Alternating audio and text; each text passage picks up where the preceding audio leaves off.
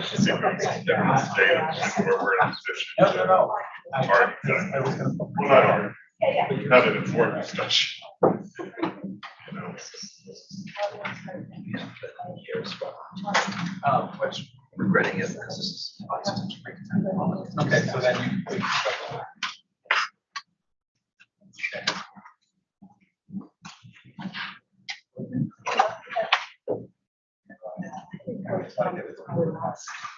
But that was just.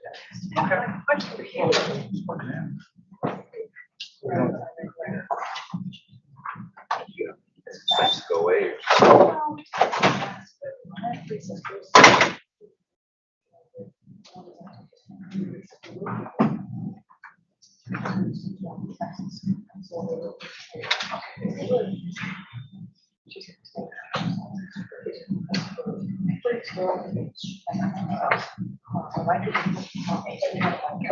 Yeah.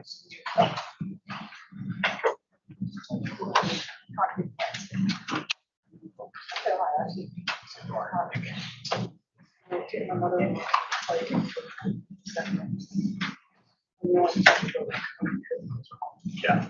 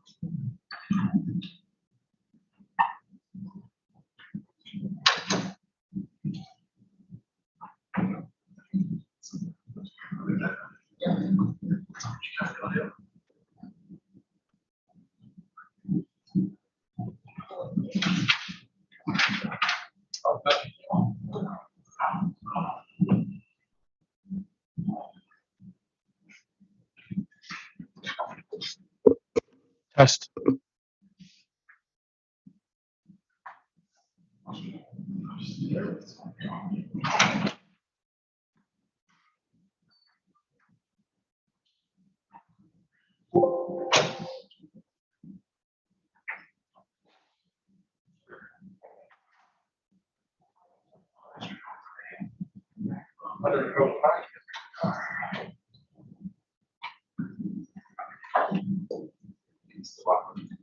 No, it's not. Well, then that's.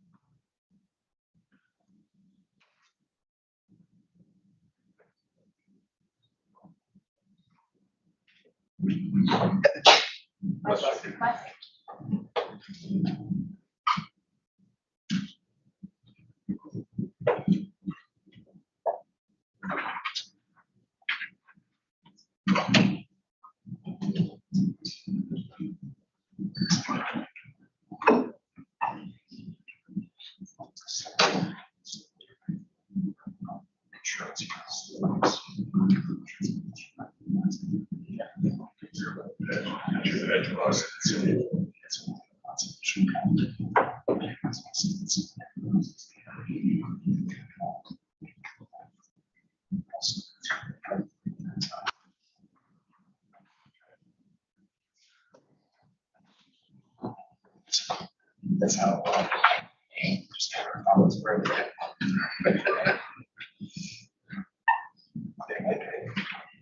It's okay.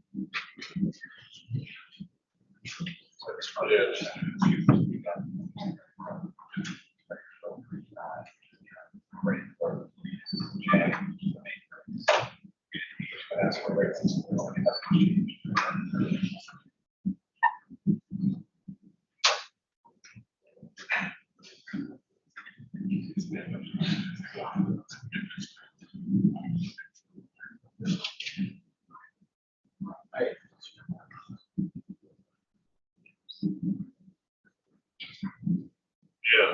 Yeah, yeah. So it's,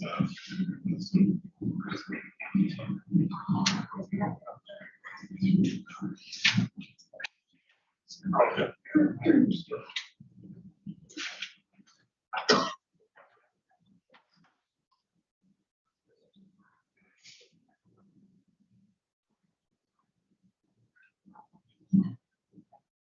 Nice.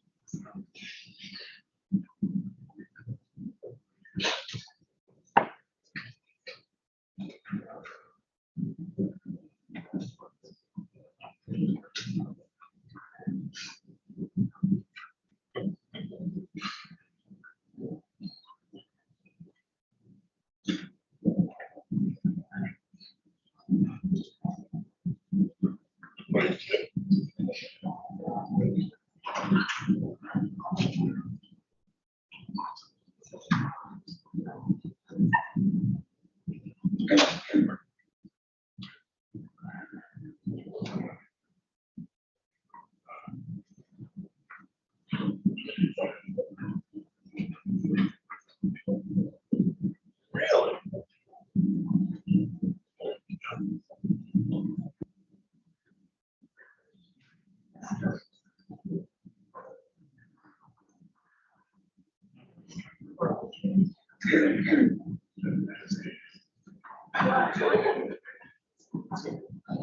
Program.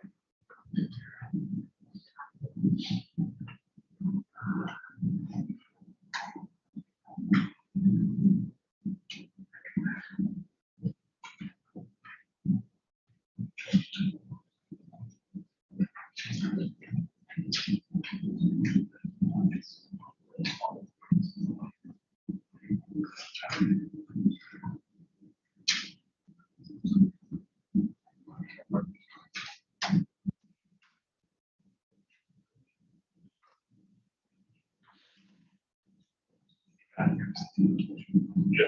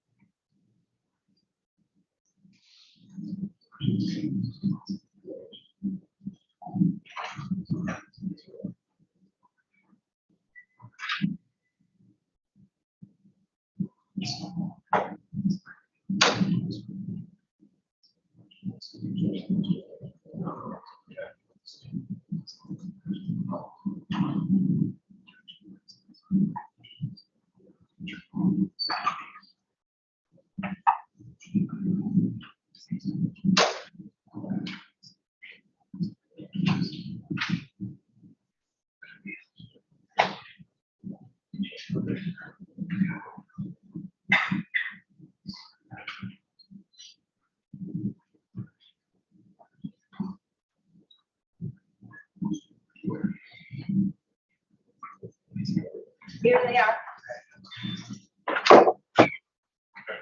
Good morning, please be seated.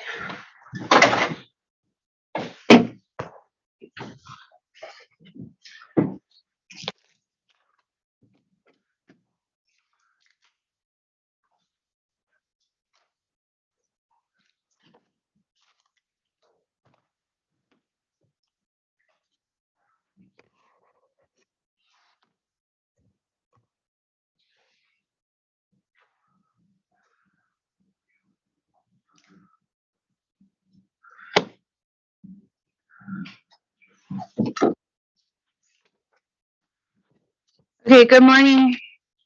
Welcome back to docket number 220701. I think we'll begin this morning.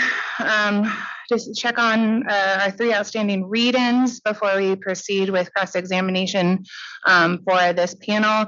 I do want to let everyone know I'm going to try to take our lunch break at 12:30, and we are going to just take a 30-minute lunch break today, see if we can get through what we need to get through today. So if there are no other administrative matters before we begin, Attorney Marshall. Of course.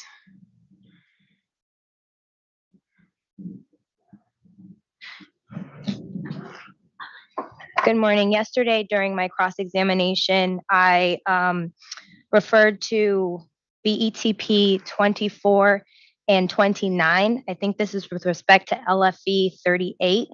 That was about the company surrendering all of their permits associated with sources that have been abandoned or are scheduled to be abandoned. So I wanted to correct that on the record.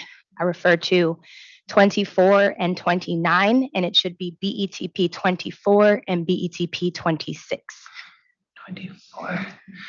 Very good. I don't think I've uploaded those into Lotus yet, so it should be reflected accurately in Lotus. Thank you. Thank you. That's all. Anything else before we take our read-ins? All right, Attorney Pace, you want to update us on, I think we have H, I, and J, correct? Yes, that's correct, Chairman. Okay. Starting first with read in H, and that was the request that asked us to identify any main breaks caused by third parties in violation of call before you dig requirements. After further discussion, we'd like permission to be able to mark that as a late file, Chairman, and to submit that at the appropriate date with your permission. Very good. Give me one moment here to get set up. Let's see, the late file exhibits from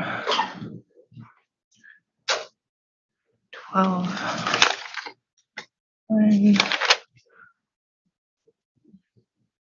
Okay, so late file exhibits from today are also due December 7th. So I will add that as late file exhibit 49. Thank you very much, Chairman. The next read-in was read-in I. We received a question about stream flow gauges, and that's directed to Mr. Lawrence. Mr. Lawrence, can you please read into the record the company's response to read-in I? Yes, thank you. So the company funds stream flow gauges at 5 separate locations. I'm going to provide the USGS description of each gauge, so if that makes any sense. So the first one is Mill River near Fairfield. Second one is the Saugatuck River below the Saugatuck Reservoir near Lyons Plain. The third one is Aspatuck River at Aspatuck. Number 4 is the Ridgefield Brook at Shields Lane near Ridgefield. And the fifth one is Ridgefield Brook at Ridgefield. Okay, thank you, Mr. Lawrence. And finally, the last read-in was read-in J, and the question was to identify the number of main breaks for the past 5 years, to provide a split between capital and O&M. I could ask Ms. Zabo to read the information into the record. Starting with 2017, number of expense main breaks 249, capital 30 for a total of 279. 2018, 315 expensed main breaks, 37 capital for a total of 352. 2019, 251 expensed main breaks, 51 capital for a total of 302. 2020, 232 expensed main breaks, 67 capital for a total of 299. 2021, 242 expensed main breaks, 52 capital for a total of 294. And year-to-date through October of 2022, 154 expensed main breaks, 65 capital for a total of 219. Thank you. And Chairman, we had one additional matter we wanted to close the loop on, and that is during yesterday's cross-examination on merger synergies and mergers cost to achieve, we received a legal question. And the legal question was, why did the company include in its merger cost to achieve legal fees paid to a law firm that sought an approval from the Maine Public Utility Commission when Aquarion serves no customers in Maine? And if we have your permission, I'd just like to read into the record the citation to the Maine decision and just to explain the relevance. Please.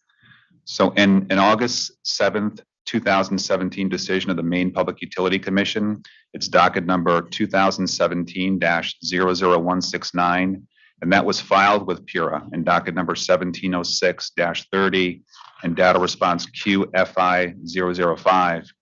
The Maine Public Utility Commission concluded that even though Aquarion serves no customers and has no assets in Maine, because Eversource's affiliate PSNH has transmission lines and distribution lines within the boundaries of Maine, the Maine PUC exercised jurisdiction over the transaction and then proceeded to conclude they could proceed with the change of control. And again, that decision is available at PURA in 1706-30 and data response QFI-005. And as a result of that, the company submitted, invoices for the law firm used to secure that approval. Thank you, Chairman. Thank you. Okay. Are we ready to resume cross for merger synergies? We are, Chairman. Thank you. Very good. So I think we can pick up Attorney Marshall. Any cross for the merger synergies panel, please? No cross. Thank you. Attorney Wheel.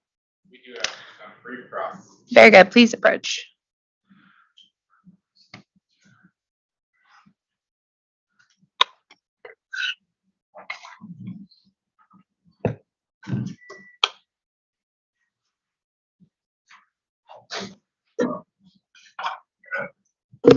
We'll start with some questions from Rich Sobolewski.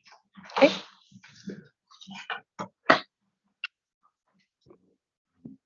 Morning, Chair Gillette. Good morning, panel.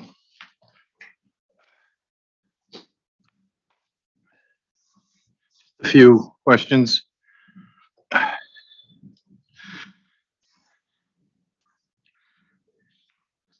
So Aquarion was acquired by Eversource in 2017, correct? Correct. And that was from Macquarie? Correct. And Macquarie acquired Aquarion from Kelda in 2006, is that correct? Yes, that's correct. And prior to that, in 1999, Kelda acquired Yorkshire Water. They acquired what used to be Aquarion, Bridgeport Hydraulic, whatever, hydraulic company, in 1999, is that correct? Yes, that transaction closed in January of 2000. Okay. Now, the cost you're requesting to be amortized and recovered from customers, are they costs that were incurred by Aquarion, Calda, Macquarie, or Eversource, or a combination of both? It's a combination of costs incurred by Aquarion as well as Eversource. Okay, and where are these costs recorded now? The costs were expensed as incurred. So currently, there's no cost on Aquarion's books. That's correct. If you're allowed recovery of these costs, where would they be recorded? When charged, what particular account?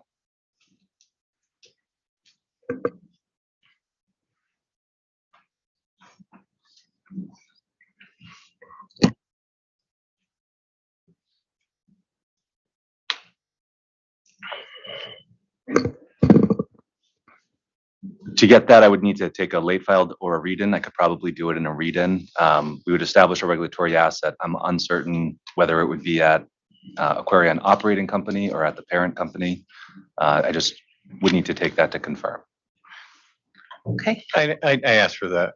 very good. So let's try a read-in. So Micah is reading K and it's are you looking for the account reference, Mr. Sobolewski? Yes, what account will be charged for the transaction costs? Very good.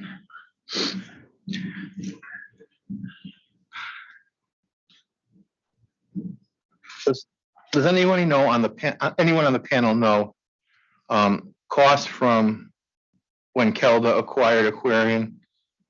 If any expenses allowed, are there any transaction expenses allowed in that docket or recovered from ratepayers?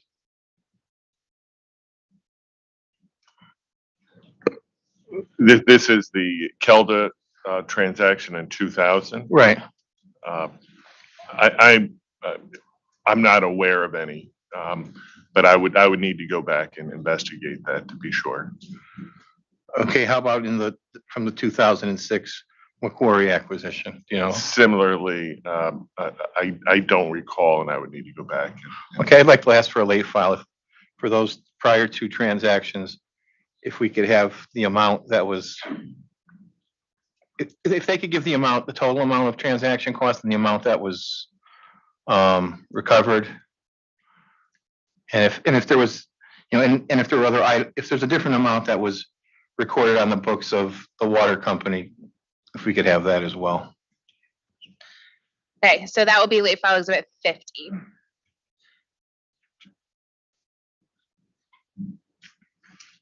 That's all I have. Thank you. Good morning to the panel and to Madam Chair. I just have a couple of quick questions.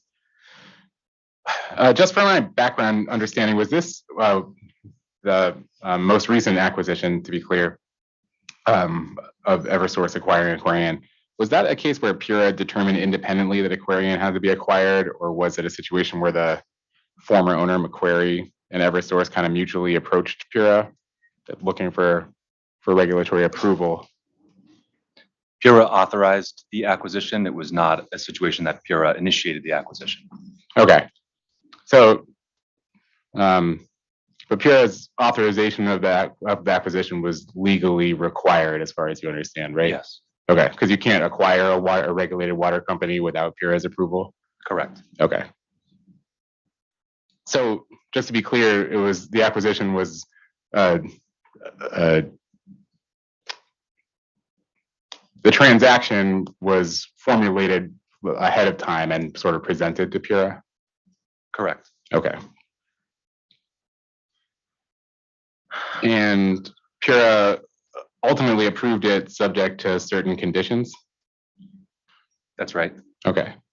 And do you know if any of those conditions pertain to the acquisition costs? I'm not aware of any conditions pertaining to the acquisition costs as we described in one of the responses. It's RU 419 the authority allowed for the recovery and under certain circumstances and upon a showing that the savings exceeded the costs, but did not, or I should say it allowed for the path, the potential for the company to seek recovery. But it wasn't a condition of the approval. Okay, thank you. And then just a couple of quick questions. I think Ms. Zabo, I think you testified in response to Mr. Sobolewski's question that the costs that are at issue right now are a combination of costs incurred by Aquarion and Eversource. I was just for clarification, was Aquarion a separate party to that acquisition? Was it an arrangement between Aquarion and Eversource, or were the two parent companies the two parties to the acquisition? The reason I'm asking, it's not a trick question, just trying to understand which the costs, if these are costs that were incurred by both Aquarion and Eversource, were they both kind of incurred on the purchaser side or the purchasee side? So again, the entity that was transacted, the sale by Macquarie to Eversource involved the holding company, so Aquarion company, and we have operating companies in Connecticut, Massachusetts, and New Hampshire, and we needed approvals from each of those three jurisdictions. But again, in terms, getting back to your pointed question concerning the transaction costs and where those costs were incurred, I think we can go through the detail. I think the majority of those costs were incurred at the Eversource level, related to the legal costs incurred at that level, the investment banking costs at that level, but we've provided that information in the discovery requests. Okay, so it's just so I understand, was sort of part of the negotiated transaction that Aquarion, or this is where it gets confusing because of because Aquarion means a couple of things, right? There's the holding company and the operating company. So it was part of the negotiated transaction that these costs associated with the acquisition would be borne by the Eversource entity, the new Aquarion under Eversource, and for the recovery of those costs to be sought here. In other words, was that part of the deal that the acquisition costs would be passed on to Aquarion as it stands now? And that was what the question I believe, was asking us in RU 419. And so in there, we described that, no, it was not a condition of the transaction that the company would get recovery, and any entity would get recovery from customers. It's more the policy to acknowledge that in order to enable these types of transactions that do produce benefits to customers, there comes a cost, and in that, in order to get recovery of the cost, the company has a burden to prove that the benefits are real and would be flowing to customers. And again, it was not a condition of the transaction. It was just something that both parties sought in the application to PURA to provide that path upon such a showing. Thanks. I understand it wasn't a condition, that recovery wasn't a condition. I don't know how you could formulate a contract like that would be enforceable, but you'd have to somehow go back and undo the whole deal if you couldn't get recovery. But the question was more, I guess another way to frame the question is, did Macquarie have to pay any transaction costs at the end of when the deal was over, or were all of those passed on did Aquarion cover, for instance, the legal fees of Macquarie's side of the transaction? No, if I may. No, I think what's instructive here is, again, referring to RRU 414. And within that, we delineate the nature of these costs. And you can see within these, the lion's share of these costs are Eversource costs. I think the costs that are from the Aquarion side, and this is subject to Ms. Zabo's corroboration as I speak here. It appears that the only costs that I'm seeing when I'm looking at this that are on the Aquarion side are going through the regulatory application process here, which are relatively small in the context of things. In terms of getting the deal done, there's various layers of lawyers that are involved. Ropes and Gray was the transactional attorneys that were involved in the transaction. The underwriters, they probably represent 80% of the costs that are being requested here. And those costs were necessary to be incurred in order to get the deal done. Yeah, I understand that. I guess just at the sake of, at the risk of sounding dumb. So for instance, Ropes and Gray, they represented who in the transaction? They represented Eversource. Okay, and there were also an M&A law firm representing the other side of the transaction. Exactly right. And those costs are not being requested. They are not being included in here. Thank you. And on the sell side, Macquarie had their separate set of advisors or bankers involved, and those costs are not included here. Okay, thank you. I get it now. Yeah. Did you have anything else? Mr. Sobolewski has one more. Thank you. In regards to when the costs were incurred, were these all incurred after Eversource was selected as the acquiring entity by Macquarie? Or were there costs before that Eversource occurred before you came to a deal? I'll express what my opinion is. I don't know. I don't know definitively, but I would expect that some of these parties were engaged prior to the selection by as the kind of the winning bid, if you will. So in terms of what the nature of the committed costs that were involved in the event that Eversource was not a successful winner of the bid, to what extent would those costs, what would they have been? They certainly would be significantly lower, because again, most of the work would have been done and accomplished, I think, after the selection process, as we were trying to put together the agreement, the formal merger agreement. So these were not costs associated with Eversource putting together their bid to try to acquire Macquarie.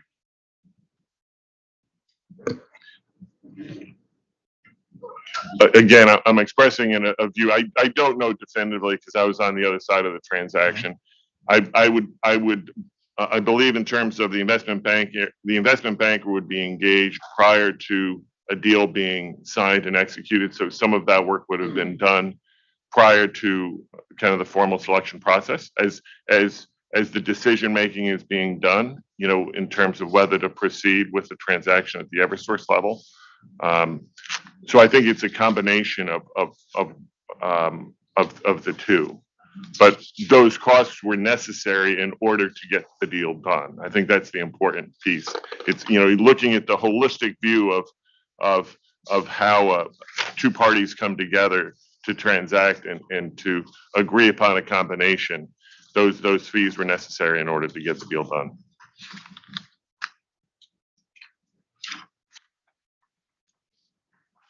Okay, thank you. That's all I have. Sorry, I have one more, just a quick one. This is going back to my first set of questions.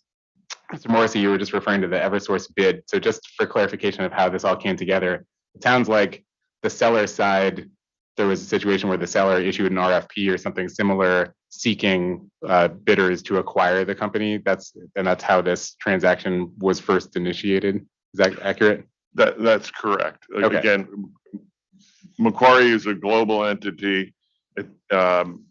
Effectively, an auction process was undertaken to divest of their investment in Aquarion company. Okay. Thank you very much. We are finally done with our cross-examination. Thank you. Very good, thank you. Is the Attorney General present? EOE, please. Very good, please approach.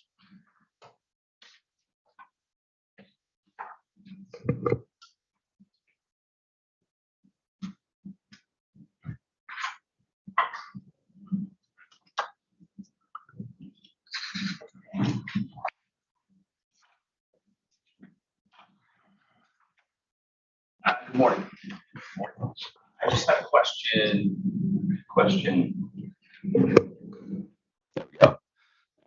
Just had a question about UE 84, which is not necessarily directly on point with synergies. There's some information that overlaps with this, though. And if you have a chance to bring up your response to UE 84.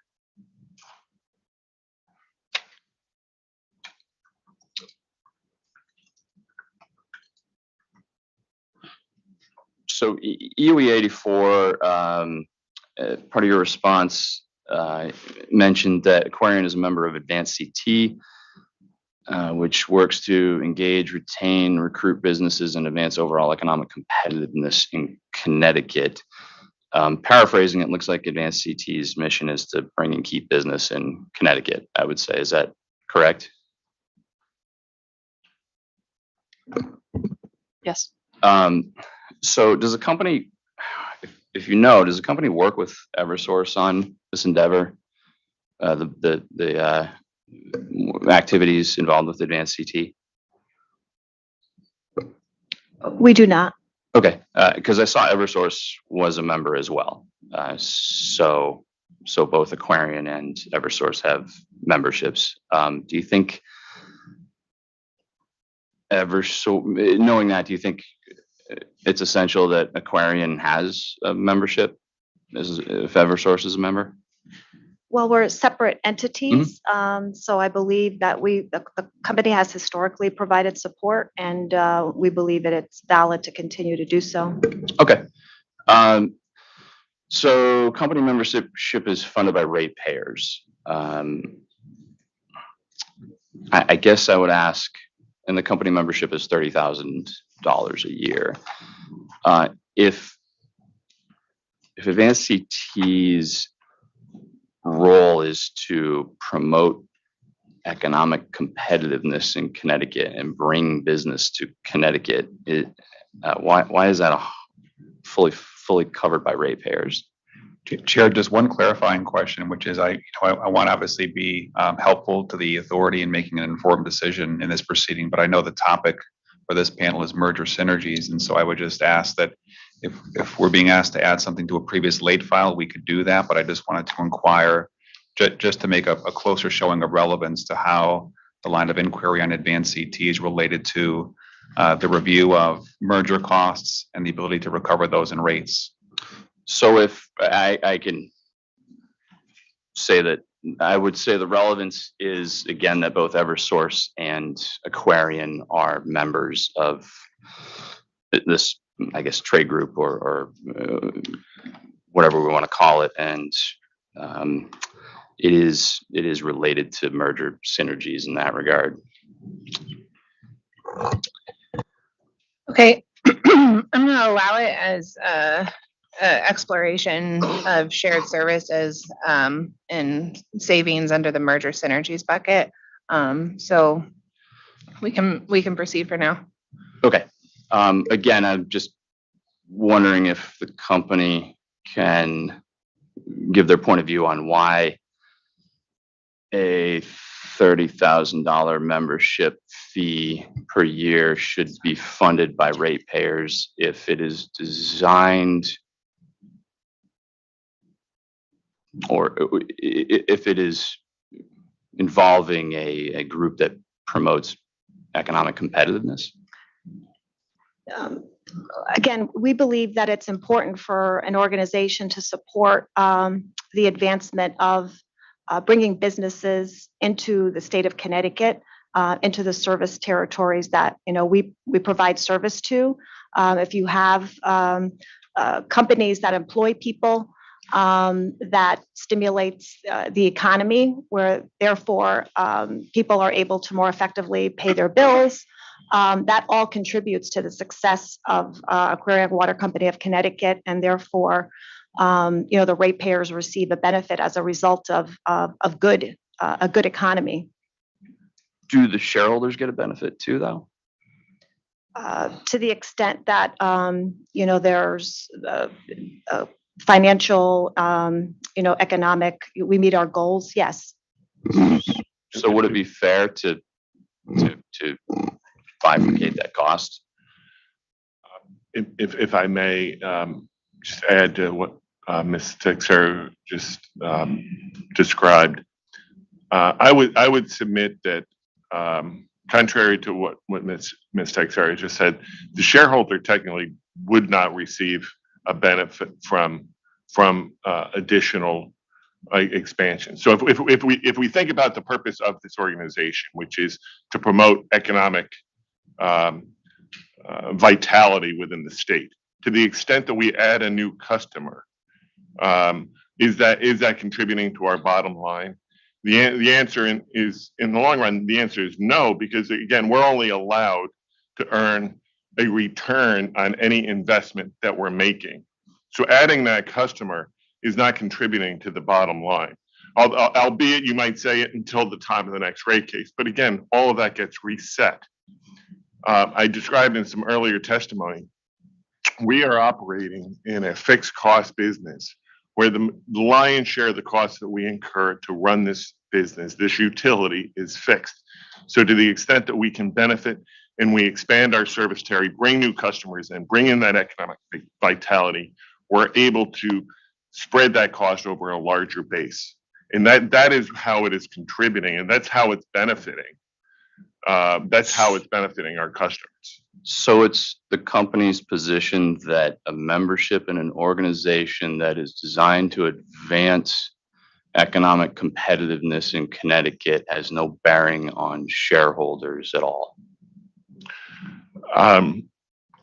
Again, as in the US, as you're well aware, utility rate making is predicated upon Bluefield and Hope in terms of how we recover our costs. As a utility, any costs that are incurred is passed through dollar for dollar. And to the extent that there is an investment required in infrastructure to recover that investment, we are allowed the opportunity to earn a return on the capital that we need to deploy, that we need to deploy in the business. Yeah, that's understood. It just seems a little odd that, this is not, I'm not talking about quantitative counting of the benefits provided by advanced CT. This is obviously a qualitative, more esoteric benefit. And it just seems a little unusual that the mission of this organization is wholly related to ratepayers and therefore should be fully funded by ratepayers. But if that's the company's position, then that's the answer. And I don't have any further questions, Chair. All right, thank you. Okay, so I have a few questions for the panel, and then we will pause a moment for any redirect. Okay.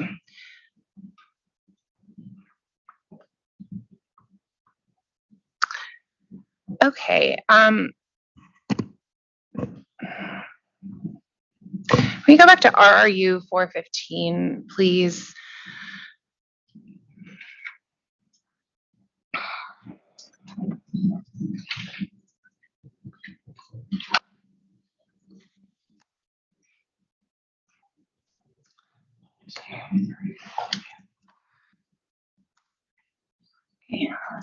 Cooperating. Okay, so I just want to talk a little bit further about the schedule WPC 313 and the response that was provided as to whether employees of either Aquarion or Eversource participated. So I was a little confused by the response that was provided, that there are no employee costs included in the amount of merger costs that were referenced. So am I to understand that to mean that the costs back into this question. Did either Eversource or Aquarion have a time code assigned to work on the merger? So like I imagine you might have a time code to indicate you're doing administrative, or a time code to indicate you're working on Aquarion, Connecticut instead of Aquarion, New Hampshire. To the extent you have something like that, was there a time code created for any work performed by employees of Aquarion or Eversource that indicated you were working on the merger?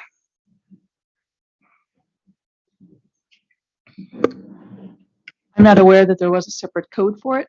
And just to tie in with regards to the reference schedule in that response, the 3.13, the costs that were presented there, the 5.3 million of costs, were all incurred through the use of external resources. They're all supported by invoices from external parties. There's no internal costs captured there.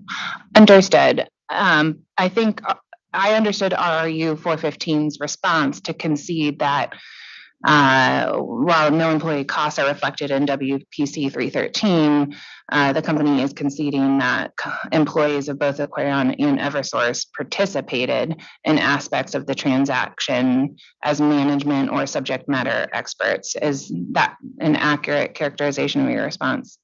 Yes. Okay, so you didn't have a separate time code for those employees, so you can't quantify for me the amount of time that Aquarion or Eversource employees spent working on the transaction. I can qualify that statement with regards to the response for Aquarion. Aquarion did not have separate codes for employees to charge their time if they were participating. I can't answer for Eversource. I'm not aware. Okay. And again, by point of reference, the folks from on the Aquarion side that are working on this, they're not paid hourly, so it's not an incremental or marginal cost. I mean, I think the reality is we work pretty hard. I mean, similar to when we're doing these other transactions like Torrington Water or New England Service Company, we are not tracking those costs either, because we're not going to be coming back seeking recovery of those costs. So we don't see the need to track those costs separately, because again, it's almost an add-on to the function that we're doing, and the people that you've seen on this panel all working extremely hard to accomplish that, as well as their day-to-day activities. But as Mr. Szabo said, there is no separate tracking of those costs. Okay, I appreciate that response. So is the testimony that any time spent working on acquisitions generally, or this merger, was in excess of the 40 hours per week that employees spend on their assigned duties? Or is work on acquisitions or mergers taking away from the primary function, for any number of hours during the week?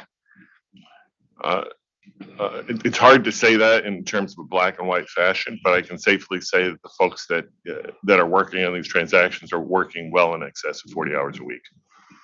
If I could just jump in for the Eversource side, I would need to get, and I can confirm in a read-in if there was the charge code for it. My understanding is that there was one created, but it would have been after the transaction was announced. In one of our responses, we described, in these types of transactions, it's a small group on both sides that initially are engaged, given the confidential nature. So it wouldn't be a case where we would be creating a time code for, the Aquarion investigation acquisition prior to it being public that we're interested in acquiring Aquarion. That just wouldn't happen. After that, once it's announced and people are working on it, I would expect that there was one. I just don't have those specifics at hand. Thank you. Can both the companies address, okay. Does the company have a time code to allocate its time spent on Aquarion, Connecticut versus Aquarion, New Hampshire? Do you not track it at that level? Yes, we're tracking that level. Okay. And to the extent that employees of Connecticut are working for those other subsidiaries, they are charging their time. Okay, And if I could just, because I think the track that you're heading is that basically ratepayers are paying the costs of these employees while they're looking for acquisitions. And there's also, at least on the Eversource side, there's the ability to charge time, not to the operating company, but to the parent company. So for Mhm. things that are unregulated or not associated with a regulated entity, those wouldn't be in cost of service, based on how time is charged for that work.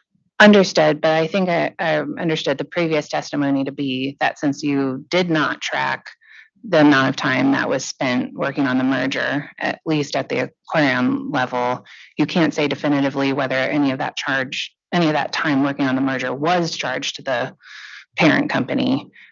So de facto ratepayers have paid for working on this merger because they paid the salaries of employees who worked on it. Is that the testimony that I heard? I think you need to reframe that for me, please. Okay. So the company, I understood you say that the company did not track the amount of time that was spent working on the merger, either at the Aquarion level, are we sure or not sure at the Eversource level? I would have to take that back as a read-in. Okay. And I can speak to well, I'll let you finish the question so we can talk about it. Okay, thank you. So if you didn't track the amount of time, but the work was conducted by an employee whose salary is paid by ratepayers, then the ratepayers have de facto paid for the cost of this merger because they have paid for the salaries of employees who worked on it. While Mr. Morrissey is thinking, I wouldn't agree with the premise based on the prior discussion in the response that we gave as well, that in fact, the vast majority of the work and the costs associated with closing the transaction is incremental and external based on the expertise that's required in order to accomplish these types of transactions. It's outside the scope of expertise of a lot of our employees in many respects, the lion's share of the cost being the investment banking analysis that's performed, the legal expertise. Those really capture the big components of the costs. The employee time that's spent, again, based on how the time is captured, which may be different for Aquarion and for Eversource, may or may not be an employee who otherwise charges their time into base rates. But even still, on the Eversource side, employees have default time codes as well, which doesn't always, based on the individual, doesn't necessarily or by default go to the operating company. There are individuals whose time is split even just on a default basis, not charged to ratepayers, whether it's a below the line account based on pure precedent, or it's charged to the parent company because they're working on, like I said, unregulated businesses that don't go to the operating companies. So it isn't just as simple to say because there wasn't a time charge set up that means that shareholders have already paid for the transaction. Sorry, it doesn't mean that ratepayers have already paid for the transaction. I appreciate that, and I should have been more precise in my statement. I would agree that it's impossible to quantify how much ratepayers have paid for towards the cost of the transaction. But I think what I heard in response was you're saying that the majority of the costs were spent on external experts, and I suppose my question back is, do you have anything to support that, absent a showing of how many hours were spent internally on the transaction? And that's where on the Eversource side, I can respond to that better in a late filed exhibit. I would need to take that back. Okay. And I agree with respect to Mr. Horton's response a moment ago. And I'd also say in terms of this transaction, I think it's important to note the folks within the organization that were directly involved with it were extremely limited. So at the time of this transaction, I had the role of executive vice president, CFO. I was directly involved. Mr. Furlot, who was the president at the time, was directly involved. In terms of where we charge our time, I am charging as part of my time, a portion of that time is going to each of the subsidiaries, including as parent company and it's below the line. So in activities such as this is what I would expect to be captured in as part of that charge. But I think the important piece is the folks that were involved in getting the deal done in terms of executing on the transaction were few. And we try to accommodate that through that time coding. Thank you. So if Aquarion's last rate case was in 2013 and well, I don't need the Eversource part. Okay. If Aquarion's last rate case was in 2013, the rates were set based on an assumption about labor that did not specifically contemplate a merger between Aquarion and Eversource. Is that That's correct. correct? All right. Thank you. Okay, last question, or series of question here. Can either Mr. Horton or Mr. Morrissey perhaps address whether there were bonuses that members of either Eversource or Aquarion received that were tied to the consummation of the merger? Was there a payout that any officer or executive of either of the companies received?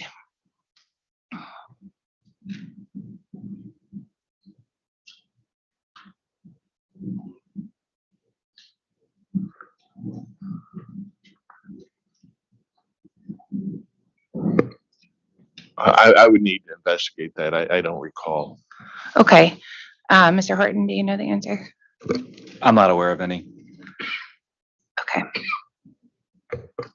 So, absent an additional investigation, you cannot comment on whether the transaction costs include recovery of bonus payment that may have been made to an Eversource or Aquarion officer. I can say with a definitive statement that we would, in the event that there were any payments made, it would not be part of any recovery mechanism before Pura and built into rates. I can say that definitively. Okay. I agree. Okay. All right. Thank you. Attorney Pace, Attorney Vaughn, do you need a moment to consider redirect?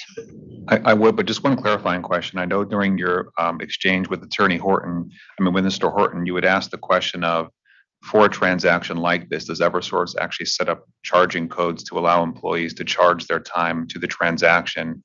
I believe he said that subject to check, we would do that, but can we have the opportunity to respond to the chair's question in a late file, just to confirm that for the record? I appreciate that. I can withdraw the question. I received the response that I needed from the Aquarion witness, so I'll withdraw that from the record. Thank you. And with that, Chairman, could I just please have 5 minutes, and I will stick to 5 minutes just to speak with the clients outside if there's any redirect. Very good. So we will recess for 5 minutes. Thank you. Thank you, Chairman.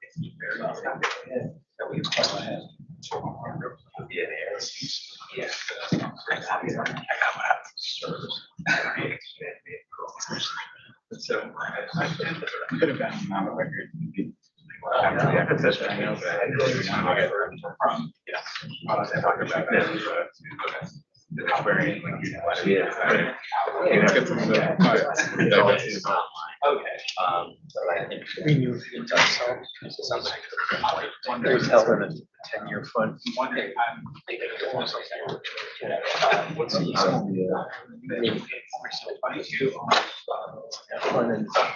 That's what it is. Once it's in that fund, that's all it is. Yeah, so, yeah. We knew that was going to happen. Somebody else were that it was American, somebody else was going to be coming back. Yeah. All were like, oh, it's Yeah. I didn't want to marry it back. They were like, yeah, just take it.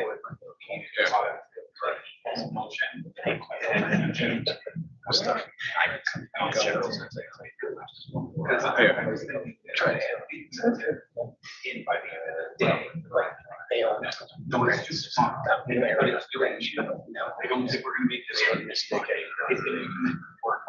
Right. It's almost like those two pieces. They have a piece. Yeah, the piece that Aquarion has in New Hampshire. Like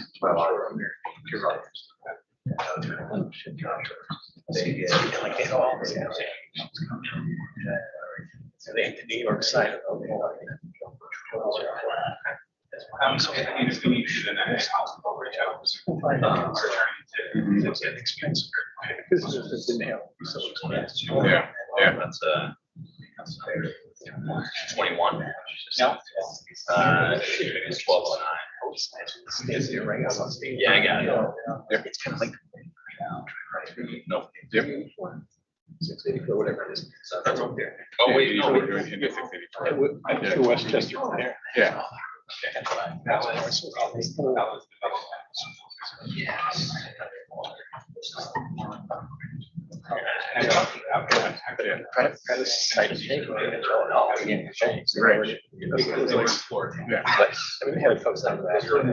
I'm sorry. Who is that reservoir in like Easton? I'm surprised that isn't. That doesn't beat Greenwich. Sorry. Well, no, it probably does now. I think so. Yeah. That's something they've been working on for 25, 30 years all the time. They keep expanded, the ability to send water. Yes. I don't know if that will all right now, Yeah. They're expecting the Stanford system so they can send some water, up and around, and I guess water is a little different ways now than it could have. Yeah. Yeah, that makes sense. Maybe new, better like pump technology or whatever.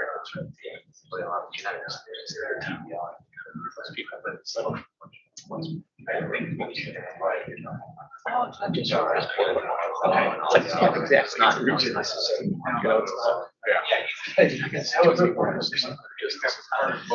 Yeah. It always reminds me of, I used to work at gas stations when I was a kid, like all through high school and college. And sometimes you'd run out of gas. And I worked at a station in Newtown, just mostly rich people, Land Rovers pulling up, and it was full serve. So I'd have to stand by the pump, but if we ran out, we were waiting for delivery, I'd tell them, like, sorry, we're out of gas. And it was always those people like, out of gas, like, how is that possible?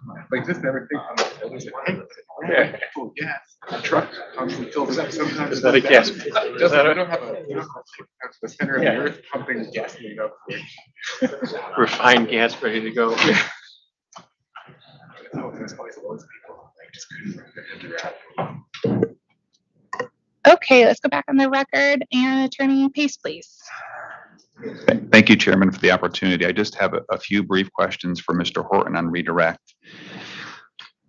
And Mr. Horton, just to provide context, aren't the vast majority of the cost to achieve cost incurred by Eversource for the transaction in question?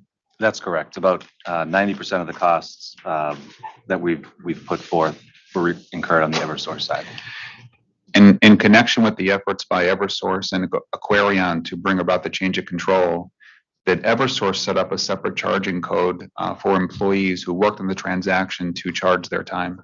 Yes, during the break, I was able to consult with a colleague to confirm that we did establish a work order to capture the charges associated with achieving the acquisition, and that work order was charging time to the parent company. Okay, thank you very much, Mr. Horton. I have no further questions. Thank you. Thank you. All right, we'll close out that panel, and then per the conversation yesterday, we are going to skip to the cost of service study, revenues, rate design, rate adjustment mechanism, and Veolia water supply agreement panel. I have that correct. Correct. Okay. Okay. So I believe we have a new witness for Aquarion. Is that accurate? All right. If you want to introduce that witness, please, and I will swear him in. And PR staff can, oh, very good. Thank you, Mr. Skarzinski.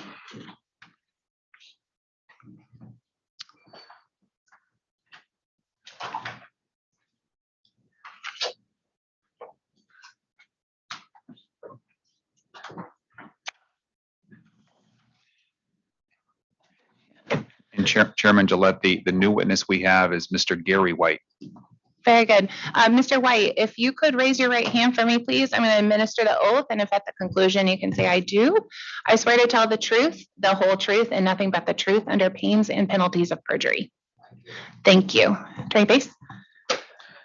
Mr. White, could you please identify your full name and title for the record? Gary C. White. My title is Vice President of Guastella Associates. And in connection with this docket, did you co-sponsor pre-filed testimony submitted by Guastella and Associates and interrogatories? Yes, I did. And do you have any corrections at this time? No, And do you adopt those materials as your sworn testimony under oath? I do. Thank you very much, Chairman. The panel is ready for cross-examination. Very good. Thank you. So, oh, sorry. I was just going to say, go ahead, Mr. Skarzinski. Thank you. I can't hear you very well. That one. There we go. Sorry about Very that. good. Good morning, Chairman, and good morning, panel. Thank you for being here. We're switching the order from what it is in the design, so Mr. Blank will follow me. So my apologies for that. Mr. White, I would like to start with you, please. If you can turn to Exhibit A-6, GFG 2, Schedule 15. So from the cost of service study, Schedule 15. 1515. 15, yes, sir.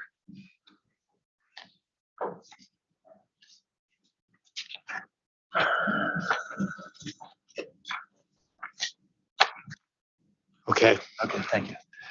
Is it accurate to say that Schedule 15 exhibit reflects the cost of service study design rates for both meter and volumetric rates, and also provides a bill analysis and a summary that shows how much revenue would be generated by each rate class based on the cost of service study?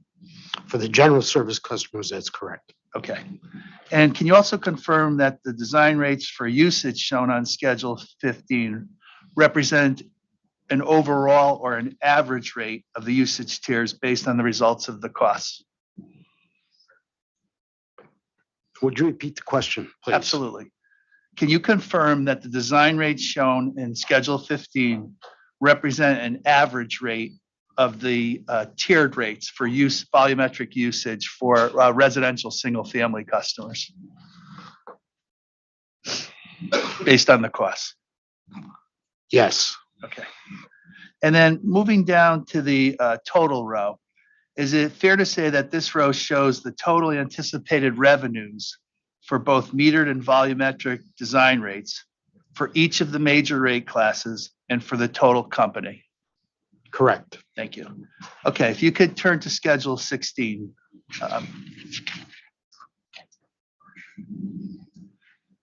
Is it correct to say that Schedule 16 is similar in its design to Schedule 15 and the type of information that it shows, with the difference being that Schedule 16 is using the current rates?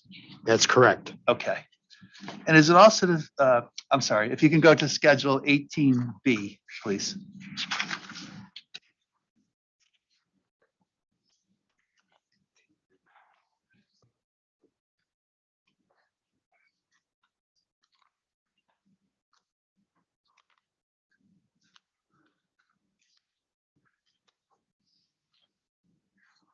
Okay. All right. Is it also fair to say that the data shown in Schedule 18B, again, shows similar data structurally as Schedule 15 and 16, but in 18B, it reflects the company's proposed rates? That's correct. Okay. And the proposed meter rates shown in that exhibit are consistent across all of Aquarion's divisions. Is that correct? Correct. Okay. With the exception of Valley. Yes. Thank you. And the usage rates shown in that exhibit are the average proposed 4-tiered usage rates? Correct. Okay. Has the company compared the revenue contributions by each rate class on a percentage basis to the total revenues for current rates, Schedule 16, the cost design rates, Schedule 15, and the proposed rates, Schedule 18B. Correct. I'm sorry, it's the company has an exhibit that shows the percentages comparatively? I may have phrased the question wrong, so let me clarify. That's what I'm asking, whether or not there's an exhibit that shows the contribution of each rate class in each of those three in one exhibit comparatively. I don't believe we had submitted anything like that in discovery. Okay. I believe Schedule 18A provides the percentage increases for present design and proposed rates.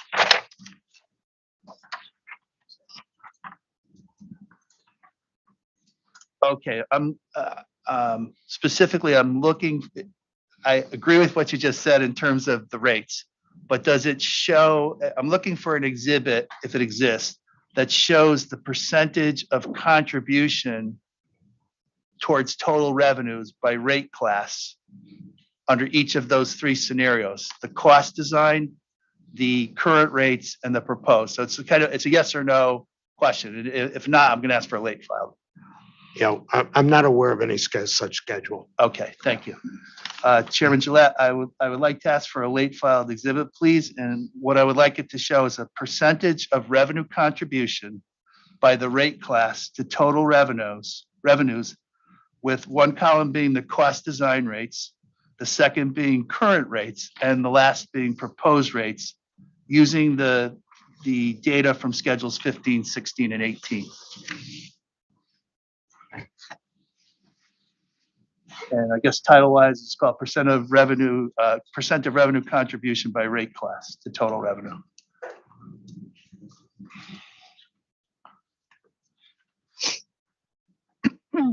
Okay, so that is late file exhibit 51. Does the company have any clarifying questions? Thank you. No. Okay, and Mr. White, one more question. From a cost of service and a rate design perspective, absent a known change in a particular rate class, if you were to see, what would you expect to see in that comparison in terms of consistency? What would that tell you one way or the other? In terms of its revenue contribution to total, each rate class to total revenue? Well, they're going to vary depending on, the proposed rates are going to vary from the design rates, and the percentages will probably swing a little bit one way or the other, but I would not expect significant swings. Okay, thank you. Mr. White, can you, I want to explore a little bit on metered rates now. I'm still going to stick with you, Mr. White, for the moment, but I will ask Ms. Sabo as well. Mr. White, can you please turn to Schedule 17 of the cost of service study? Schedule 7? 17, I'm sorry. 17. Yes.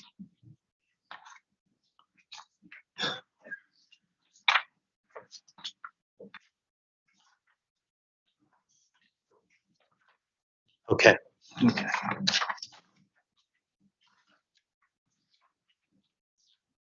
Under the customer charge design table, is it accurate to say that the service charge category column on the right represents the cost of service rates for each type of customer meter and ranges from the 5/8 of an inch meter at $12.31 to an 8-inch meter at $616? Is that correct? Correct. Okay.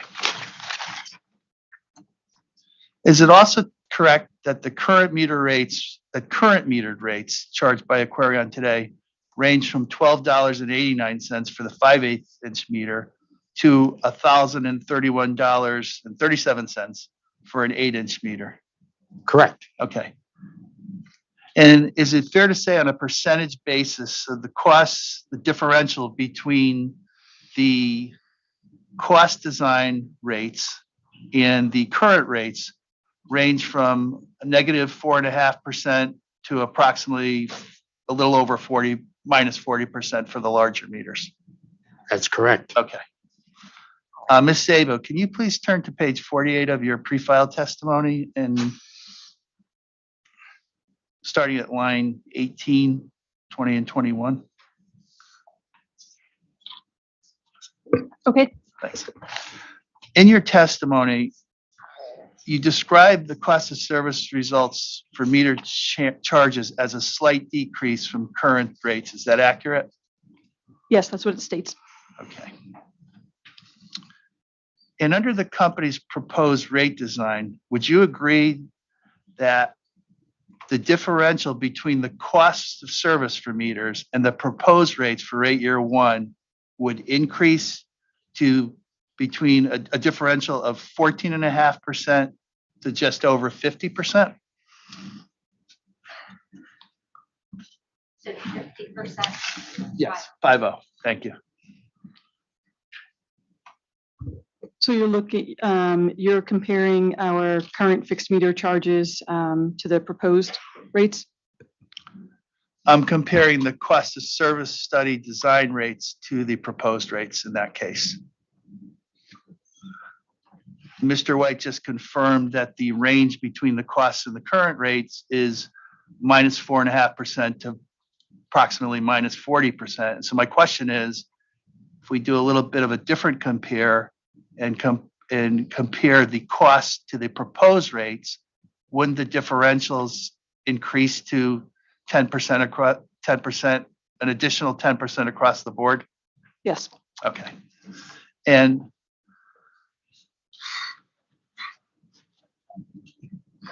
one second. So when you use the term slight decrease from current rates, were you referring to all meters or were you focused in on the 5/8 inch meter? The comment was, to your point, really focused on the 5/8 residential meter, which Okay. is the majority of our customers, our residential customers. Okay. And if you could move to page 49 of your testimony. Yes. You stated that holding the meter charges at the current level plus the impact of WICA is a more reasonable approach. Can you confirm that the current level plus the impact of WICA means that the company has proposed to increase current metered rates by 10% and that the WICA would be reset from the current 10% to 0%? That's correct. So the WICA surcharge currently applies to both the fixed meter and the volumetric. And this comment is specific to resetting the portion associated with just the fixed meter charge. Okay. I have a follow-up. I'm trying to understand what you're comparing it to as it's a more reasonable approach. A more reasonable approach to what? The context there was really in terms of customer bill impact. So a customer right now is receiving that 10% WICA surcharge on the entirety of its bill. So from a bill impact standpoint, rolling the WICA into the current fixed meter charge will have no impact on the customer in terms of what they're going to see in terms of all of the things equal. They're going to be paying the same amount before and after. I see. Would you agree, regardless of whatever the meter charges are, that in a rate case, at the end of a rate case, the WICA would be reset to 0%? Yes, I agree with that. Okay. If you could turn to RRU 79, the response, please.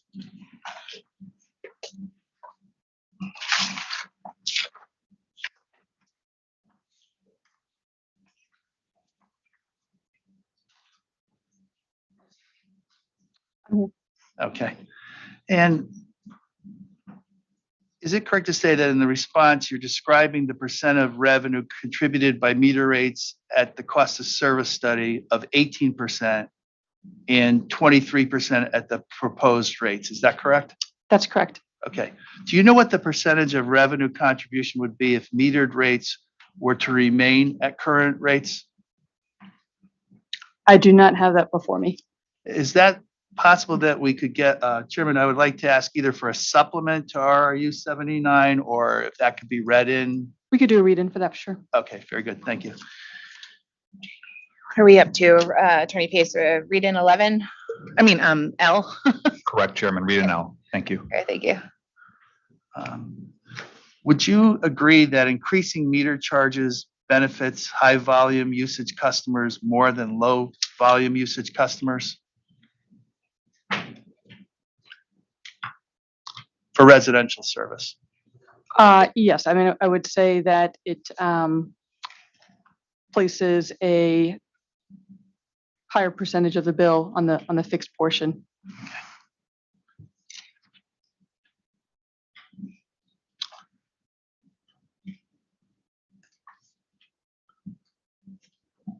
Does metered rate design aid in achieving rate equalization across the company's divisions? I'm sorry, could you repeat the question? Yes. Does the metered rate design, focusing in on that solely, in your opinion, does that aid achieving rate equalization across company divisions? We did see that. As you know, in this rate case, we were looking to achieve a lot in terms of the rate design under the context of equalization across all of our divisions. So there were a lot of variables that the company was working with and trying to come up with a design that would, kind of play within certain parameters, or I would say objectives that the company had. So one being we were looking at, an eye towards equalization across divisions within customer classes across all divisions. And in doing that, that we had to kind of step outside the design rates that came out of the cost of service. We were looking at an overall customer bill impact and trying to manage that within a 2 to 2.5 times of the overall rate impact that we were seeking in this case. So in attempting to achieve that, we had looked at, like I said, changing the components of the rate design, whether it be the fixed meter charge or a volumetric rate, to try and attain those objectives. Long way of saying, I believe that what we've presented here was, our best attempt at providing, a great step towards rate equalization while also presenting what we thought was an equitable rate structure. Okay, follow up. Maybe it'll be a little bit clearer than my first question. I'll be more specific. Would increasing metered rates impact the ability to achieve rate equalization? Kind of looking for a yes or no, in your opinion. And I guess why I'm having a hard time answering that is I know in that working towards that goal of rate equalization, there are so many, we're limited with the number of levers that we can use to achieve that. Going into the case, fixed meter charges had already taken great steps towards equalization. So it was really on the usage rates where we had the most variability. And so if we were to move everything out of the fixed meter charge and look solely to the volumetric, I'm not sure that we would have been able to attain the same results in terms of equalization. Okay, thank you.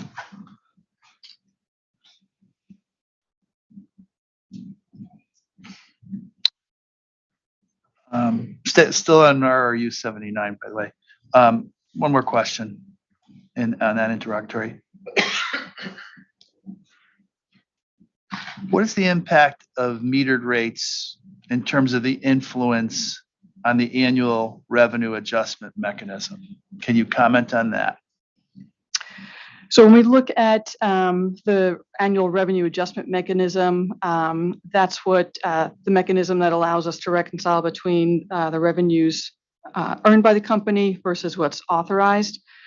So in terms of the split between fixed and variable, the more that's sitting in the fixed, it reduces, the variability on the consumption side of the equation and determining, whether the company's able to achieve the authorized revenue. Okay.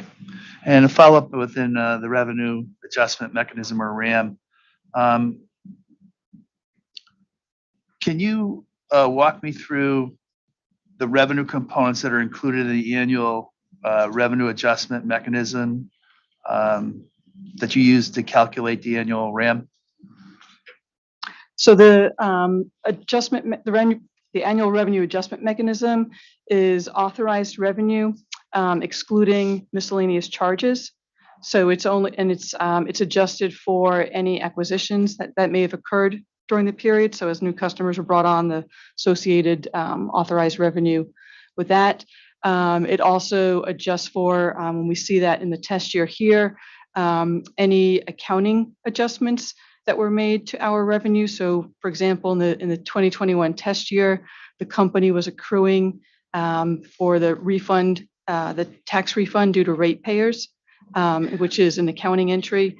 And so in order to reconcile the authorized revenue based on fixed meter charges and usage, we make an adjustment to remove that from the calculation.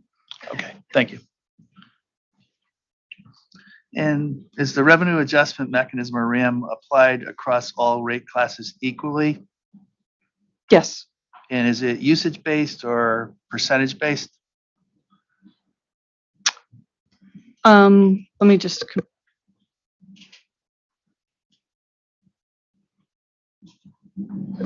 It's applied to the total bill. Okay.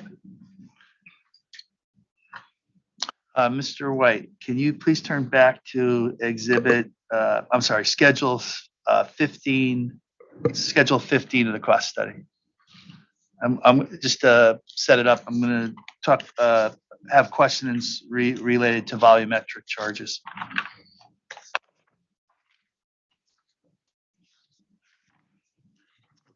Okay. Can you confirm that the cost of service design rates for volumetric charges, are higher than Aquarion's current volumetric rates across all of the major rate classes?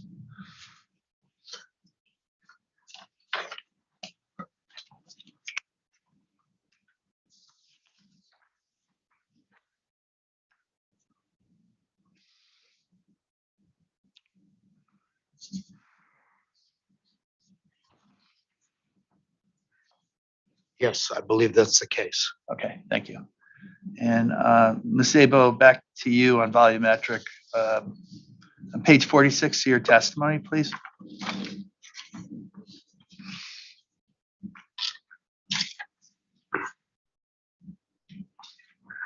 Okay. I know we had some dialogue a couple of minutes ago regarding rate equalization, so this is just a little bit further, so forgive the sequence here.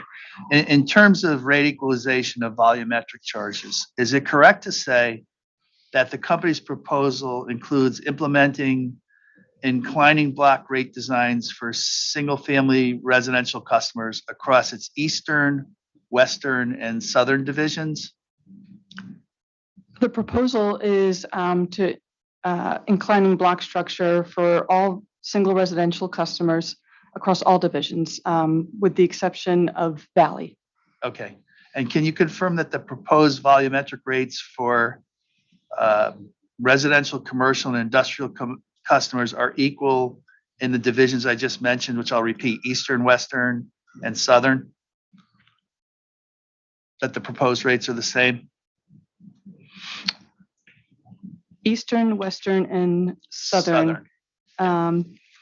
And I just want to make sure we're saying the same thing. So the proposed residential rates for those three are consistent.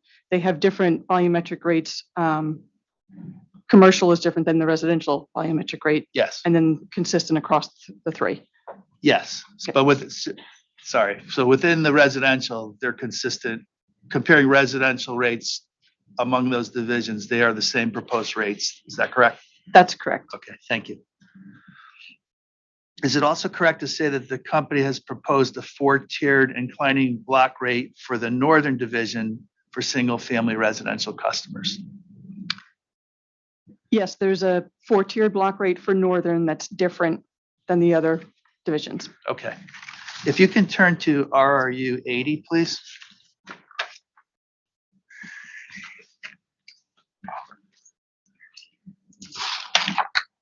Okay.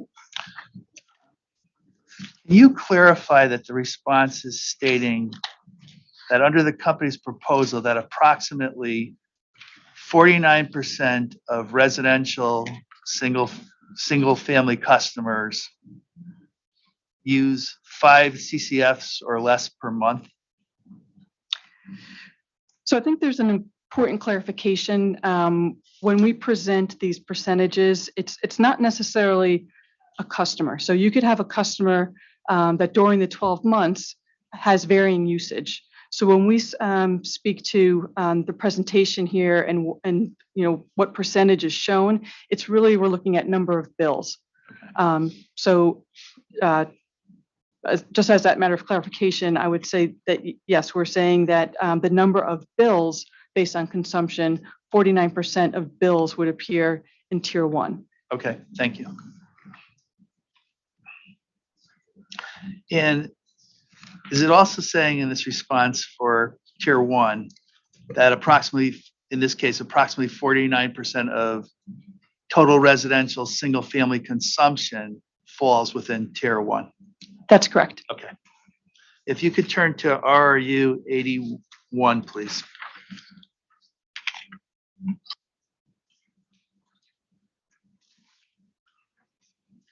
Okay. Okay. Is it correct to say that this response shows the company's proposed 4-tiered usage rate for single residence customers, as well as 2 other inclining block scenarios?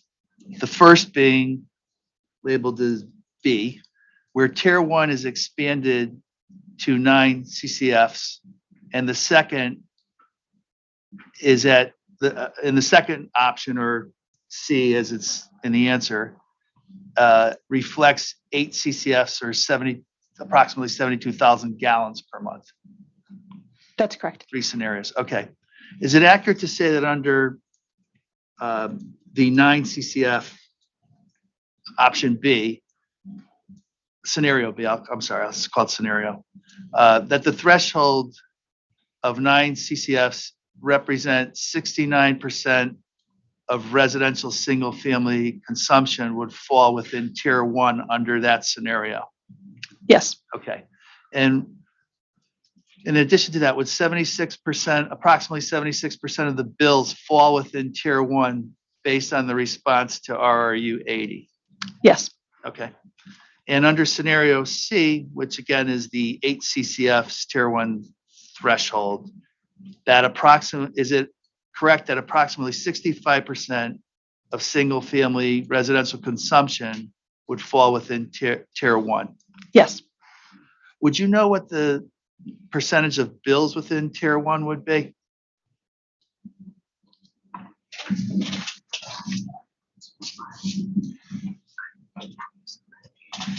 I don't have that available. Is that something that could be made available? Yes. Okay, is the best way to do this as a supplement or a late file?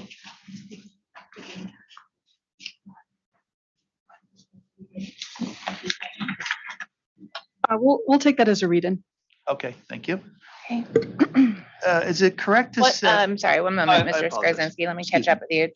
ALM, Yes, thank you. and that's the supplement to RRU, what was that, 81? Sir, Mr. Skarzinski, what, Yes, that's a supplement to the response to RRU 81. thank you. Thank you, Chairman.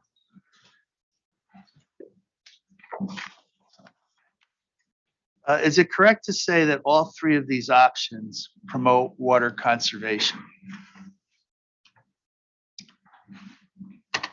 Yes, because in all 3 of these options, the tier 4, which is the tier that we feel is really targeting areas of, discretionary consumption is unchanged in all three of these scenarios. Okay, and from follow-up to that, would you agree that under each of these scenarios, that the outer tier, either tier 4 under the company's proposal or tier 3 under the other two options, would be sending pricing signals that might make residential customers think about usage and conservation? Yes. Okay.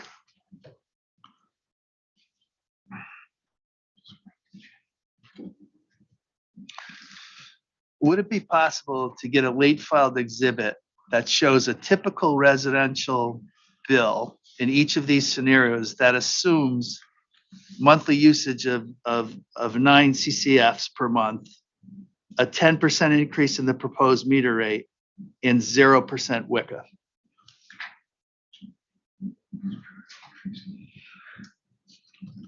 Mr. Skarzinski, can you repeat the three scenarios, please? Sure. It would be, I'm sorry, repeat the scenarios?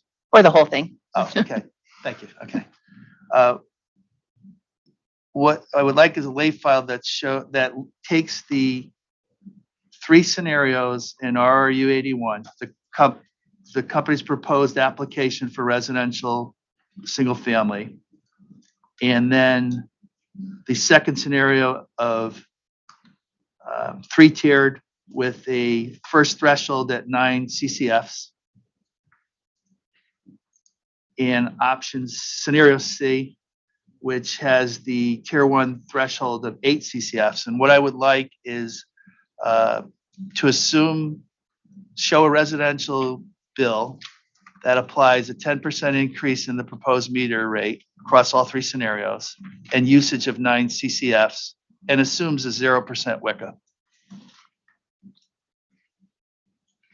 And I guess I would title it residential bill at 9 CCFs usage under the scenarios.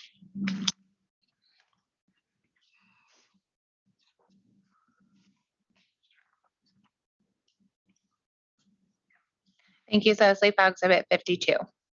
Thank you, Chairman. Okay. Ms. Sabo, could you turn to pages 47 and 48 of your testimony? I have a couple of questions regarding public fire charges. Okay. In your testimony under public fire charges, you state that the cost of service studies showed a decrease from current charges. Is that correct? That's correct. Okay. Is it also correct to say that the public fire charges consist of two rate elements, inch feet and hydrant charges? Is that correct? Yes. Okay. For the record, can you briefly explain what the inch feet charge represents? So the inch feet charge is based on the length of mains that's supported for public fire use in the service territory. Okay, thank you.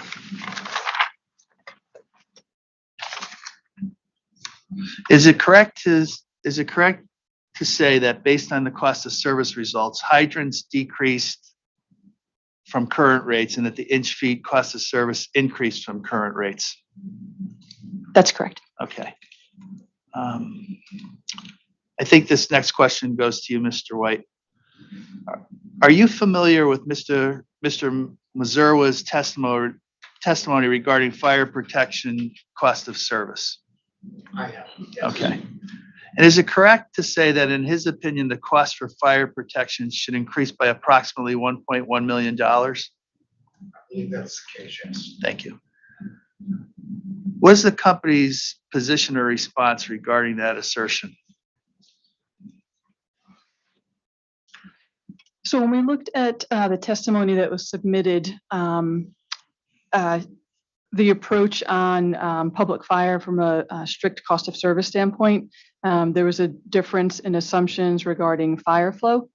Ultimately, as was pointed out in his testimony, where the company wound up in its proposed rate, which was a modification from the result of the cost of study and the testimony, they wound up being relatively close to the same position. So I would say that the company at the end of the day, is in agreement with the overall result, even though we got there in two different methodologies. Okay. Is it fair to say that if Mr. Mears is correct, then the company's rate design for fire protection would be more closely aligned with the cost of service study? Yes, I think that's what I was just trying to describe, that he followed a different approach, but the rates that we are proposing here is in line and close to what he would have recommended in his analysis. Okay, thank you for that clarification. If you could turn to RRU 252, please.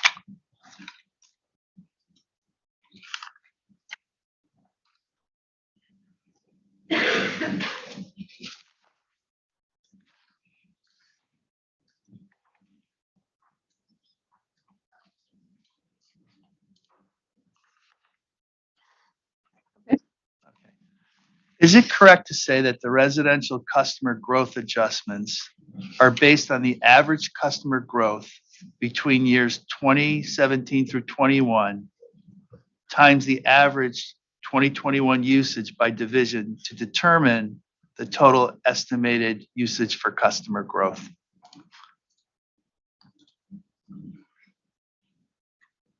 I'm just taking a moment to verify.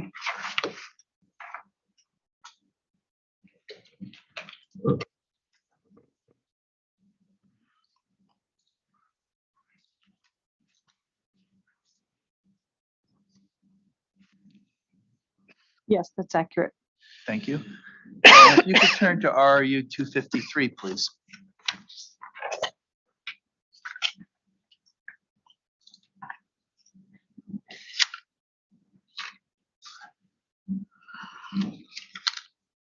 Okay. Okay. And in the response, you stated that 2020 was not utilized for the average annual usage for the pandemic. Is that correct? That's correct. Okay.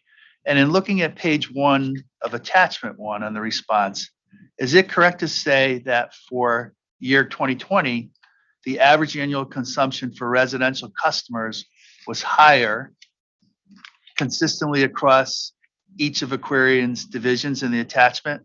Yes, that's accurate. And is it also accurate to say that it was consistently lower for commercial customers across all divisions? That's correct. Okay. And can you confirm that page 2 of attachment 1, I'll give you a chance to get there. I'm here. Okay, is it demonstrating the calculation of the average rates and the revenue, which is the consumption times the rate? I can Yes. repeat that if it's Yes. mushy. Okay, thank you. And if you could turn to RU 257, please. Okay.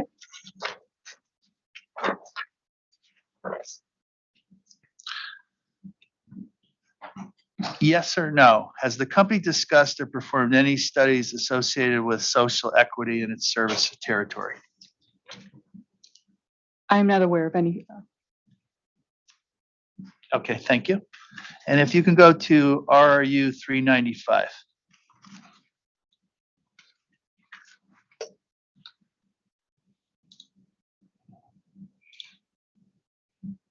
Okay. In this response, is it correct to say that 42% of total single residential consumption is 9 CCFs or less? Yes. Is it also correct that approximately 76% of single family residential bills would be 9 CCFs or lower? That's correct. Okay, but not customers, as you explained earlier. Correct. Okay.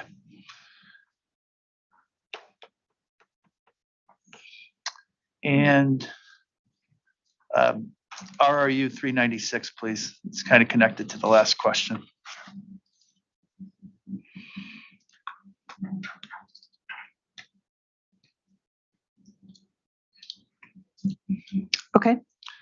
And in the response to RRU 396, the company determined that an overall average residential usage of 9.4 CCFs. Is that correct? Yes, Okay. Is it also correct to say that on a division basis, that there's a range from between approximately 5 CCFs per month to 14, a little over 5.4, I think it is, to 14 CCFs, depending on the division? that's correct. Okay.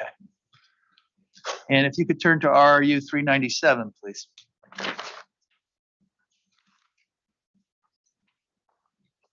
Okay. Is it correct to say in this response that if the metered rates remained at current levels, the revenue shortfall would be approximately 2.8 million? That's correct. Okay. And recovering that amount through residential usage rates would equate on average to approximately 18 cents per CCF? Yes, Okay. Would it be possible for the company to provide a late filed exhibit that shows an average monthly single-family residential bill using 9 CCFs with current metered rates for single family, and again, assuming a 0% WICA? It's similar to the last late file, but a little bit different. Yep, Is that I okay? understood. Yep. Okay. And Chairman Gillette, I guess I would title that as a residential bill at 9 CCFs with current metered rates. Thank you. Late file exhibit 53. Thank you. And Ms. Abel, this is the last question I have. If you could turn to page 53 of your testimony.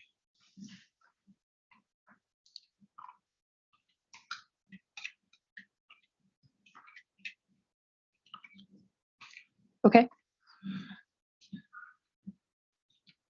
And is it accurate to say that you stated in your testimony that under the company's proposal for rate years 2 and 3, the proposed rates would be applied as percentage increases? Yes. Okay.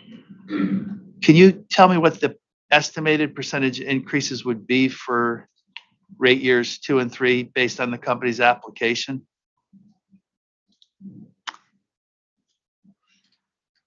I just want to refresh my memory to what it was in the application, with the understanding that those would obviously be impacted by any changes that we're presenting for purposes of late file 4 and late file 1. So those were both intended to encompass updates to rate base, as well as any adjustments or modifications to O&M. But in terms of what was in the initial application, just give me one moment so I can Certainly. verify what that is.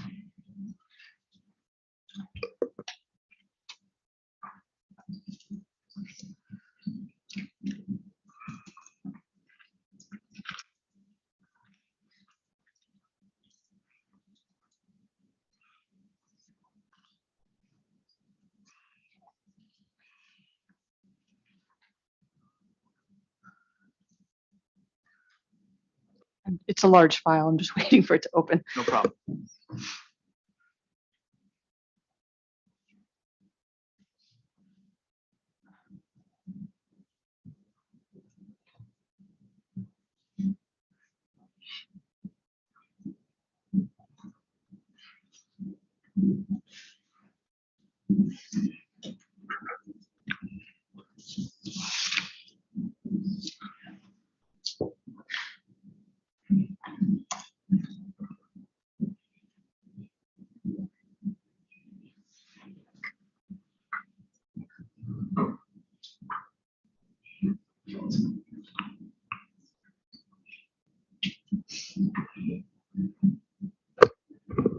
So rate year 2 under the application was a proposed increase of 6.02%. And rate year 3 in the application, again, building on the assumption that years 1 and 2 were authorized, would have equated to a 3.7% increase. Okay, and sticking with those assumptions, just kind of going back to the testimony.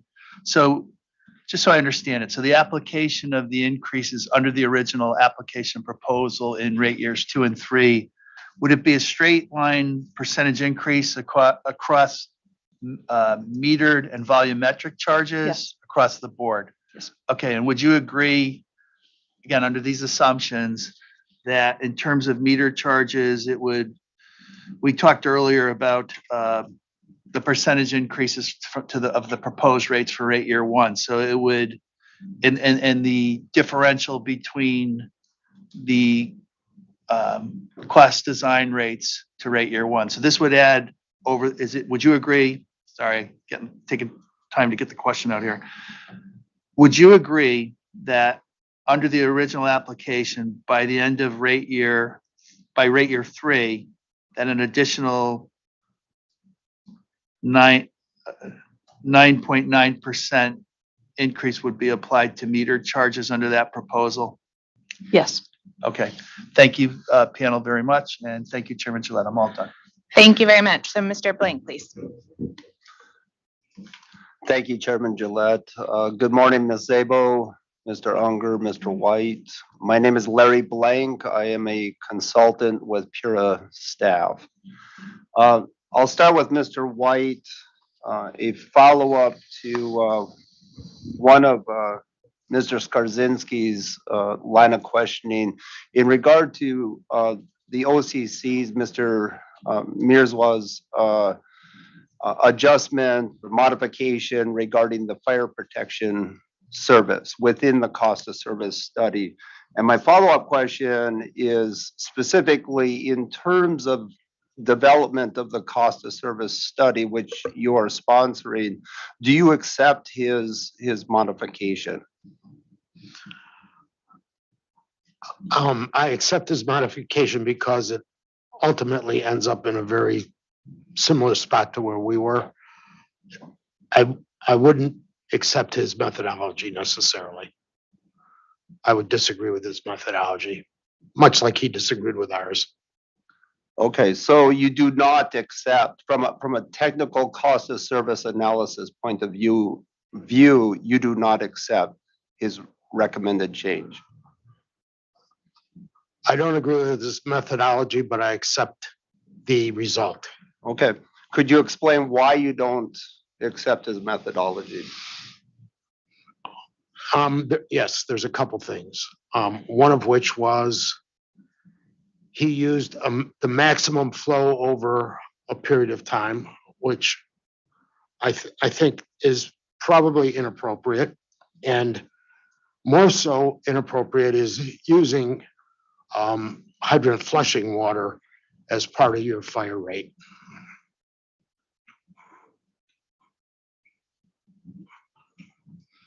Thank you, that's helpful. Now let's turn to your exhibit, I'm sorry, strike that. Let's turn to your Schedule 10, which is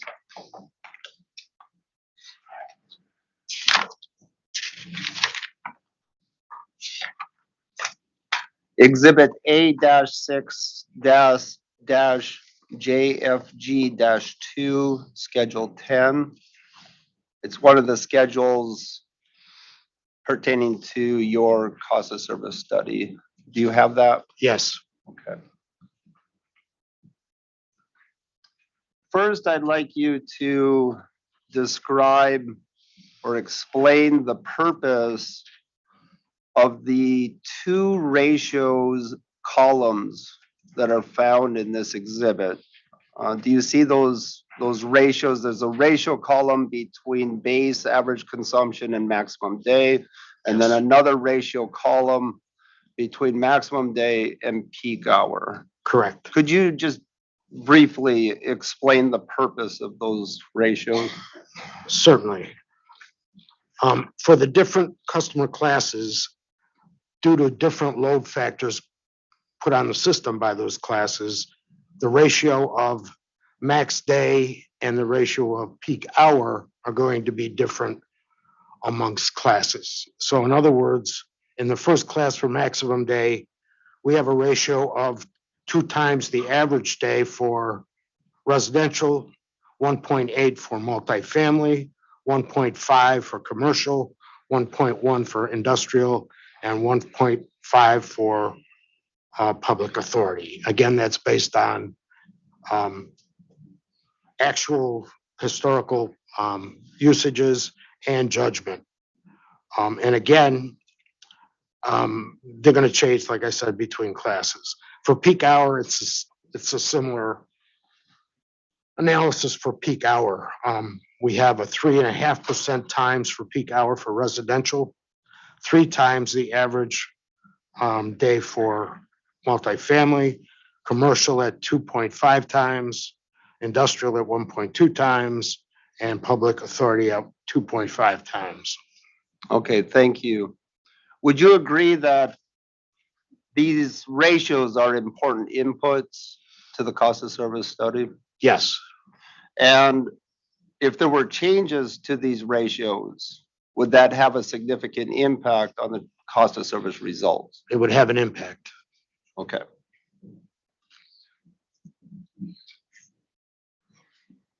And you, earlier, you just briefly mentioned the source of these ratios. Are you familiar with, I guess this is Mr. Gustella's response to OCC-91? I am familiar with it. Okay. Do you have a copy of that, or would it be helpful for us to show you a copy of that? I do not have a copy. I'm not sure I need a copy. Oh, okay. The response is relatively short, the textual response, and then there's an attachment associated with it as well. There's a reference to judgment and experience. Correct. And I think you said that earlier. But you said something else earlier, historical usage or historical. Could you expand upon what did you mean by Sure, and historical data? Yes, I think there was another response by Mr. Guastella that provided historical data that the company provided us, billing data that showed max day and average day flows. So we used that information as well as judgment and experience to come up with these ratios. Okay, thank you. Do you know what type of study or analysis would be required to verify these ratios or possibly revise these ratios?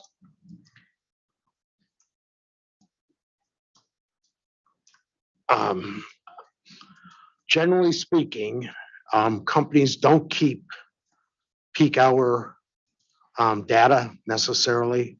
So sometimes that's hard to come by. We use the, experience and judgment. I think Mr. Guastella provided several studies that we have done over the years where they had very similar ratios to what we're using here. Cost of service studies aren't an exact science. They're really considerable, you use a considerable amount of judgment, probably more art than science. And it's used as a guide. Here is the guide for what the, cost of services per customer class. And again, those rates and revenues are most often changed from the design rates to the proposed. So changing these ratios would have an impact, but in the big picture, I don't know that the impact would be significant. But you do agree that these are important inputs? Oh, yes, they're important input. Would a thorough study analysis with the objective of either verifying or changing these ratios, would it include, for example, sampling and data collection? Yes. Would that type of study be made much easier, or strike much? Would it be easier if the company had advanced metering to collect those data rather than relying on sampling? I'm sure it would be easier, yes. Still extensive work and time consuming. And there would be some statistical analysis associated Sure. with that. Okay. And I think you said that in the past, your company, your firm has conducted studies similar to what we're describing here. We have,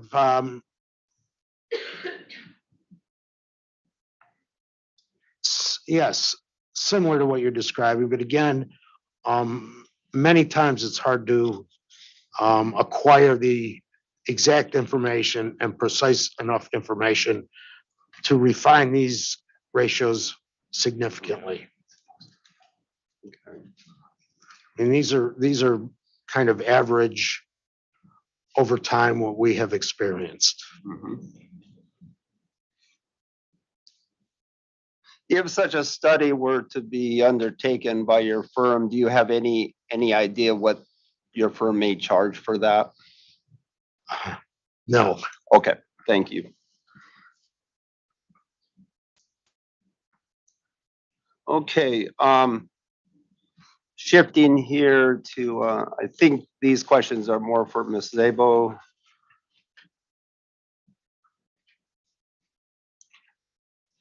And again, some of these are follow-up to Mr. Skarzinski's questions.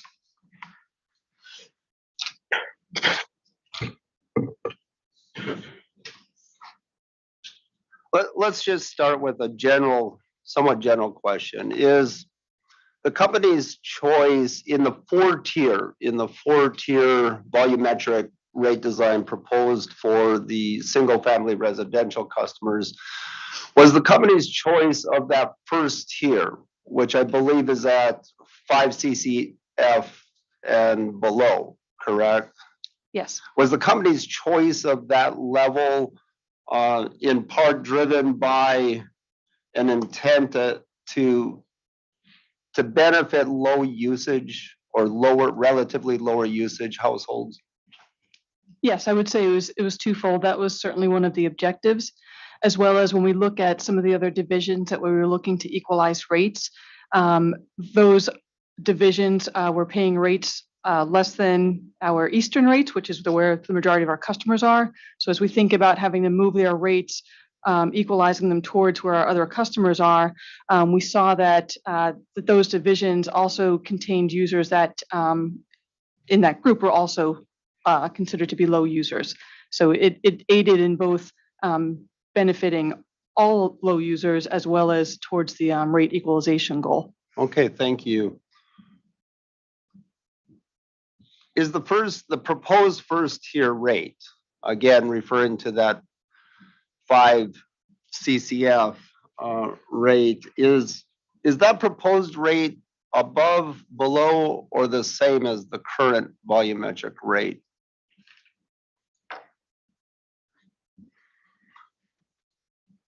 I'm just double checking math here. It is, again, when we look at all the divisions that we have, for all but one division, that first tiered rate is above the current rates. Okay, thank you. And which division is that not true?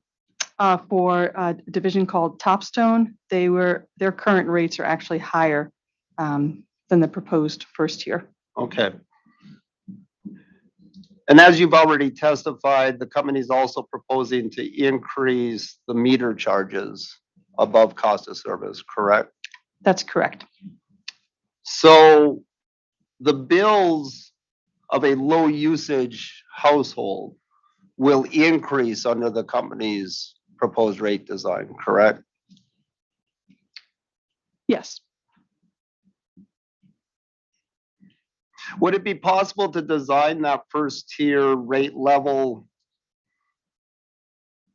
so that it would be below the current average volumetric rate? I mean, as a matter of math, anything's possible here. So if we were to lower that rate, it would be absorbed in one of the other remaining tiers. Yes, thank you. And Mr. Skarzinski had a few questions regarding the RAM, the revenue adjustment mechanism.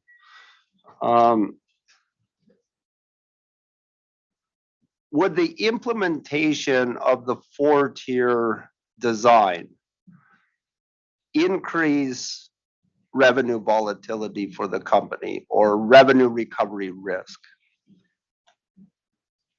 I guess it depends on how successful the tiered structure is in altering behavior. So we have assumed in our tier 4 pricing that there is a corresponding reduction in consumption levels. But until we actually implement it, the actual impact could be much different.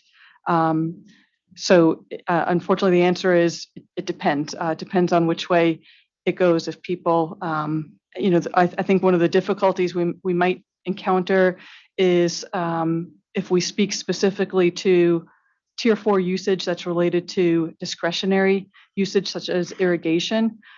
We still have areas of our service territory which hold their green lawns near and dear, and perhaps the price signal might not be enough to alter behavior. So it's really to be determined as to what sort of volatility it introduces into the RAM. Okay, thank you. Do you know, is it common? Have you seen other companies utilizing a four-tier block rate design? I'm not aware of any in Connecticut that do, and certainly in other areas of the country where conservation and water scarcity is a much greater concern than what I think most consumers are used to here in Connecticut. I wouldn't be surprised to see that, but we didn't structure this, if you're asking, to parallel another utilities rate design. Do any of your affiliated water companies? They do not. So we have affiliates in New Hampshire and Massachusetts, and we don't see the same type of consumption pattern that we do here in Connecticut in terms of, the same strong seasonal demands, which would indicate discretionary use.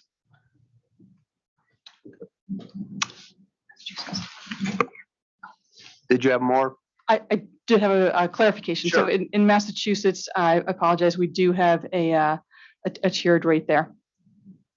Do you know how many tiers in Massachusetts? 2. 2-tier. So now back to your proposal here in Connecticut. Would the company find acceptable perhaps a 3-tier or even a 2-tier rate design?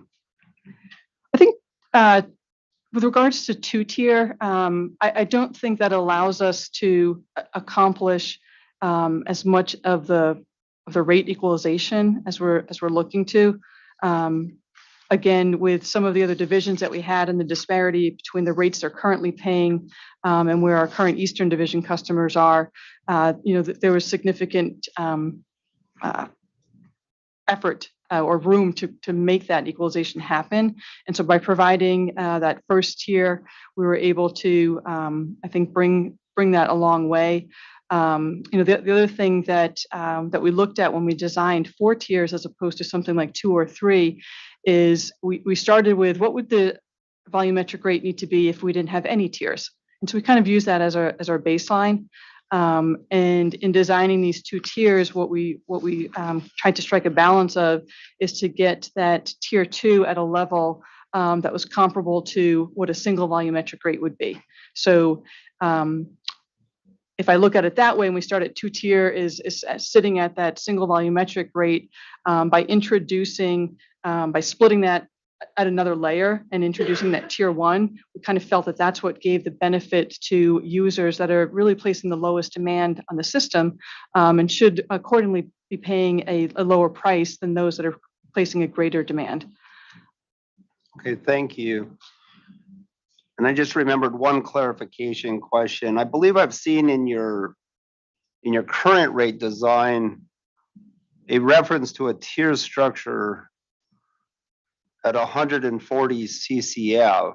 Could you explain first of all, are you familiar with what I'm saying, or I could point you to an example where I find that? If you could point me to the reference, that would be helpful. Well, the reference I have is Schedule 5.0A, page 1 of 19. I apologize. I was conversing when you just gave me Oh, that reference. okay. One place we can find that is Schedule 5.0A, page 1 of 19. Okay, yes. And do you see in that second column, or I guess it'd be the third column, the reference to first 140 CCF and over 140 CCF? Yes. Could you explain that?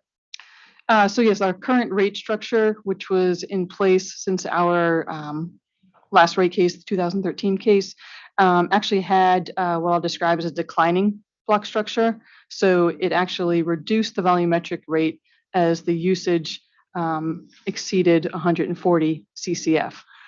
And is this 140, is that a quarterly measure or a monthly measure? This would be monthly. Do you have customers, residential customers, who exceed 140 CCF in 1 month? I would subject to verification. I don't Okay. I don't know at this point. But of course, in this case, you are proposing a very, very different rate design. Correct. Yeah.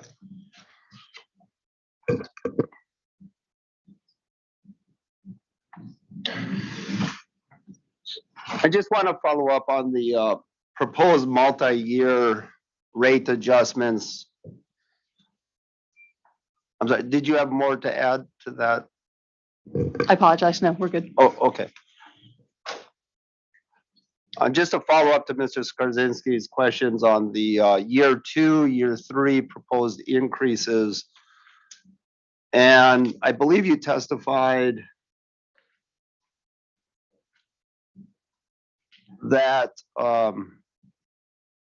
year 2 would, the increase proposed in the original application would be 6.02%, and then in year 3, 3.7% applied to across the board. To that, does that mean all rate elements would receive those percentage increases? Correct.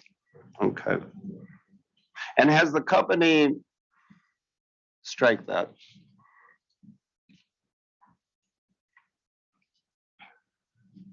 Would it be possible for the company, rather than applying those percentage increases to all rate elements, to only apply those increases to the volumetric rate elements? I realize the percentages would be different. Is that correct? Right. It Correct. would be higher, correct? Yes. But it's mathematically possible to. Certainly. Okay, thank you.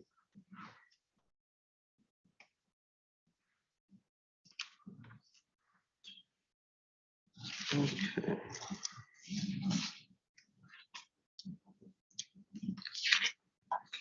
Let's turn to miscellaneous fees, starting on page 67 of your direct testimony.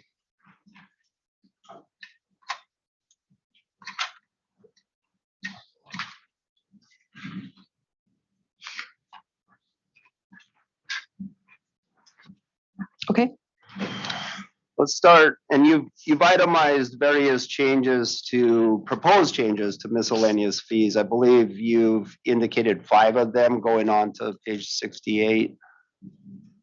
Yes. Okay, so let's start with the elimination of the tapping fees.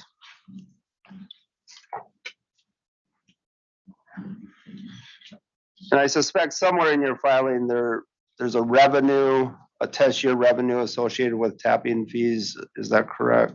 Yes. Has the company made a revenue adjustment corresponding to this proposed elimination of the tapping fees? Yes, we have. Okay, thank you. And then number 2, you are proposing a universal fee for all tests. And you state this in the context of the backflow prevention device test. First, could you explain the sentence in your testimony when you say a universal fee for all tests? What does that mean? Could you explain that further? Yes, I can. Okay. Thank you, Mr. Unger. Yeah, no problem. So currently we have multiple tiers for backflow devices. So currently we have one rate for one test, and then we have another rate for if a customer pays at the premise. And then we have a sort of a reduction rate if there's multiple devices being tested. So these are the backflow devices that are in customers' homes because they're required by DPH for like irrigation systems. So the company's looking to eliminate any of the different fees and changing it to just one fee. Since it's most of the time the company has to go out and perform the test, and it takes the same amount of time to perform the tests. So they're looking for one rate. And excuse me, and the company is looking to eliminate the reduction to pay at the premise because the company's looking to eliminate having the service techs carry any kind of cash or anything like that. So they're only going to be recommending to bill the customers in the future as we do currently for people that don't pay at the premise. So it kind of creates a security hazard for our technicians if they're carrying cash. So we wanted to eliminate that. Okay, thank you. So if I may verify part of what you just said, when you state universal fee for all tests, the all tests are in conjunction to backflow prevention tests? Correct. It's only on the backflow prevention. Okay, I understand now.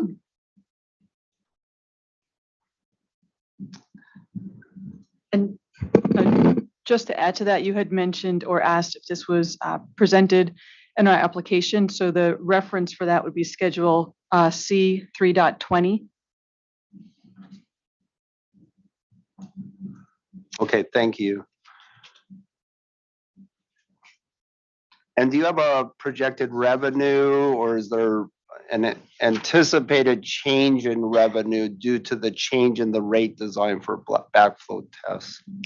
Yes, so on this same Schedule 3.20, we present the comparison between the current backflow fees, which range from $45 per test to $55, with the proposal changing that to $60 per test, which equates to additional revenues of $119,000. Okay, thank you. Moving on to item 3 at the bottom of page 67, elimination of the meter vault charges. And when I read your sentence here, is it true that these charges are not currently in use? Is that?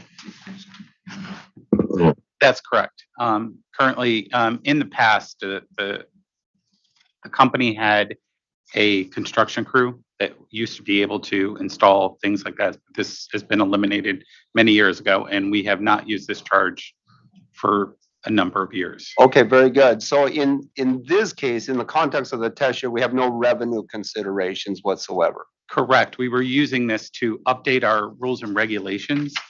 There is a line within our miscellaneous fees that reference this, so we were looking to just eliminate that. Okay, thank you. And then the fourth item that appears at the top of page 68 of your direct testimony, the change to lien filing fees.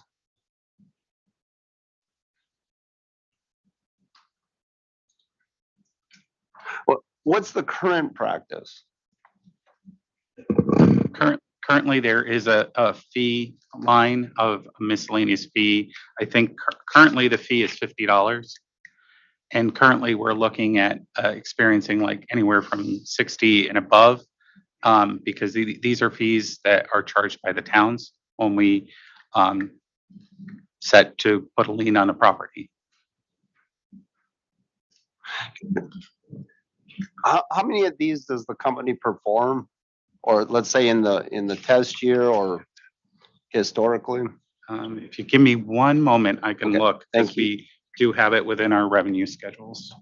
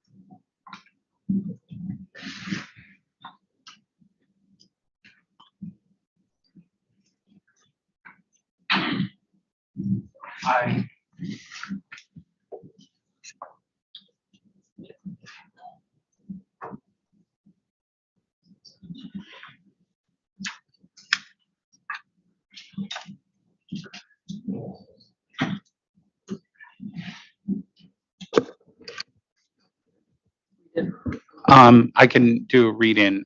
If the miscellaneous service revenue is on schedule 5.2A in the E schedules for the company, and it's encompassed within that. I just need to verify the breakdown. Okay, Your Honor, I think we can move on from this question.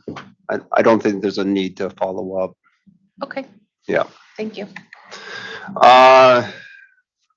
You mentioned the cost of this being something less than $100.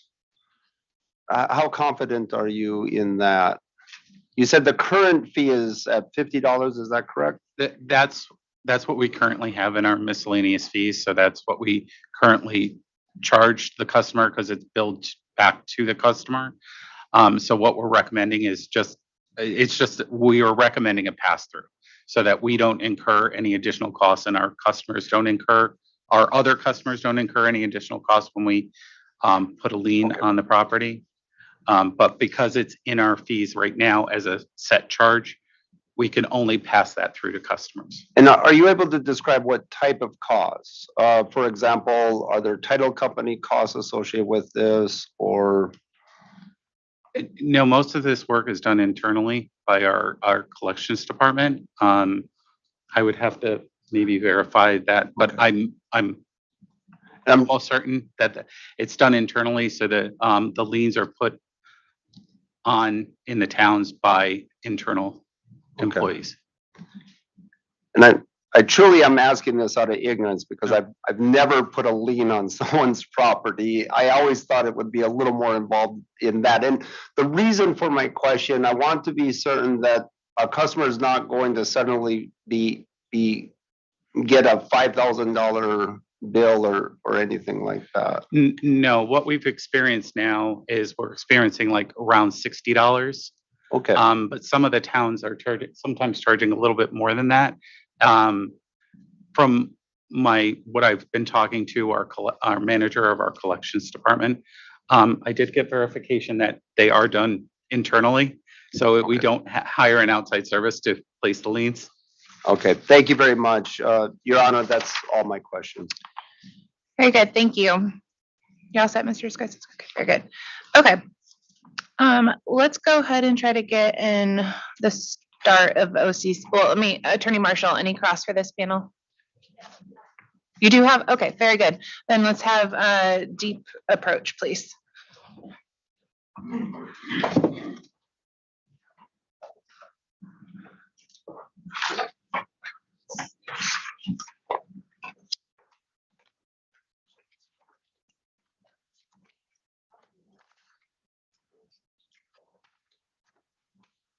I apologize, Attorney Marshall. You told me that earlier this week. You have 30 minutes.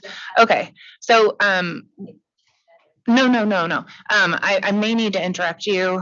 Let's go for like 10, maybe 15 minutes. And then we can pick up after lunch. So.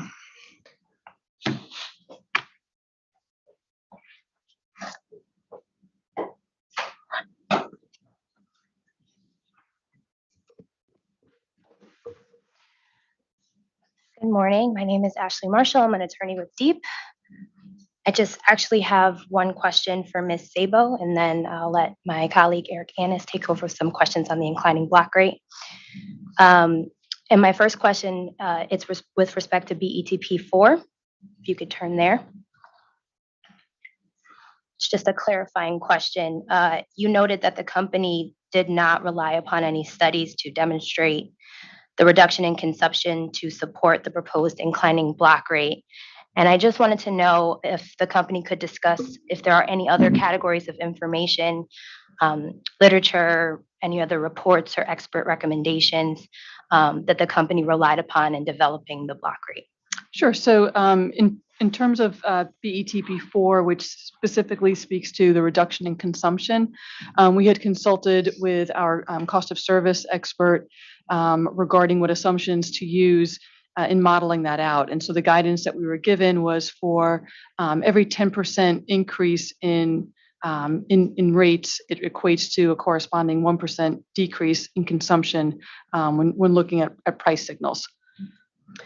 And then the company also had retained the national water conservation expert, Ms. Amy Vickers. And I was just wondering if there was anything in her initial report from 2015. And I think we also had discussed a follow-up report that had been done.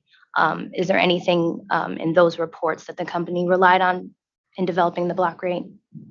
Not specifically, just in general, the notion of an inclining block, is certainly in support of conservation efforts. But in terms of the pricing that we selected and the demarcation levels for each one of these tiers, it was more based on the company's experience and what the data that we were seeing in our own consumption levels and, what I was trying to describe before in terms of looking at a comparison to the absence of a tiered rate, a single volumetric rate, and trying to design a program with those comparisons in mind. Thank you. That's all I have. Thank you, Ashley. Again, for the record, Eric Annis, ANNES. I'm on staff at the Bureau of Energy Technology Policy within DEEP. So I'm going to ask a series of questions on the inclining block rate, probably going the other direction from what you were hearing before from the Bureau staff. But just a quick clarifying question, looking at RRU 80 and RRU 395 and looking at the charts that you have in those, I'm having trouble understanding the distinction between those two. Can you just repeat which ones you were referencing? 80 and 95, is that what you said? 395. 395. And somehow my Explorer disappeared. It is, am I not? I'll try to do better. And again, I apologize, and we're comparing 395 to 80, RRU 80. RRU 80. They're both RRUs.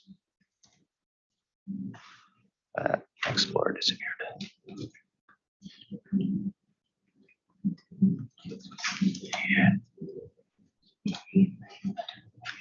No, I had all of them. No. I can't see the charts. Oh, there it is.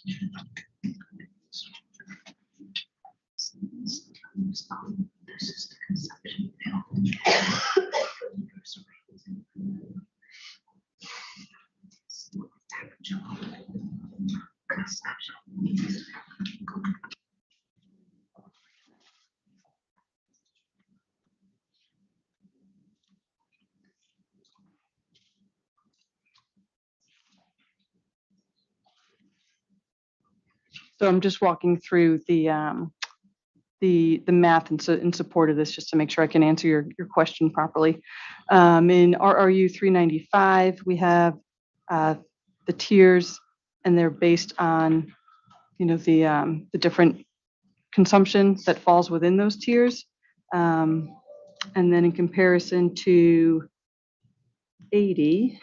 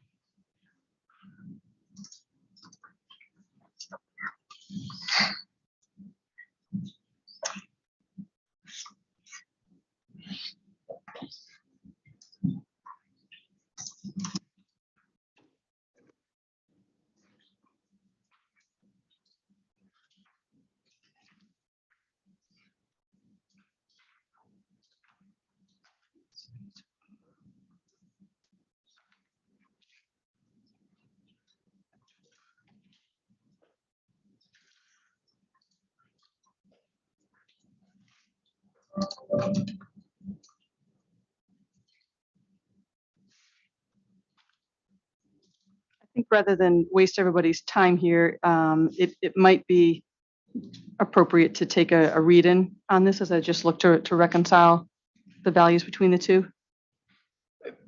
We can do read in, or we can, if I continue to the afternoon, come back to it after lunch. And if we don't get to it after lunch, we can do a read in, but it's not it's not urgent, it's not necessary for me to continue. So I have other questions that don't depend on that. Okay. Okay, so the next question is, we're looking at BETP 2.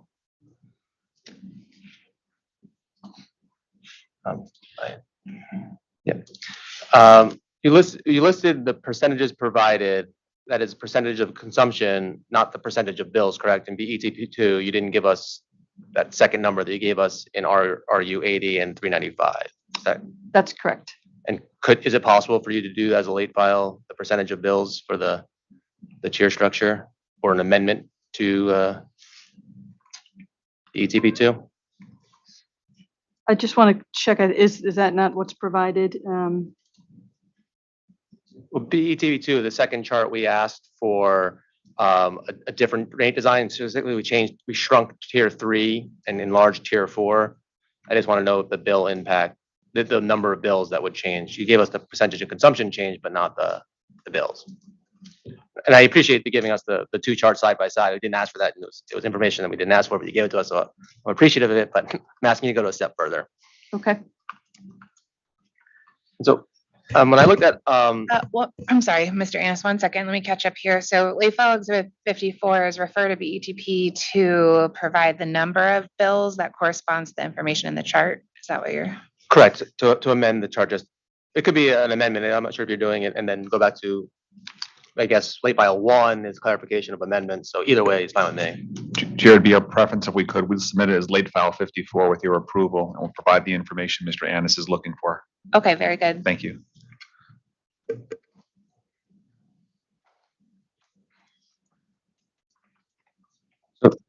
Looking at RU 80, the two numbers kind of stood out to me, and I want to get your reaction to it. And it's the tier 2 percentage of bills is significantly higher than the percentage of consumption. And the inverse is true at tier 4, where the percentage of consumption is much higher than the percentage of bills. Can you just walk me through kind of conclusions that can be drawn from that? Sure. So if we speak first to tier 4, what that's telling me is there is a smaller number of customers using a larger percentage of water in tier 4. Conversely, in tier 2, we have a higher number of customers using a smaller percentage of water. Right. Is it fair to say that tier 4 is getting at really a lot of watering of lawns and irrigation? Is that probably the larger lawns? Is that a? That's primarily what we're trying to capture here. I just want to be sensitive to the fact that a tier usage falling in tier 4 is anybody who's using that level of water. So it could be people that potentially have larger families. It's not just, it could be other scenarios other than just non-essential use. But it's the company's expectation that that's predominantly what's captured in there, that it's folks who are using it for non-essential use. And the reason why we feel it's still appropriate to have a higher price impact for folks that fall into that tier 4 is if we go back to the concept of cost of service. If you're placing a greater demand on the system, it requires greater needs from an infrastructure standpoint. And so it then more closely aligns folks who are placing that demand and the required investment, paying for their corresponding share of the cost of service. Yeah, and the conservation, I mean, we're the Department of Energy and Environmental Protection, so we're concerned about the conservation effects of that. So a larger, higher price of that, presumably, you had mentioned it before, I think the end of your question to Ms. Marshall, every 10% raise in price is a 1% reduction or vice versa, I can't. Correct, yeah. Is it vice versa? Was it 1%? No, it's a 10% price increase could equate to a 1% reduction in consumption. Okay. And getting back at RRU 80, the company said it chose its breakpoint in tier 1 to capture 50% of the bills, more or less, which also happens to be 50% of the consumption. And you chose tier breakpoint to capture the next tier 2, to capture the average consumption plus 10%. Is that right? That's correct. And you use the average, not the median. Correct. And so in that calculation, is tier 4 kind of skewing that number up? So the mean is probably significantly higher than the median? I don't know without looking at the detail. Okay, so I'm going to ask for another late file. And that's just giving us tier 2 breakpoint being at the median as opposed to the mean.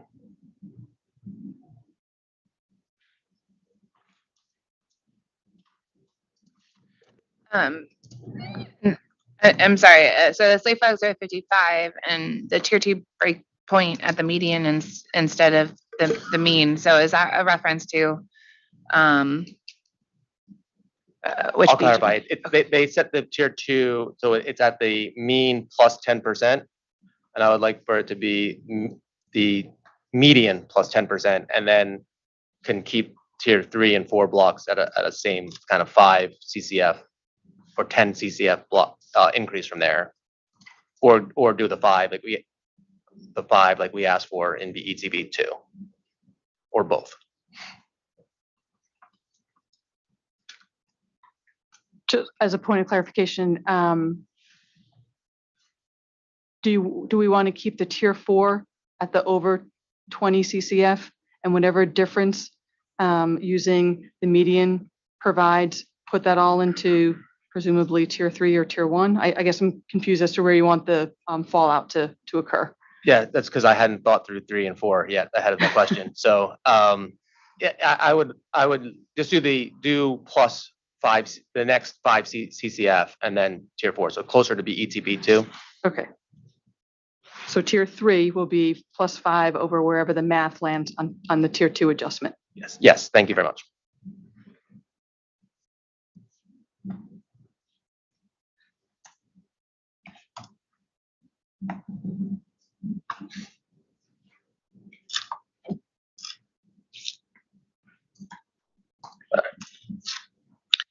Okay, let's go ahead and take our lunch break.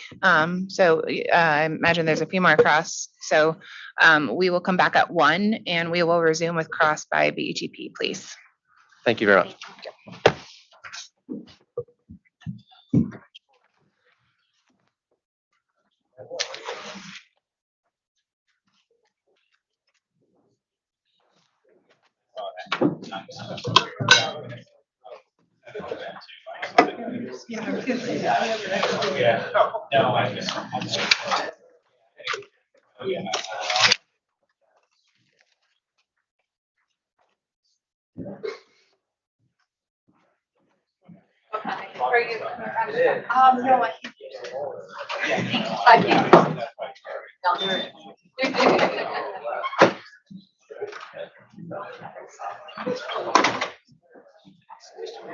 I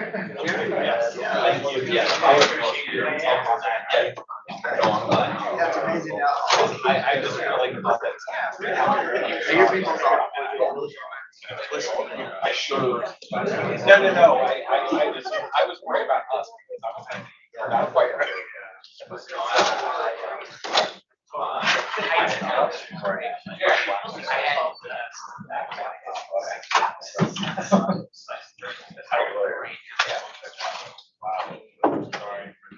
That's okay. That's okay. We'll get it fine.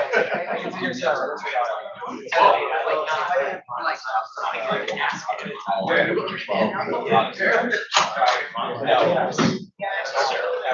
Yeah.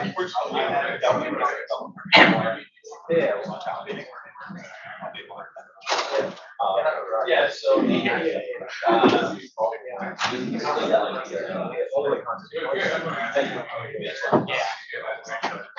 Yeah, I guess I was ahead of the curve. Yeah, no, it's not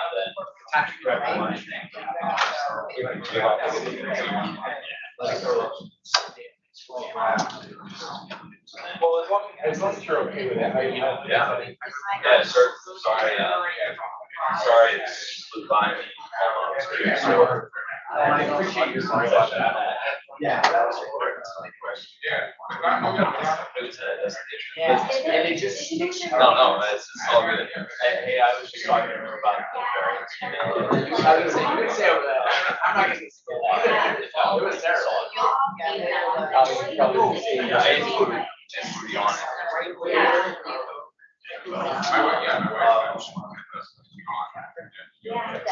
Yeah, the terror. Yeah. No, it's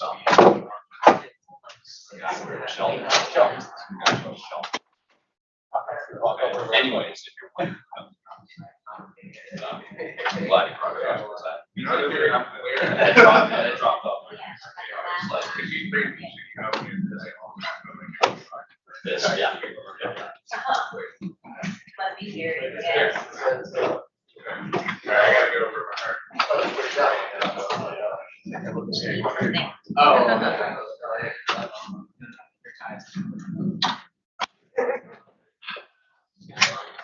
Eric, did you put it on a stick? You got it? No, I put it on this list. My official house. Oh. My wife ran house fire for over. I'm not a member of Appl, but when I used to lecture at the Coast Guard Academy, I used to have this. I actually had this. I've had this for a while. I'd be up there walking around with my water bottle and all that to be like, sorry. Like, no, I just steal the stuff.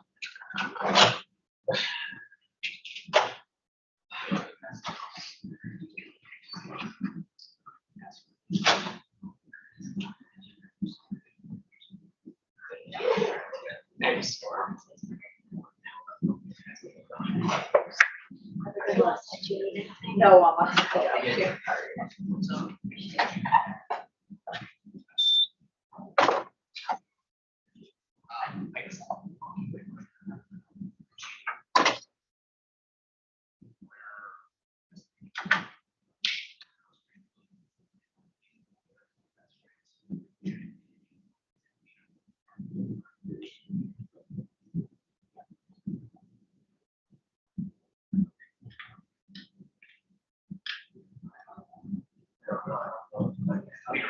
Yes.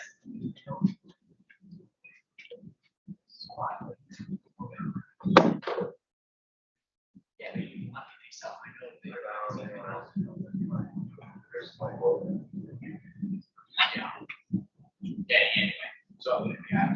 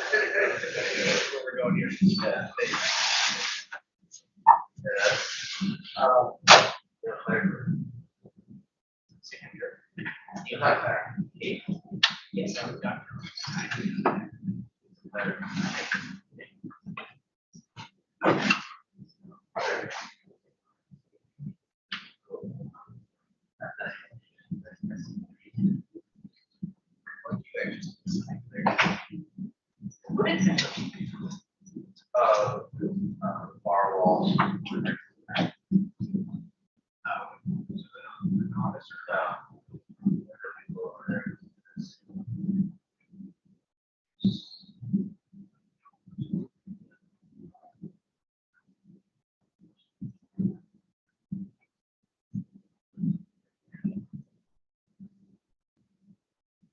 Yeah, it's just so.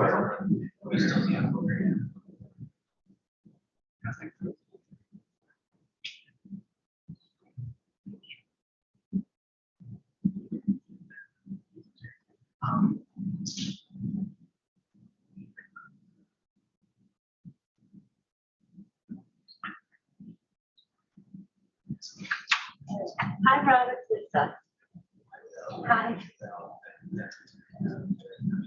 Oh, all right, I was just gonna, all right, I'll wait for you, because I just want to tell you where we left off.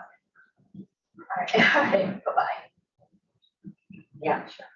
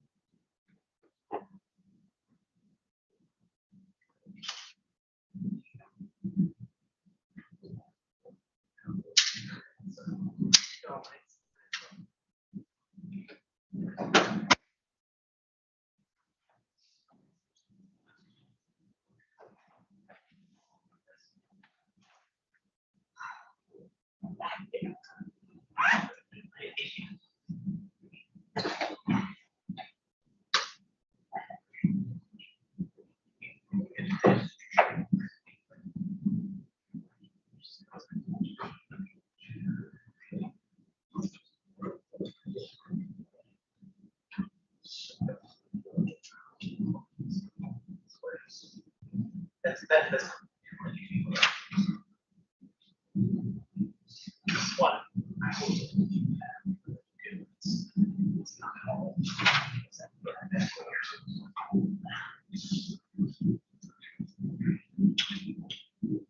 If they don't. No, I don't think so.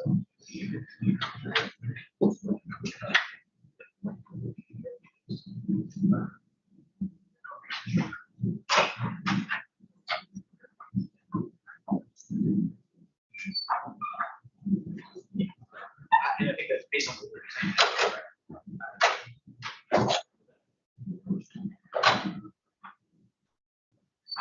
Put it together.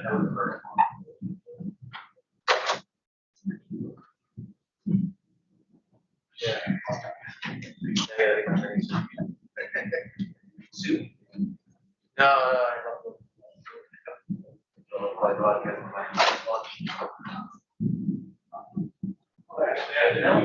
Yeah.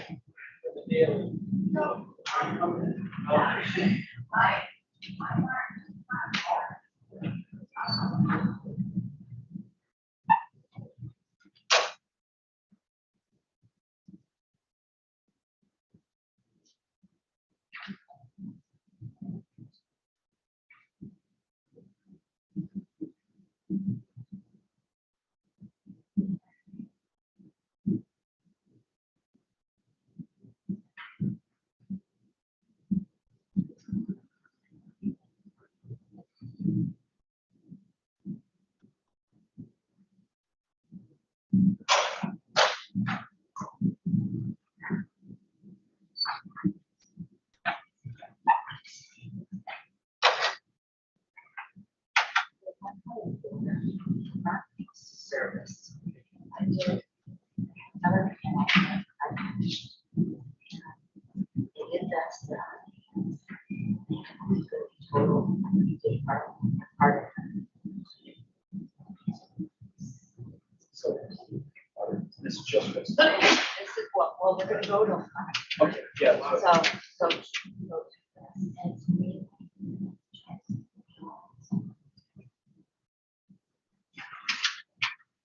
So then over here, this guy. These two.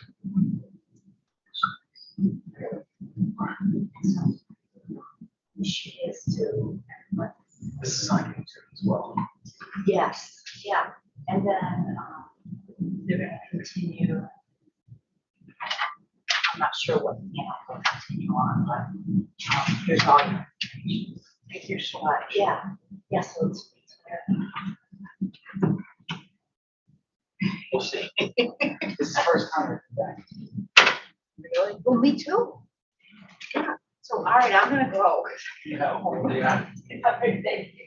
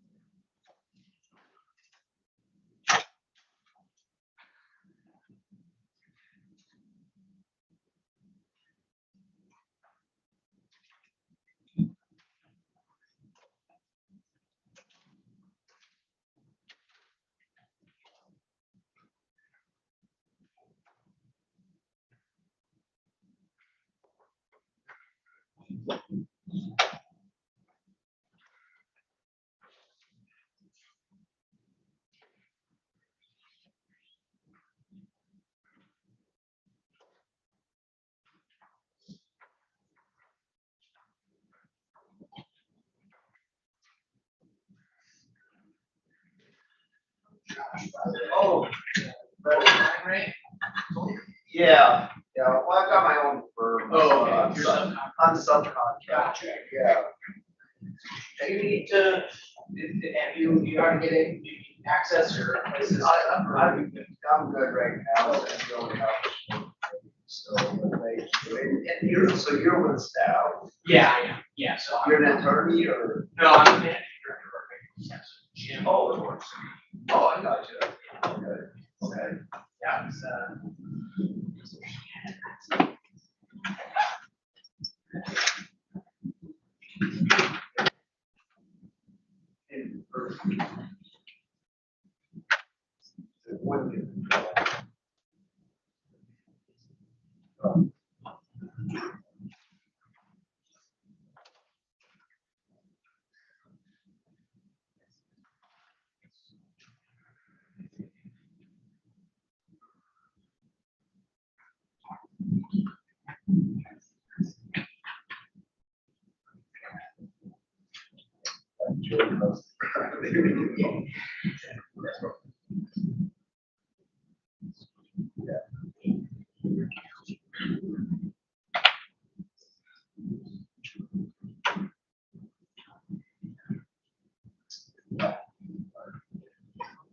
already covered that.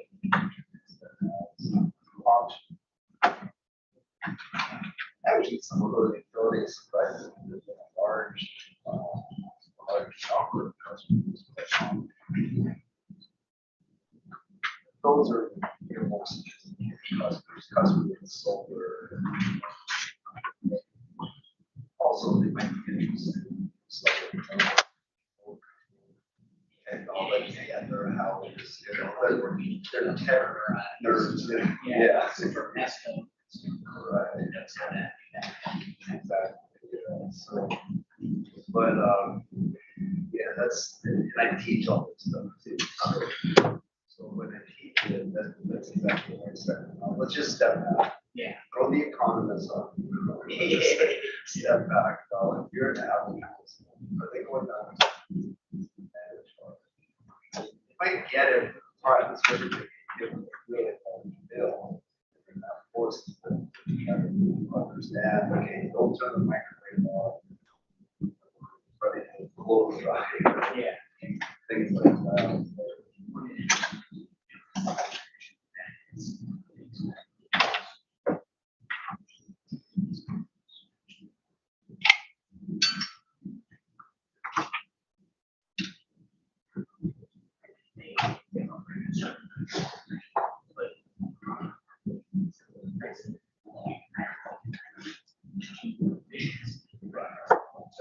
It's also it's funny you mentioned that, but the other thing yeah, you got a small vending restaurant. They don't exactly, but they're curious to make money. So that's true. That's true.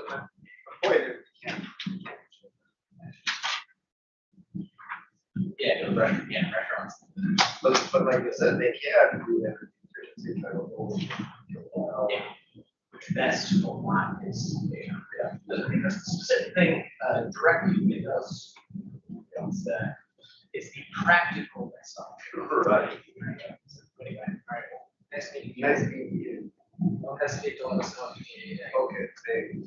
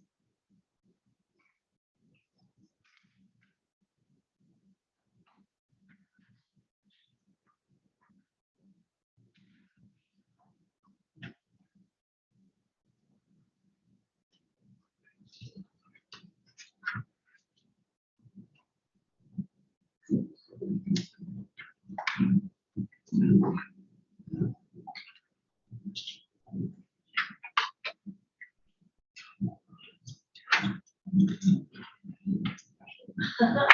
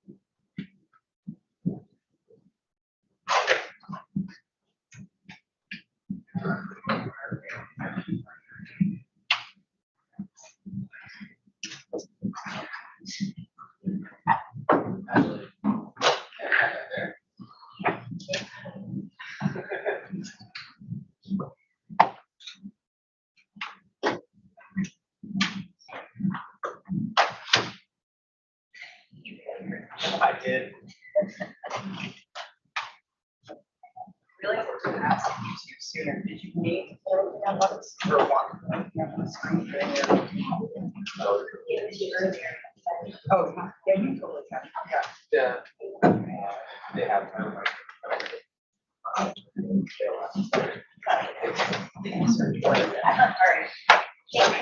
Yeah, correct.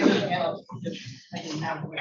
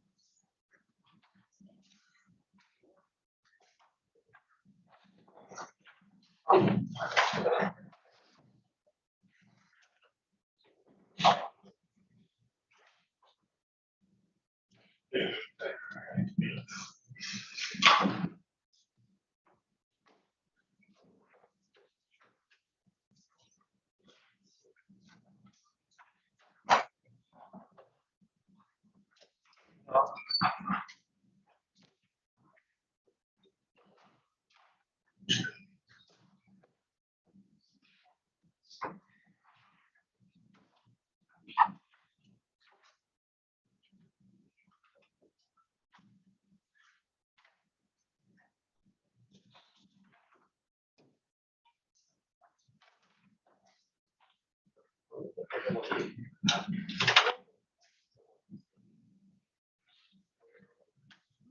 to the Eversource office. So Dan's right in Liberty Square.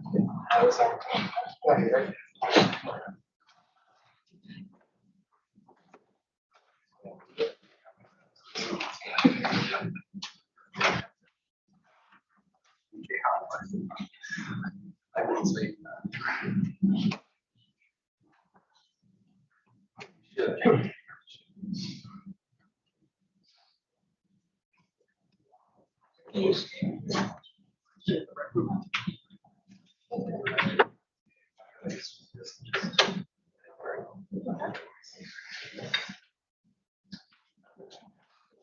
That makes me feel that's stressful.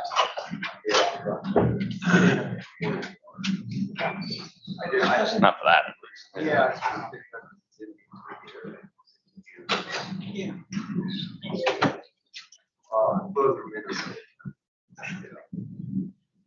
I always hesitate when people ask me. Originally, I'm I also operate on Texas.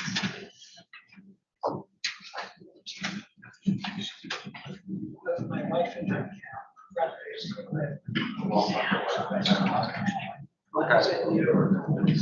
Sure.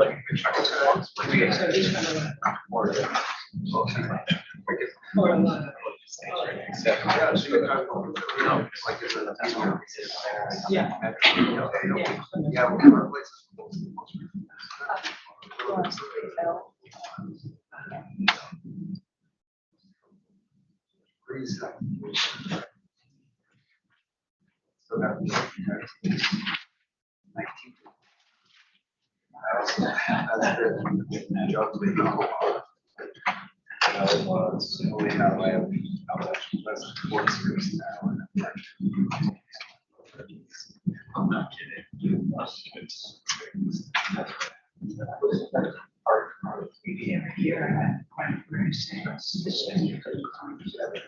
Yes, right.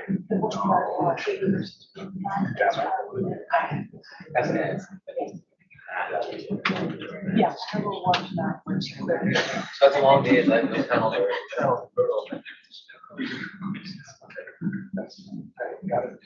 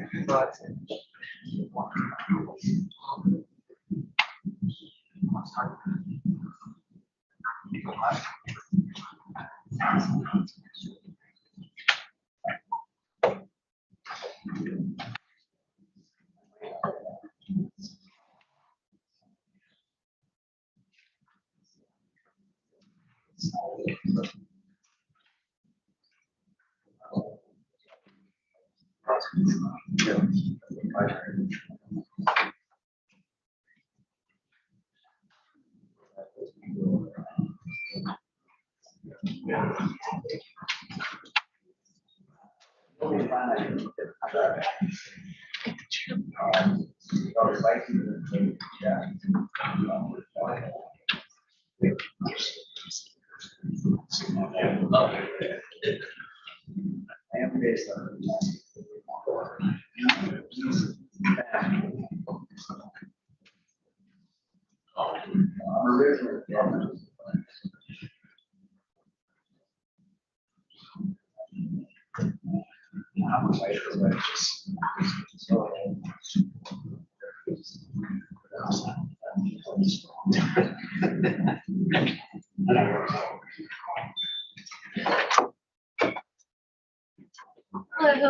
please be seated.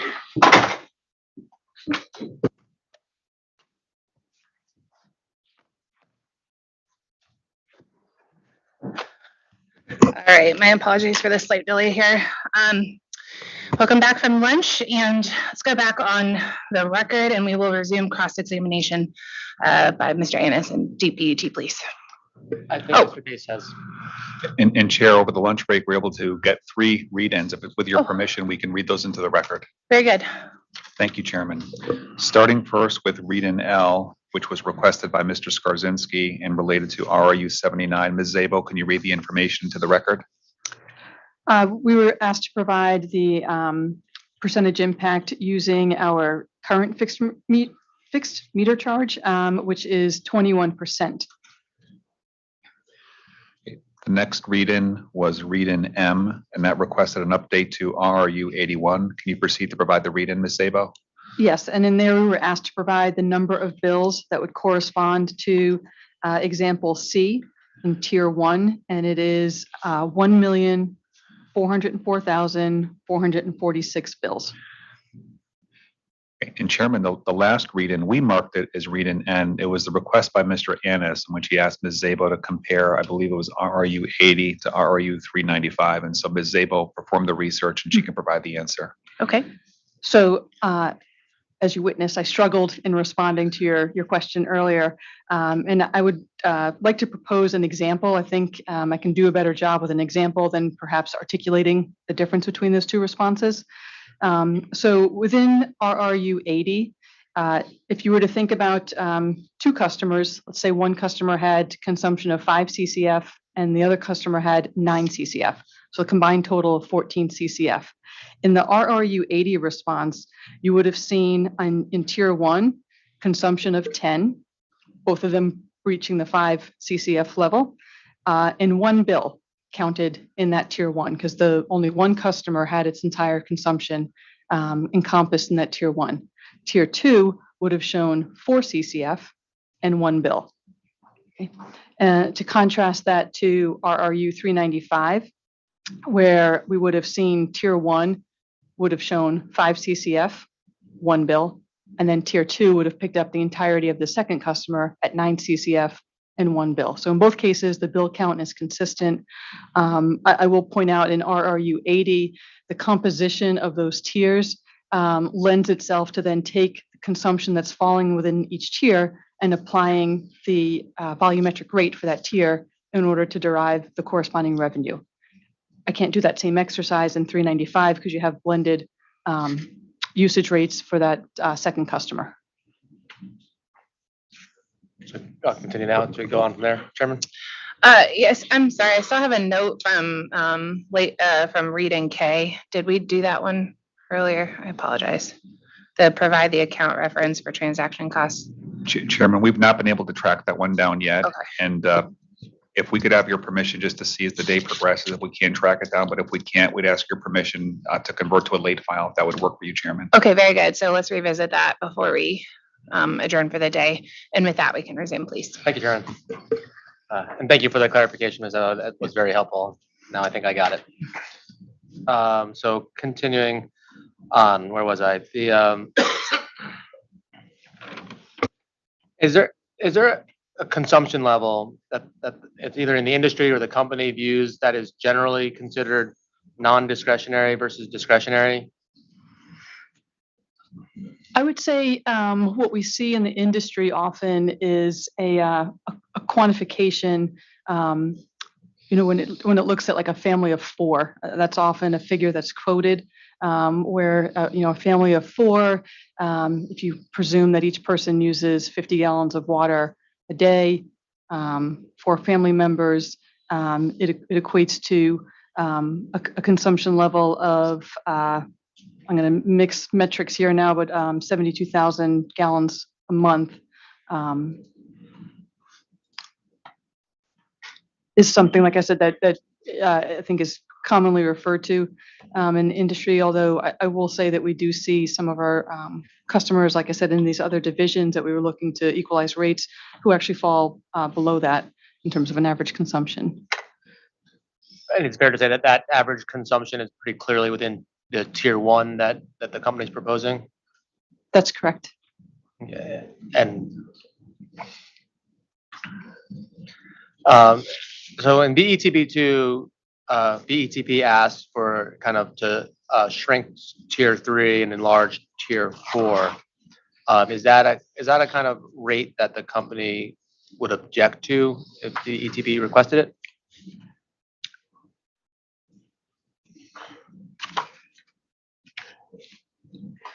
In BETP 2, the company would not object to that.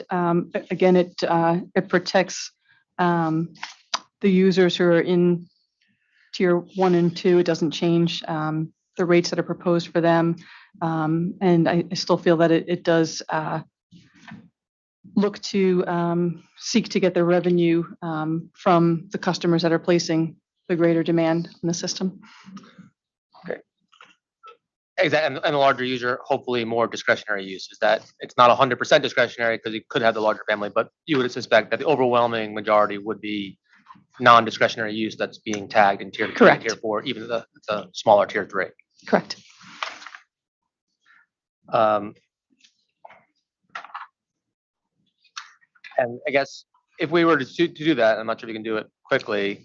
Would there be a significant change in the rates if we do that to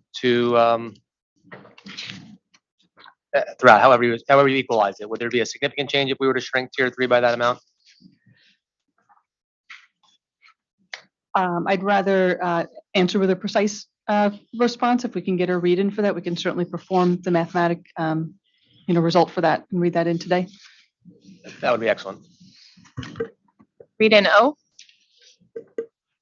Oh, sorry to go back. Read in O is fine, or a late file, whichever the company prefers, from my perspective. We'd prefer the late file. If that's okay with the chairman. Of course, late file exhibit 56. Mr. Annis, can you please repeat it, please? It would be if we were to adopt the BETP2 tiers, what would the restructured rate be for the different tiers to maintain revenue?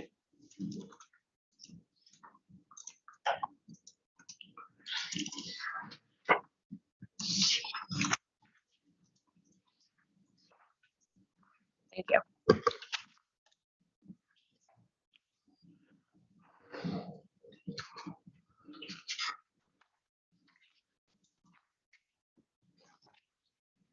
Ready?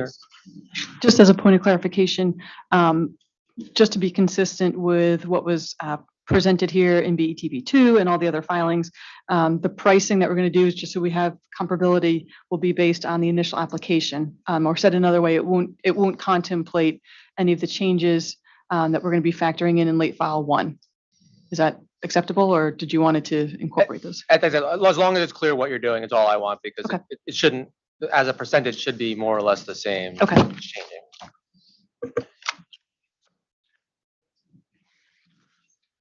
Moving on, has the company looked at the consumption levels of the customers that it anticipates would be eligible for the low income rate? So the company doesn't maintain enough information to be able to quantify which of our customers would be eligible for the low income rate. And again, as the way we've presented, the rate design here has been on a bill basis. So we don't necessarily have good visibility with this data to take a corresponding bill and know all 12 months, does that customer continuously fall in a tier one, or are they in a tier two?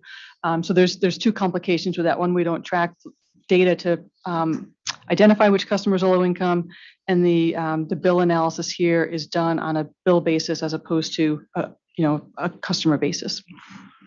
I'm not surprised by that answer. I guess I'm trying to find, maybe you can help me look for data that really, if we're gonna go for the inclining block rate tier rate, I wanna make sure I have good understanding of impact to the low income customers and making sure that we're not hurting already stressed communities. And so if there's other available, do you have any idea of other data that might be helpful to ensure that we're there, and if possible? I'm just thinking in terms of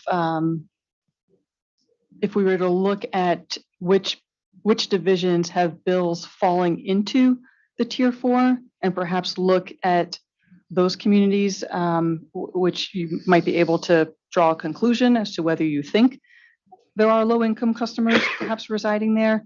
I would say one of the, some of the territories that we service, for example, Bridgeport, which might have a higher occurrence of individuals that might qualify for low income, may often be in multifamily housing, which is outside of this tiered rate structure. So I'm just thinking it might be easier for us to, like I said, determine which communities, based on where these bills are, which current division the bills that are falling in tier four reside in, and if that would be useful information. Yeah, I'm trying to think if it would be useful if I'm gonna ask for it as a late file or not. Let me get back to that, and we'll come back, because I don't want to create work that won't be useful. But I do appreciate the comment you made on multifamily not being a part of the tiered rate, and we would expect a larger share of our low income rate individuals to be probably in multifamily housing and therefore not subject to the rate. Is that fair summary? That's correct. Okay. Can you quickly remind me of the rate increase between the tiers? What percentage increase it is?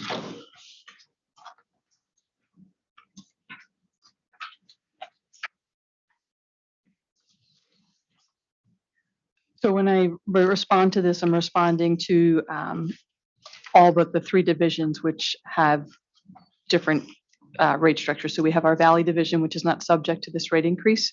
And then we had two other rate divisions that we were unable to fully equalize. So they have their own tiered four design. So my first part of the answer will be with regards to the majority of the customers.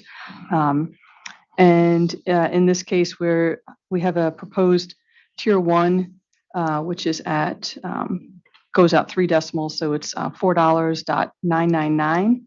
And if I compare that to tier two is going up 10%, which brings it to $5.499. And then tier three, do you want that in comparison to tier two or to tier one? Either way. Okay, so then it makes it easy. So tier three then is a 10% increase over tier two. And then finally, tier four is a 19.8 increase over tier three. Tier four is almost 20% increase over tier three? Yes. And again, that was under the context of looking to create a change in consumption pattern. Yes. So that actually, did the company, like that get to my next question, is did the company consider a more aggressive inclining block rate to get at conservation and really get at irrigation? And it sounds like you took a fairly aggressive to get at tier four position, but have you considered maybe increasing tier three more, and if not, why not? So tier three, again, if we go back to this notion of looking at volumetric rates, if there were no tiers, right? So if we just had a single volumetric rate, and where we left off on tier two was that rate would be almost equal to what that single volumetric rate would have been in the absence of a tier. So when we went then to tier three, we wanted to incorporate some increase, but not necessarily one that was looking to achieve, I'll say a penalty or, a change in behavior pattern, speaking to conservation. So tier 3, that's kind of where we just went with following the same approach of a 10% increase over the prior tier. Thank you. Do you guys have your bills and usage by season data available? Well, we bill monthly, so we have monthly bills that could be accumulated by season. So is it possible to do a chart where bills, what tier, the number of bills, the tiers would fall in by month?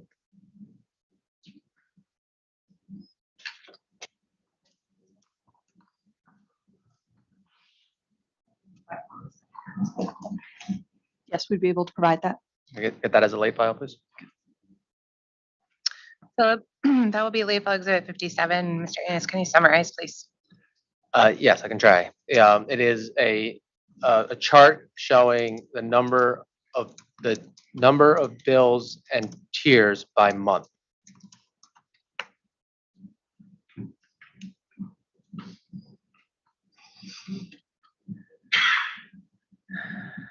Okay.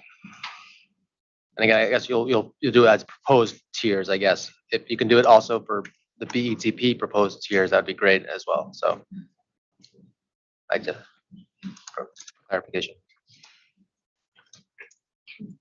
So both the tiers as we propose in our application, as well as the tier design in the alternative in BETP 2. Yes, please.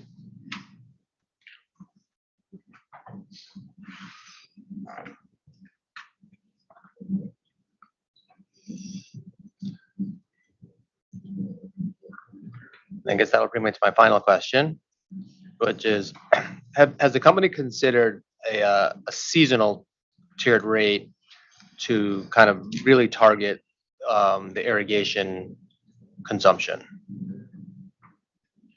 We had not considered that. One of the complications that would add is in terms of our configuration of our billing system. It just adds another layer of complexity there. So we had not contemplated that. As a follow-up, how complex is that for your billing system, if you know? I don't know. I would have to get someone else's input on that. I'll take that offline, actually. I'm not sure if I need that on the record, so. Okay. With that, Chairman, I am done. Ms. Moore. Okay, very good. Thank you. Thank you. Let's move to the Office of Consumer Counsel, please.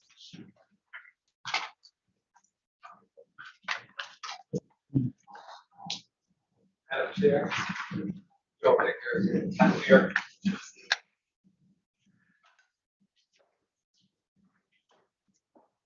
Madam Chair, Joel Dicker, New York Municipalities. I just want to alert, Madam Chair, with your permission, that I do have some cross for this panel.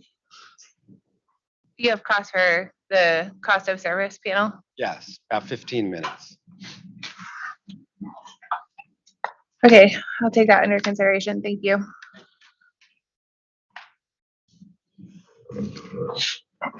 Hello again. We have some questions from Mr. Sobolewski.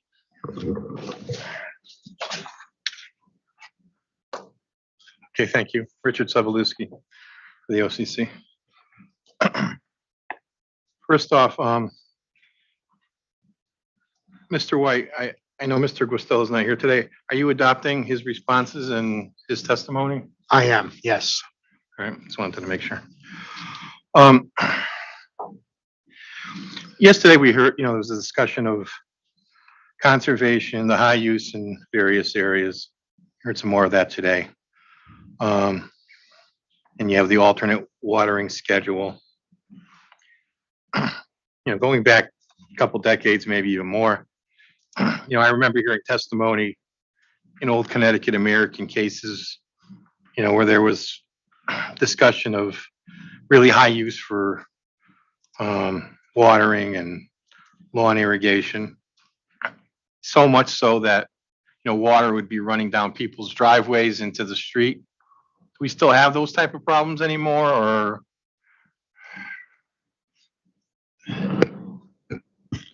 So as we discussed yesterday, we do send people out for enforcement, and we have plenty of pictures, situations like that, but we do, in this case, we're following up with those situations, asking them to correct their sprinkler heads, asking them to correct the direction in which they're using their irrigation, to make sure it's efficient. Historically, the load that irrigation's put on your system and high use in some of your service territory, it caused you to is it correct that it caused the company to make large investment and continue to make large investment in the regional pipeline? So the investment into our movement of water from our Bridgeport system to our Southwest Fairfield County system has a number of reasons. One is our average day margin of safety is 1.07 as opposed to meeting the 15%. Long-term growth, really drought resiliency is a big one. Keeping in mind that when there's a drought in one of the communities in Southwest Fairfield County, they all go into a drought. It's not, they don't just do one at a time. And the other is resiliency and be able to effectively use our facilities more readily. Okay, if customers don't follow the alternate day watering schedule, what exactly can the company do?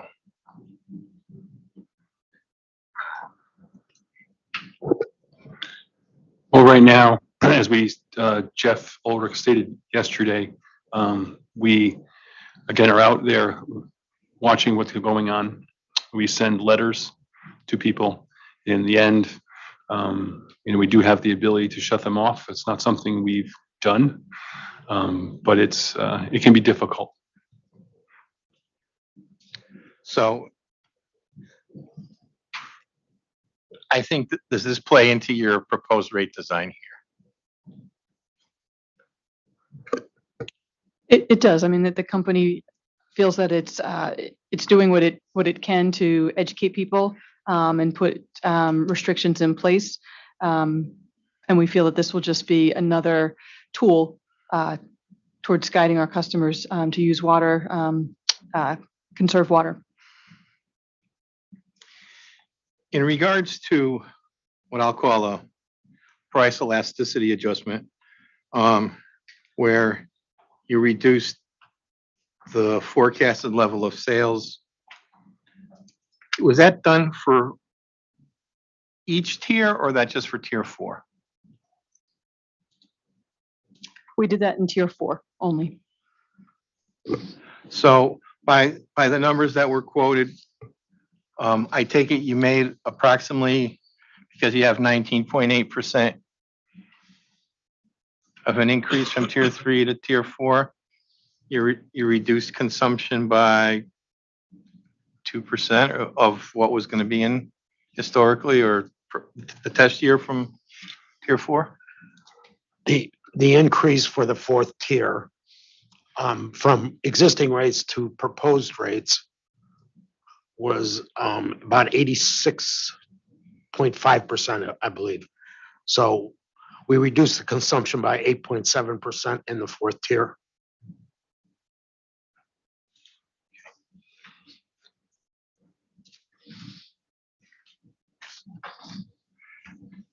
And do you have studies that support that, or is that just professional judgment? Well, it's the price elasticity percentage that we've used for as long as I can remember. So it's pretty much accepted as a conservative level. Do you know if that's been accepted by Pura in prior cases? I don't remember. I don't remember if Pure has accepted it in the past or not. Could I ask for that as a late file? If they could cite to any Pura cases where that type of adjustment's been accepted.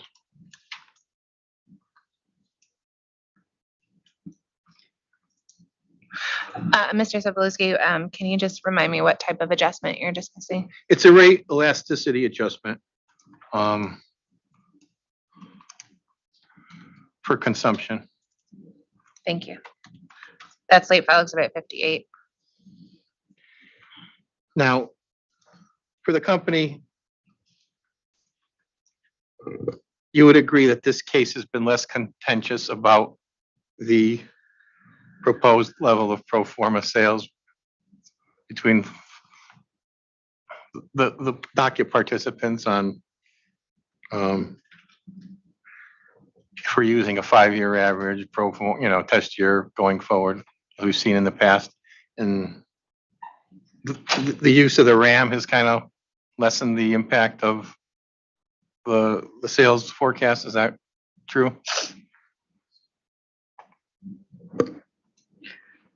In terms of the RAM, it certainly provides a level of protection. But I wouldn't say that has resulted in the company taking any less diligence in preparing these estimates.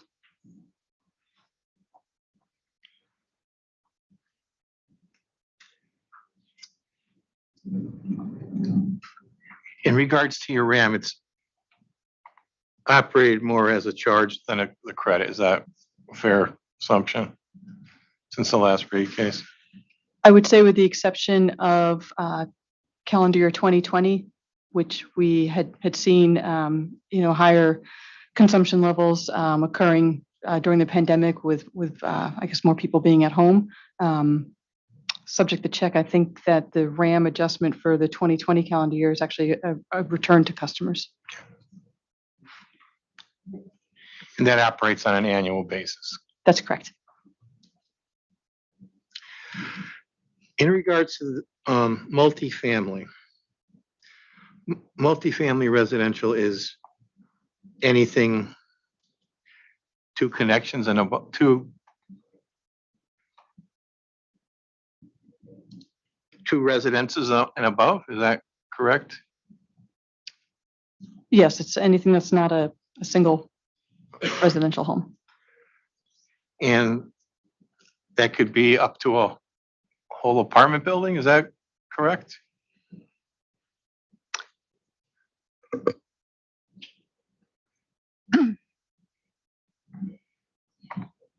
That's correct.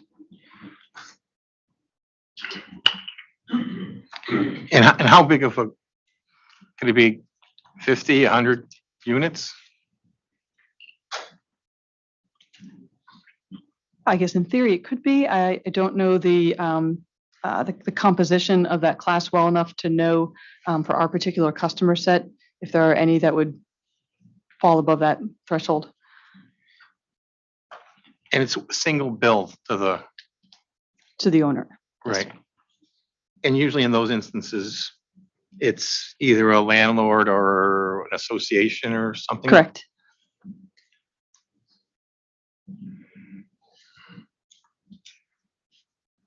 And for those customers, it's a flat consumption block, not inclining block, is what you've proposed, correct? That's correct.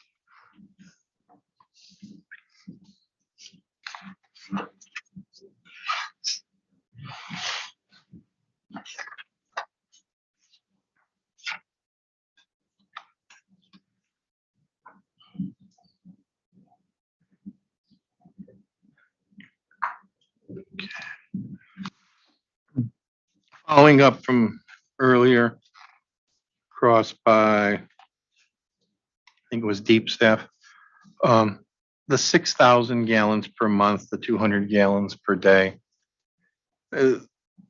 That's from a design criteria from the DPH, is that correct? I wouldn't say it's a criteria. It was just providing that in the context of in responding to their question in terms of typical usage. Okay. That 6,000 gallons per month, I remember when you had monthly billing, quarterly billing, so we used the 18,000 gallons per quarter. At 6,000 gallons per month, that crosses over into tier 2, is that correct, of the consumption? Yes, because it would be the equivalent of about, I think, 8 CCF.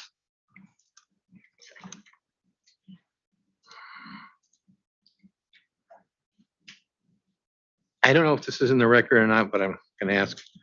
Do you know which systems have which shows which percentage of bills the residential consumption falls into tiers 2, 3, 4? Is that, I do have that data. I don't have it accumulated before me right now that I could provide that, but that is something that we could, that we can provide. could I ask that as a lay file?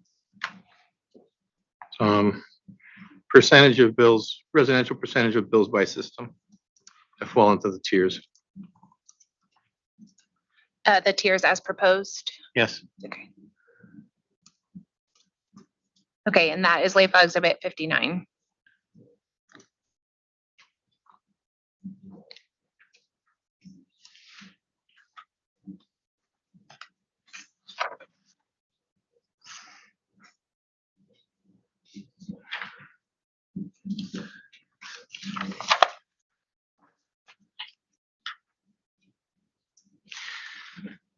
Just one more question.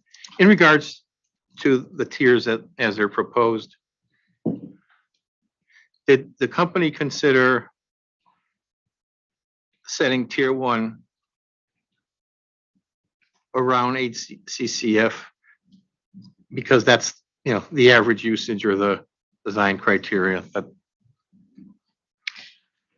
When we looked at setting tier 1, and this kind of goes to your earlier question, there are some systems that have usage that is less than that. So what we were trying to do was balance rate equalization at the same time, creating a tiered structure across all the divisions. So we put it a little bit lower so we can bring some of these other systems that were paying a lower rate further along towards the goal of equalization.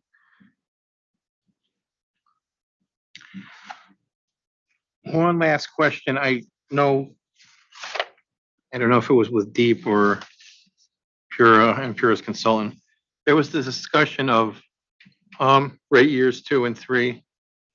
And my understanding is that the company's proposal is that whatever increase that would be allowed would be done across the board. Is that correct? Yes. Does the company have the ability to, if so, if the authority decided that to put that increase into consumption charges instead of across the board, is that something the company would be able to do? Yes. Thank you. That's all I have. Thank you. Just a couple of follow-ups. And since there's one new witness, I haven't introduced myself yet too. My name's Tom Wheel. I'm from the Office of Consumer Counsel, a staff attorney. Mr. Lawrence, one follow-up for you. Mr. Sobolewski was asking you about whether there's a relationship between that high water use for irrigation, et cetera, and the company's need to increase its investment in infrastructure. And you mentioned that one of the reasons for that need is resiliency. Would you agree that that high water use impacts the company's resiliency, the resiliency of a system? Yeah, I would agree with that. We are seeing higher water usage in areas we've never seen it before as well, which makes it even more challenging. Okay. So one reason for in addition to the reason, hopefully everyone agrees, the environmental motivations that hopefully everyone agrees to for conservation, but one reason that the company may also be interested in promoting conservation is to reduce the necessity for those, for investments, those kinds of investments as much as possible. Absolutely. It's one of the reasons we focus on conservation is to preserve our supply, whether that's in one system or another or being transferred between them. The other piece, which I failed to mention, is we also have our stream flow releases coming, and we need to move some water to address that, or our margin of safety would even go further down. Thank you. Two other follow-ups from your colloquy with Mr. Sobolewski. You mentioned Mr. Sobolewski was asking what practically the company can do to a customer who isn't abiding by the communications about their overuse. And you mentioned that the company can shut them off, but it's something that the company I think you phrased it as it's not something we've done. Just wanted clarification. Is that something the company's never done?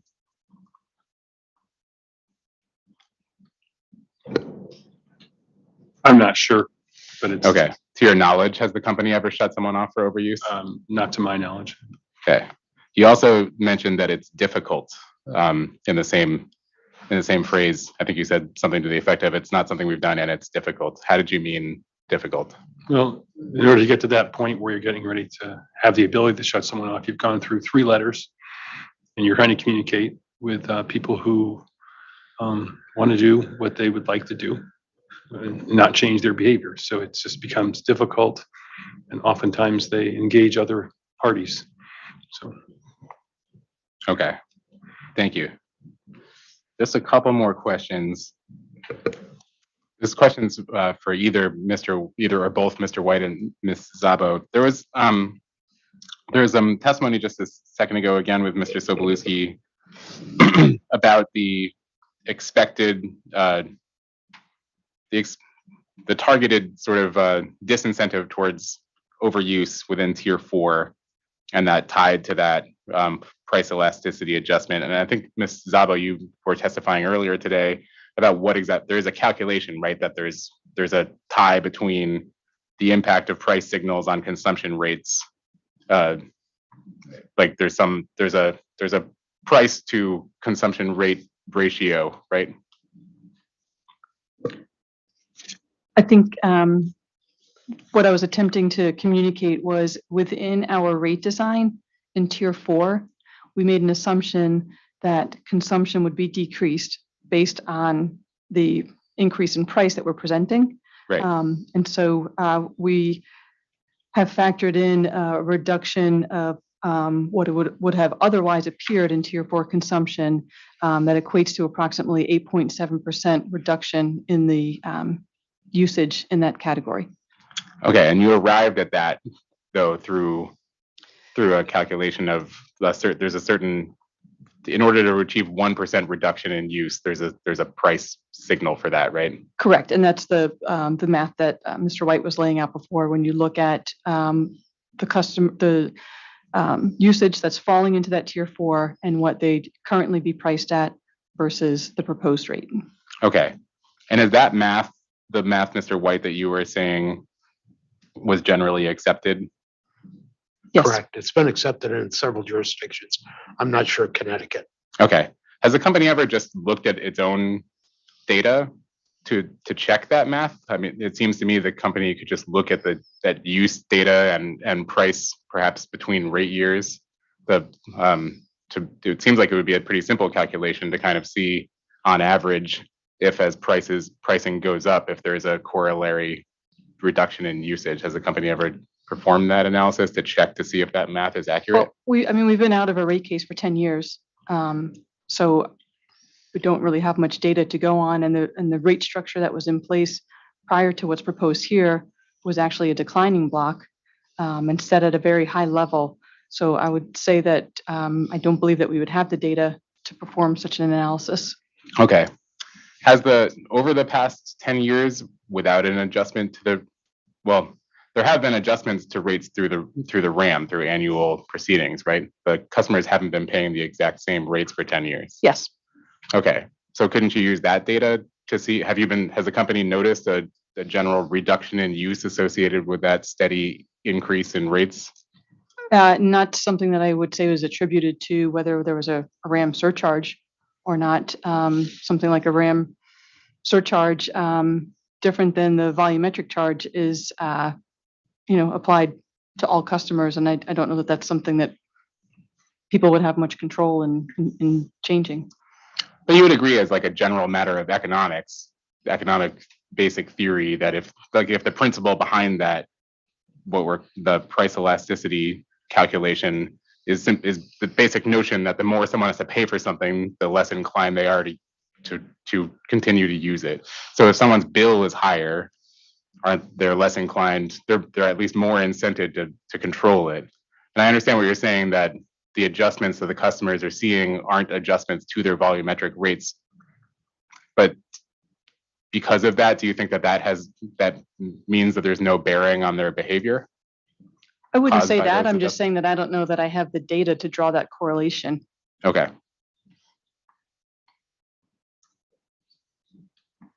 I mean, I'm just curious about recognizing that it's industry accepted. Is there data from any other jurisdiction, perhaps perhaps Connecticut Water, who did just have an adjustment to their rates here in Connecticut? Is the company aware of any data that bears out this math there? I am not. Okay, now what about any other jurisdiction? I would have to follow up. I don't know off the top of my head. Okay. I actually don't think we need a late file or anything on that. And one last question, and I think that this was already addressed. I apologize. I think Ms. Sabo, again to you, I think you were having this conversation with Mr. Annis from Deep. I think I heard you say that tier 2 is designed to be at a level where there's essentially no impact to the average residential use that's in place right now. Actually, to clarify, what I was trying to relay is in comparison to a volumetric rate in the absence of using a tiered structure.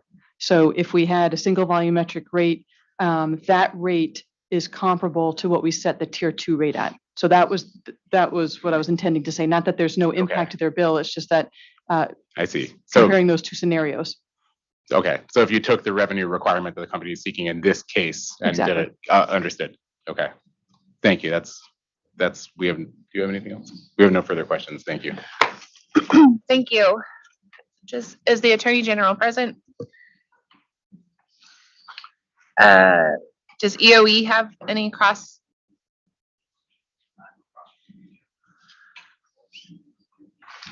Okay, sir. 15 minutes.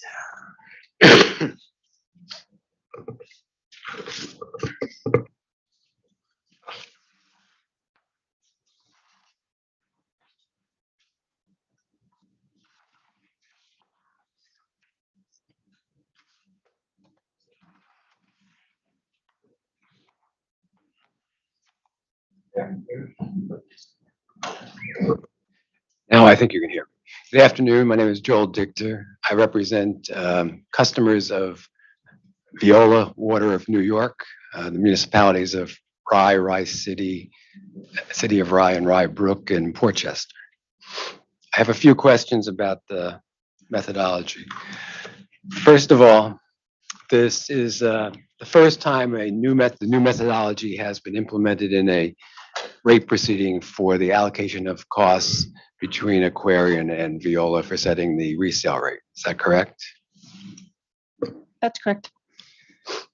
And that methodology was approved by the Bureau in case 19-12-27, I believe. Yes. Okay.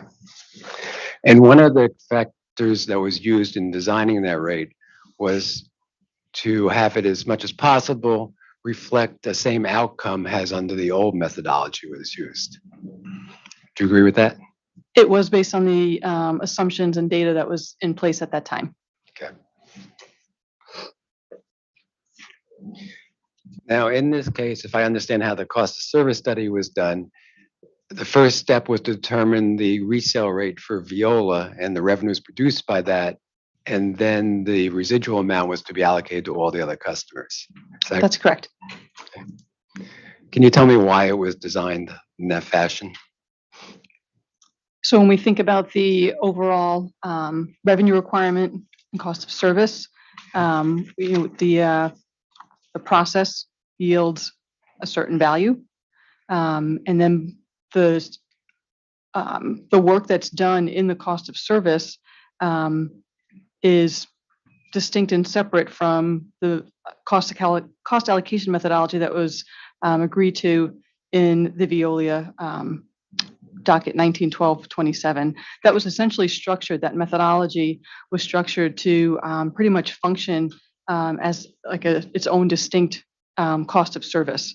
So there's two distinct processes here. There's the cost assigned under that methodology, and then everything that remains would then fall into the rate design methodology that we've discussed earlier.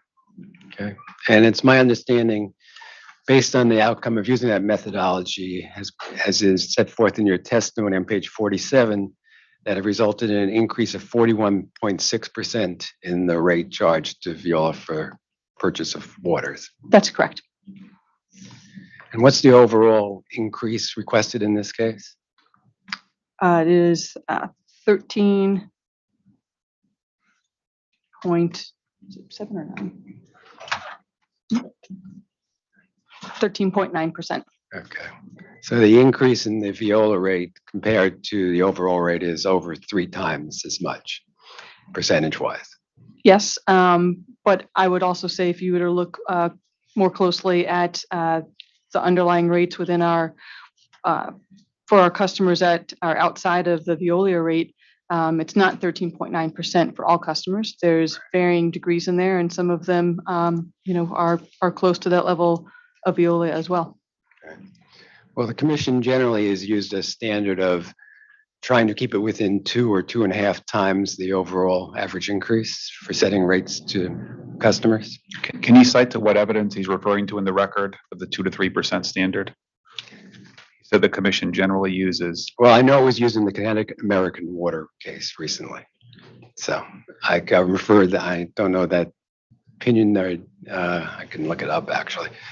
I can provide that. Sure, we'd request that he restrict the questions to evidence in the record. The witness had a chance to review. I don't believe that case is in the record. I don't, are you? I can withdraw the question. Okay. It's fine. Has the company in this case tried to use one of the standards in setting rates designed to keep rates for specific increases to specific customers to within a range of 2 or 2.5 times the overall average increase? Well, I think what's important to recognize here is the rate that we've derived here for the Veolia consumption is based on a distinct and agreed upon methodology.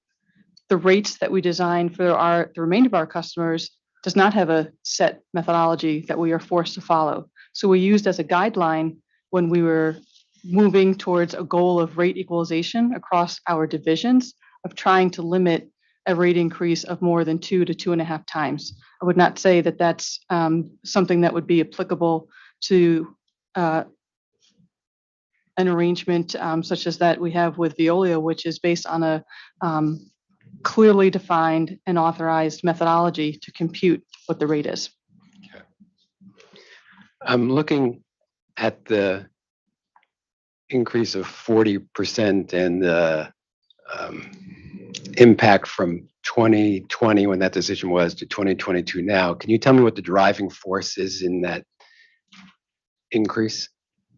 I believe we submitted discovery with respect to that, but just in general, the key driver for that is related to plant investment.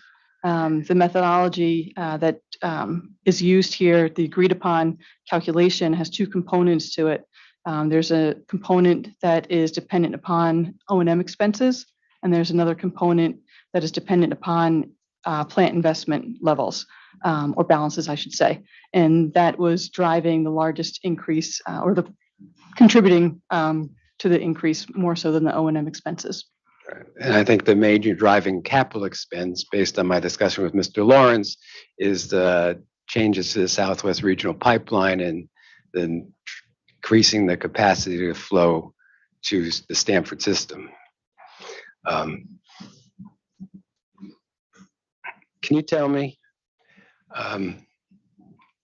for the Southwest Regional Pipeline, my understanding is it was originally put together by a number of different water utilities when it was originally constructed?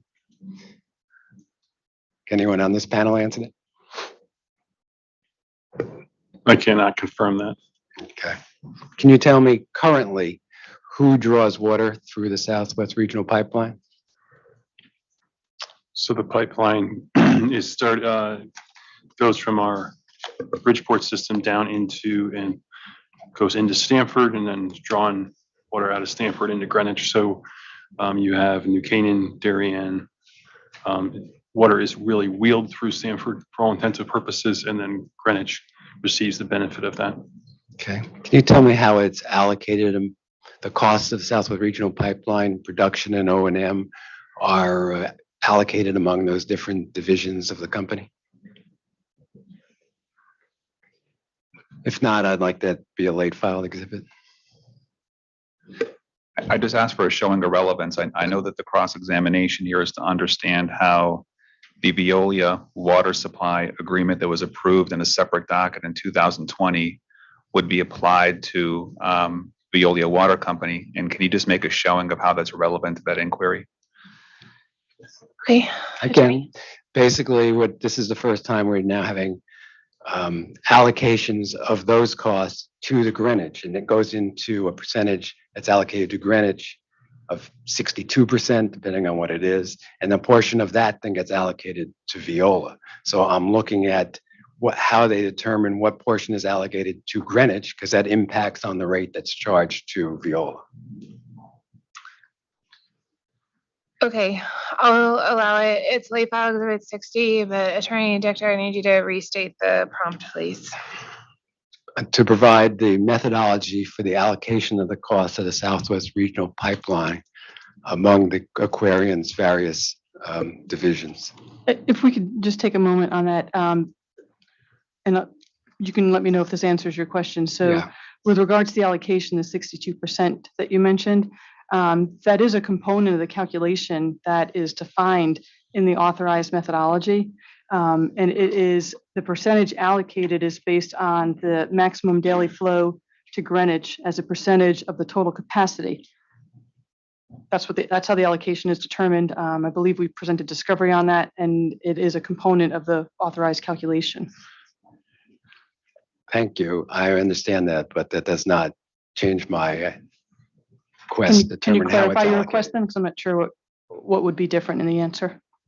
Are you saying that the other 38% is allocated to the other divisions of Aquarion? What I'm saying is there's no need to perform an allocation to other divisions because we only are providing, we only perform this calculation for the purpose of this methodology. Okay.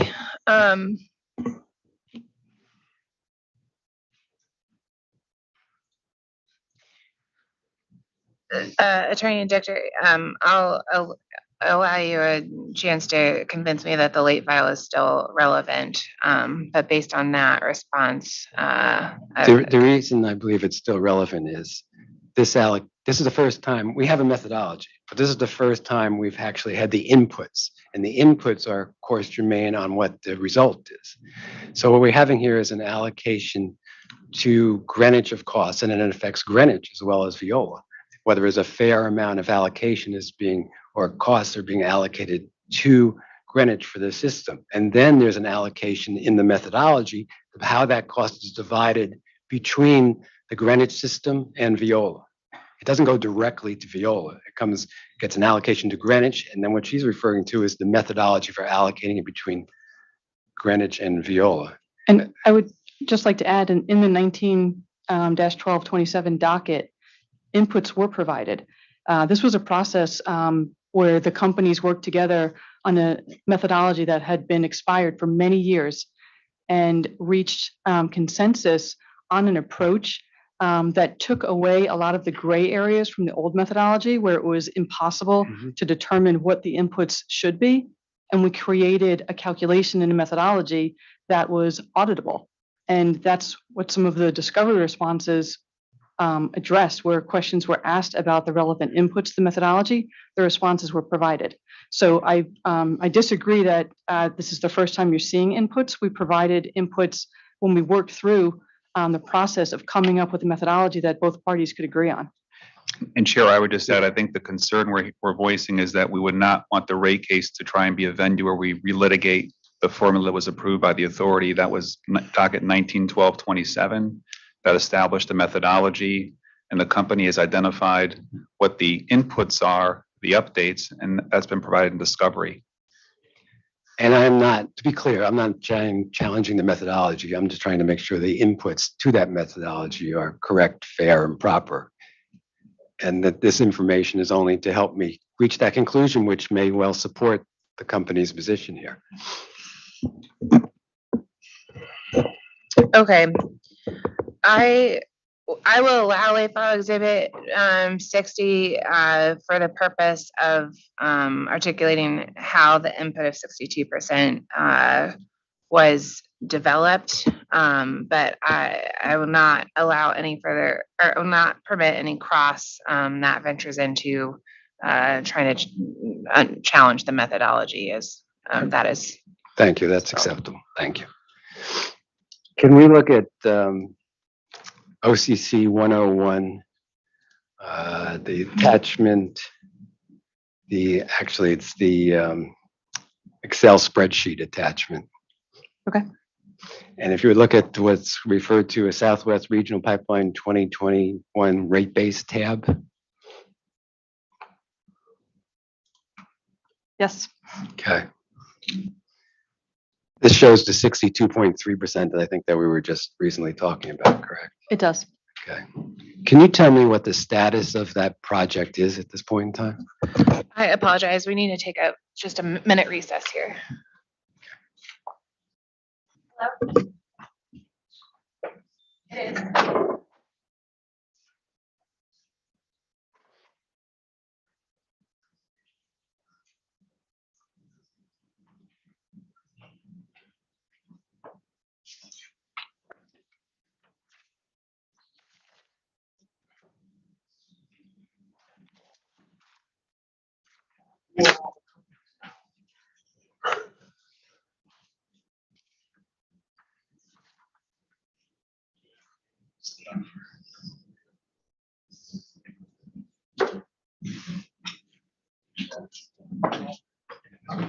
The original part of the agreement.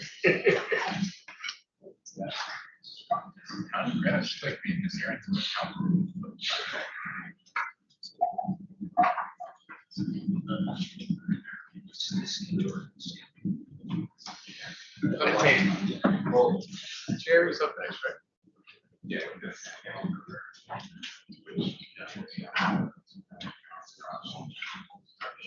John, you want all the companies now in the parties today? What's that? You want all the companies now, you can't get everybody. Stafford's folded into you guys now. Yeah, well, no, it is.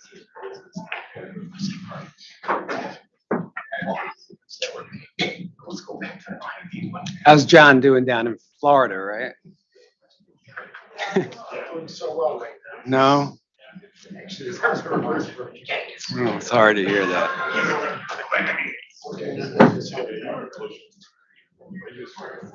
So too.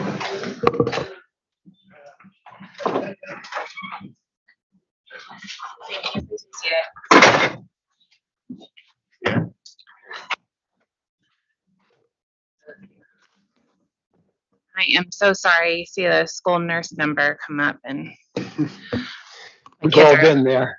a little klutzy. Okay, I apologize if we can go back to restating the question. Thank you. I'm going to restate a slightly different question. Looking at that spreadsheet we were referring to, you'll see a line that says Stamford Project 4-1, phases 1 and 2, and shows an amount of $12.7 million. Is that project been completed?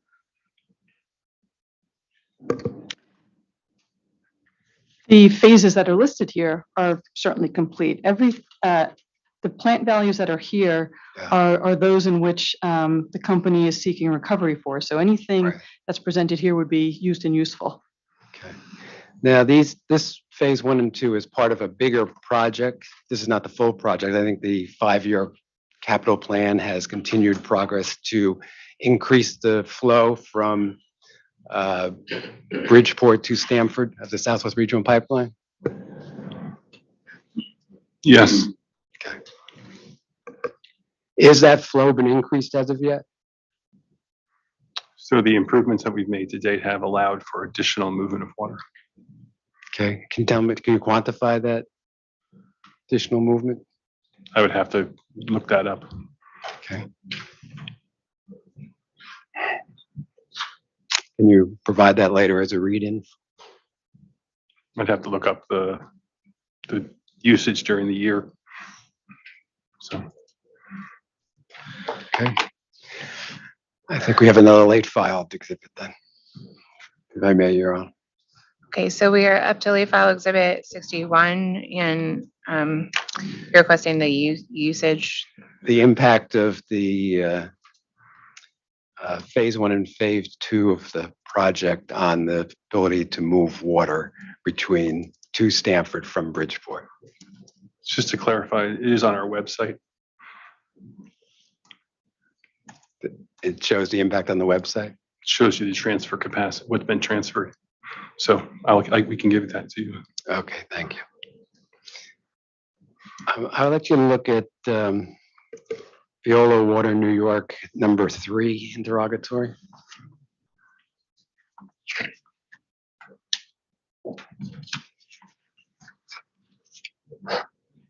Talks about contributions native construction. And in there, it shows that there are contributions in native construction of rounded $3.3 million, which you also can see on the spreadsheet. Are those contribution native construction all related to the Southwest Regional Pipeline?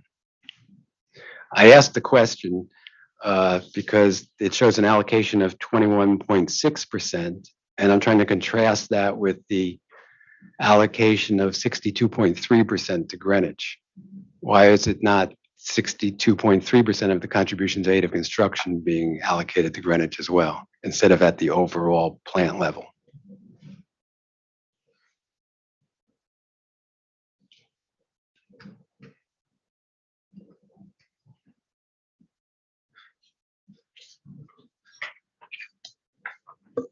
Again, the formula for the 62.3% is based on max daily flow as a percentage of capacity. I think you're somewhat comparing apples to oranges here. And then the contributions in aid of construction, I don't have a detailed list before me, but those would be assigned to specific projects. So based on which project it relates to, it could have impacted what percentage is applicable in that scenario. Right. Well, that was my question, whether those contribution data construction are all related to the Southwest Regional Pipeline or not. And I don't have the detail in front of me to be able to answer that question. I was just trying to contrast that the percentage there is not talking about the same methodology of the percentage where the 62% was derived. They're two different formula. Well, they're both related to plant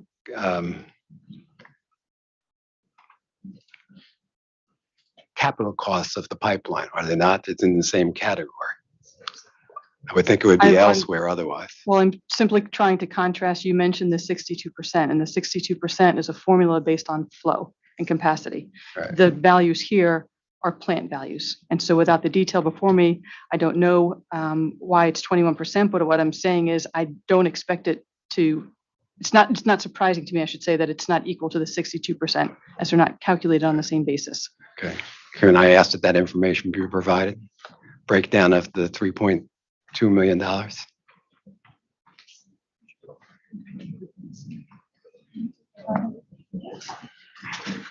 We could do that as a late file. That'd be fine. It's going to be my last late file. Late file exhibit 62.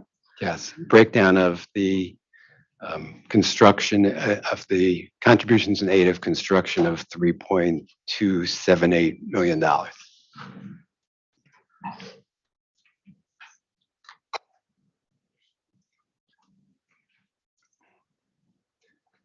is all I have. Okay. Thank you for. Thank you. Okay. I just have a handful of questions about the rate adjustment mechanism specifically, please.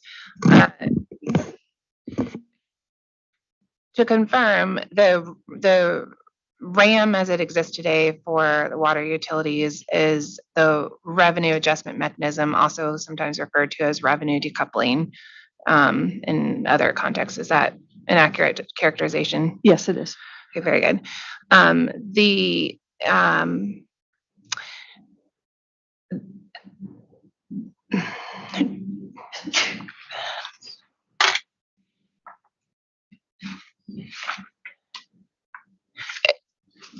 So my question is about the relationship between the revenue requirement and the decoupling mechanism. And if you prefer that I hold these questions when we get more to the customer experience, or if Ms. Texera needs to respond to this question, please let me know. But my question is whether the revenue adjustment mechanism excludes from its reconciliation specific categories of revenue. And if so, can you refer me to the discovery or the exhibit in the record where that might be found? Well, for the first part of your question, yes, it does. So the revenue adjustment mechanism looks at the authorized revenue requirement, and from that, it excludes miscellaneous revenues. It also excludes WICA revenues, as there's a separate reconciliation adjustment for WICA. It includes the addition of authorized revenue associated with any acquisitions that occur after the last rate proceeding. And I'm not sure if we had submitted an example of or not an example, but a copy of our latest RAM filing discovery. Do you recall that? Thank you. I think you've answered my question. What I'm really trying to get at is what is in that miscellaneous revenues bucket that is excluded? Is there a defined list of items that falls into the miscellaneous, or is it truly everything else, if you will? No, it's, we spoke earlier before about some of the miscellaneous charges that appear in our tariffs. So there had been things like tapping fees, jobbing fees, backflow testing. Okay. Oh, and our rental income. I'm trying to think of the categories. Okay, thank you very much. Do you know whether in the revenue requirement, the company makes a certain assumption about late payment charges? Yes, and that is one of the miscellaneous fees that I left off on that list. So we do have late fees in here. I'm just trying to refresh my memory what adjustment we made for that, because do we have a fee schedule? Huh?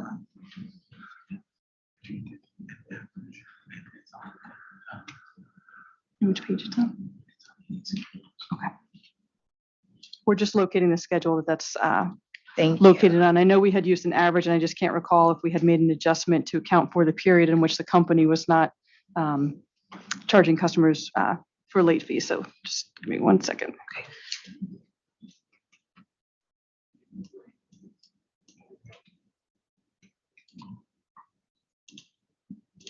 Okay, so we have a schedule of miscellaneous fees, which during the test year was actually a credit of $4,600. And for purposes of the revenue requirement calculation here, we've assumed late fees of $546,000. And what we had done was we looked at the 4-year average of late fees for the period 2016 through 2019. So we were excluding the impact of the COVID-19 requirements to not assess late fees. Thank you. So a moment ago, you said that the miscellaneous revenues were excluded from, did I understand that correctly, that the miscellaneous revenues, which by extension include the late payment charges, are excluded from the revenue decoupling calculation? Right.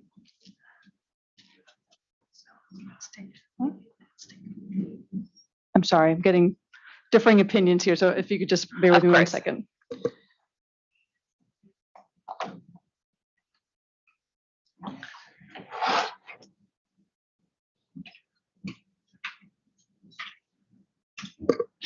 If we could take a read-in on that, just to make sure that we're all on the same page.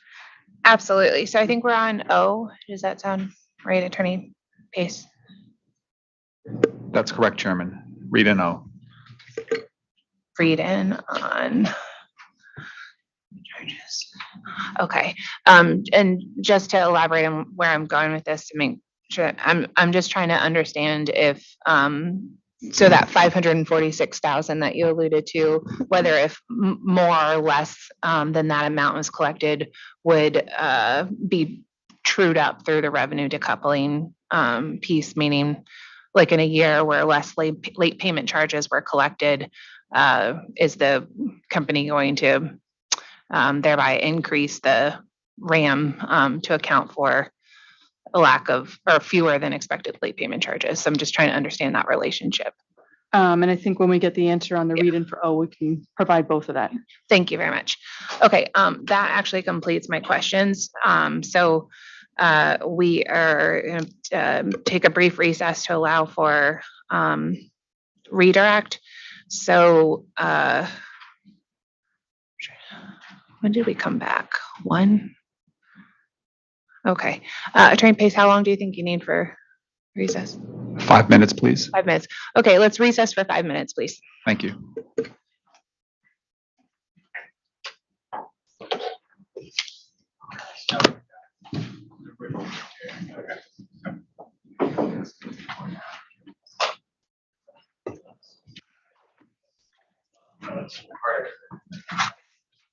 How have you been?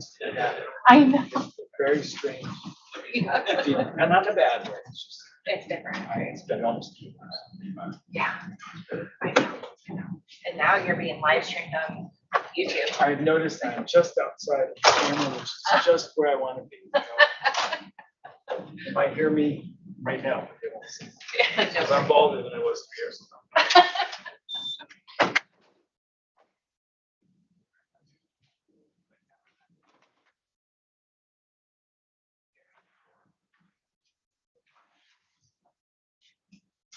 I know.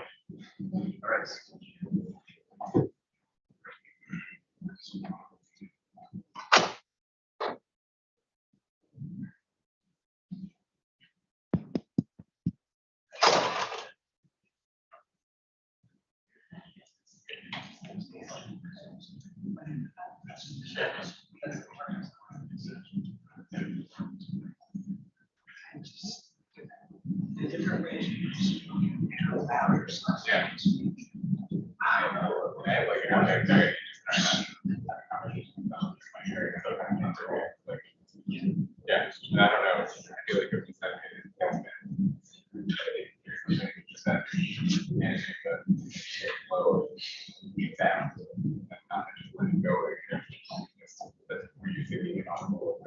transcript. Yeah. There's gotta be something. Yeah. That's required. Yeah.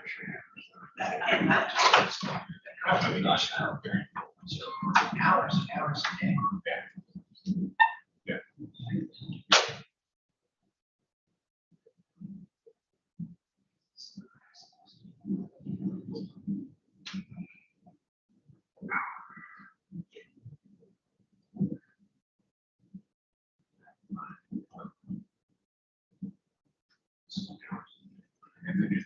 Still.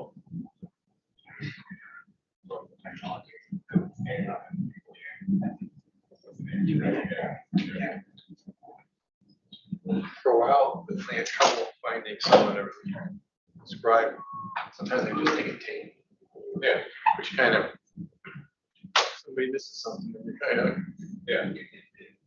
We used to. Oh, there's not particularly a worker.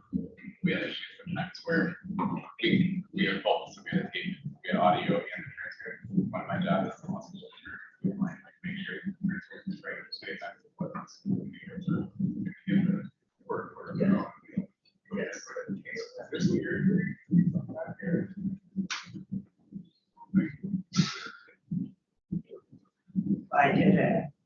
transition federal markets. And I was given the opportunity to go through the terms right corrections. And it was pretty funny how some of the things, particularly when you get into utility regulations, so.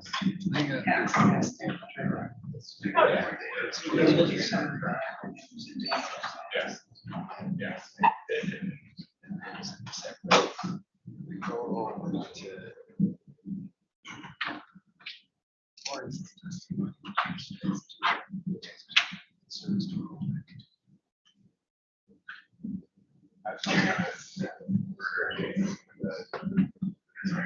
Maybe they moved it up.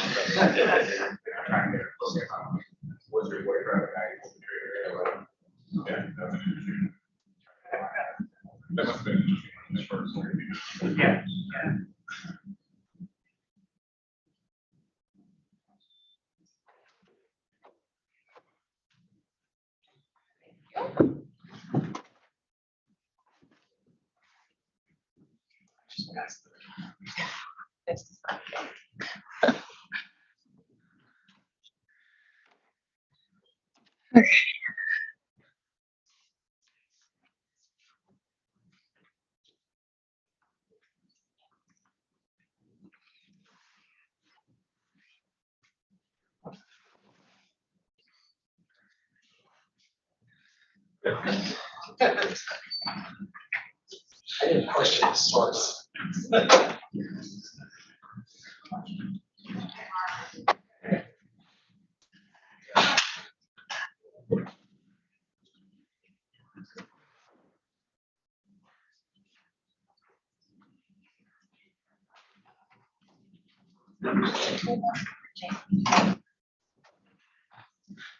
Okay, we can go back on the record. Attorney Pace, please. Thank you, Chairman. Just some very limited redirect. And Ms. Sabo, you recall earlier this afternoon, the questions you received about the Veolia agreement that was approved by the authority in docket number 19/12/27. Do you recall that line of inquiry? Yes. And is it your opinion that in this proceeding, the company has taken the formula that was approved in that docket 19/12/27 and simply applied it here in a faithful way, consistent with that decision? Yes. And if that formula is not followed in this proceeding, what's the resulting impact on Connecticut ratepayers? The resulting impact is the Connecticut ratepayers would bear the burden on any increase for the revenue requirement. Thank you. I have no further redirect, Chairman. Chairman, just one administrative matter, and that is during the break, Mr. Lawrence was able to obtain the information that was requested in late file 61. We can provide that on the due date, but if the authority would like to hear it now, we can have him read it right into the record. I don't want to throw off the numbering. That's why I'll defer to the chair's discretion if he would like to hear the answer now, or we can provide it in writing at a later date. Let's hear it now. I think we're only one further down, so I'm gonna end up bumping the late file exhibits by one, but let's go ahead and hear that now. So if I'm understanding, you're looking to provide now the impact of phase 1 and phase 2 of the project on the ability to move water from Stamford to Bridgeport. That's what I may have written this down wrong. Is I that believe the question was, how much water can you move right now? okay? Given the phases that have been completed. So during 2022, we moved approximately 8 million gallons a day at the peak of it.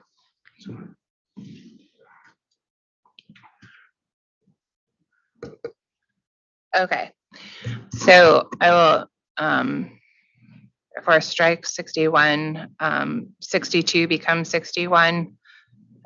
So late file exhibit 61 is now to provide the breakdown of the 3.278 million SEAC.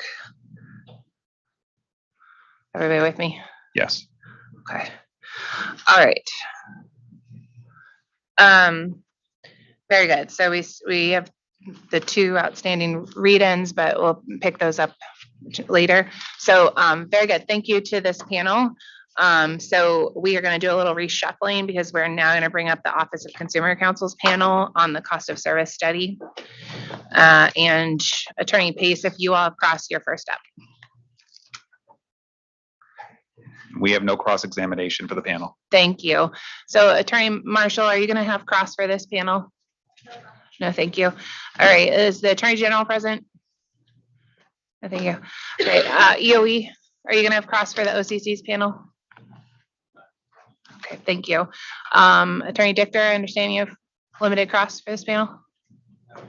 No, okay. Then let's bring up authority staff for their, no, the right panel. Okay. So we have authority consultant, Mr. Blank, who will be starting and ending our cross. But before we get to that, Attorney Wheel, if you can introduce your witness and I'll swear him in. Sure, Madam Chair. This is Jerome Mirzwa, the OCC's consultant and witness for this panel. Mirzwa. Okay, Mr. Mirzwa, nice to have you here. If you can raise your right hand, I'll administer the oath. I swear to tell the truth, the whole truth, and nothing but the truth under pains and penalties of perjury. Thank you. Attorney Will. Thank you. Mr. Mirzwa, can you just say and spell your name for the record? My name is Jerome D. Mirzwa. Sarah, can you just make sure that that's on? It's the green Should be a light light on. on the bottom of it, that gray button. There you go. Okay. Very good. Yeah, and my name is Jerome D. Mirzwa, and Mirzwa is spelled Mirzwa. Thank you. And by whom are you employed? I'm employed by Exeter Associates. Okay. And was Exeter Associates retained by the Office of Consumer Counsel as a consultant in this case? Yes, we were. Did you sponsor any pre-filed testimony or interrogatory responses filed in this matter? Yes, I did. I sponsored direct testimony. Do you wish to highlight any corrections to those materials at this time? Not that I'm aware of. Do you adopt those materials as your sworn testimony today? I do. And with that, the witness is available for cross-examination. Thank you, Mr. Blank. Thank you, Madam Chair. Good afternoon, Mr. Mirzva. Good afternoon. My name is Larry Blank. I'm a consultant to the PURA staff. I have a few questions for you today. First, are you familiar with the company's response to OCC 91? It was brought up in my questioning of Mr. White. It's the I know I've seen it, but I don't have it in front of me. so just to refresh your memory, it's the, I think maybe we can pull it up. It's the OCC request for information on analysis relied upon to develop the maximum day and maximum hour ratios. I recall Do you that now. that? Yes. Do you generally recall the response? Yes, I do. There's attachments showing what other companies had used. And they have some comparative data as well as a mention of judgment and experience, correct? Correct. My question to you is, are you comfortable with that response? You are familiar with the ratios that are in the cost of service model, correct? I am. And are you comfortable with their response? I think that's what the response is, what they used. So I'm comfortable that they did use what they said they used. Okay. Do you see any need in the future for maybe a future case for that to be more thoroughly studied or analyzed? I think so. I mean, I looked at those factors and they seemed a little off, but everything that I looked at and came up with different factors, but the ratio between them didn't change the results of the cost of service study very much. So I didn't challenge them. Okay, thank you. Let's turn to your testimony on page 7. The first answer that appears at the top of page 7. You have indicated what you believe to be the need for a modification to the cost of service study, correct? Correct. And did you hear my questioning of Mr. White on this earlier today? Yes, I did. Okay. And it sounds like Mr. White disagrees with your modification from just purely focused on the cost of service analysis. My question to you is whether you have a response to, if you heard Mr. Yes, I White's heard the response, and he said I improperly included flushing in that response. But I took the information from the response to OCC-82, which is included in my testimony as schedule JDM1. And that shows the question asked for water used for firefighting, and flushing is not used for firefighting, as far as I'm aware. And it doesn't list flushing, identify flushing as being included in those items. So I disagree with his comments, because it says it's used for firefighting and training and testing, I assume, of hydrants, which I would consider to be fire flow usage. So and specifically, so the record's clear, you're referring to, is it scheduled JDM1 attached to your testimony? Yes. Okay. So looking at that diagram, I'm sorry, strike that. Looking at that response, which number or numbers specifically from this response did you utilize in your analysis? I used the 2,539,750 number at the bottom under total under 2021, which reflects the most recent annual data that they provided. They did provide data for 2022, but it did not include the whole year. Okay, thank you, sir.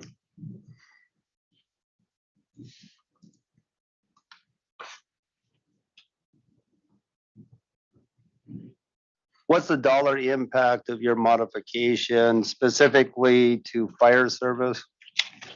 I think it appears in table 1, correct, in your testimony?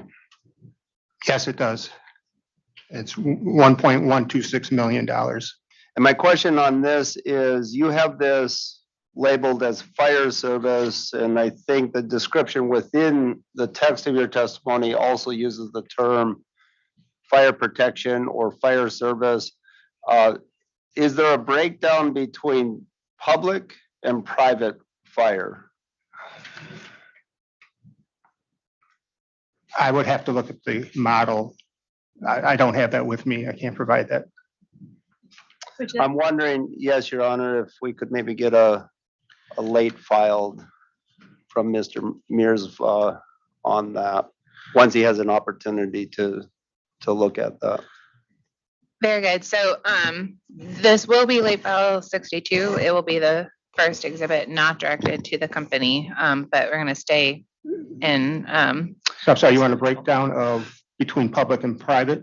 Public and private, is there a separate impact, given your recommended modification to the cost of service study, is there a separate impact to public fire versus private fire?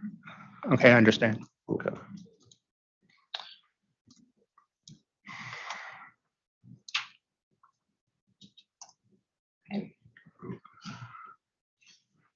The OCC will provide that. Thank you. Thank you.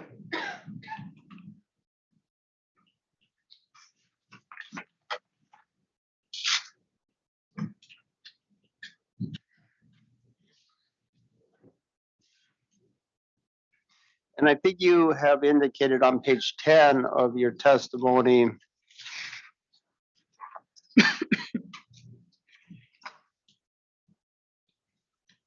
that despite your recommended modification that impacts fire protection cost of service, given the proposed rates from the company, you're not recommending any change in proposed or recommended rates, correct? Correct. And could you explain just briefly why that is? Well, the rates proposed by the company are slightly in excess of fire cost of service. My adjustment reduces the amount of the excess, but they're still paying slightly more than the indicated cost of service. Okay, thank you.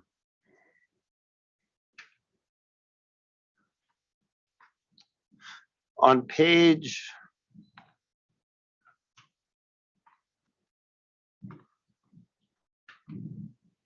11 of your testimony,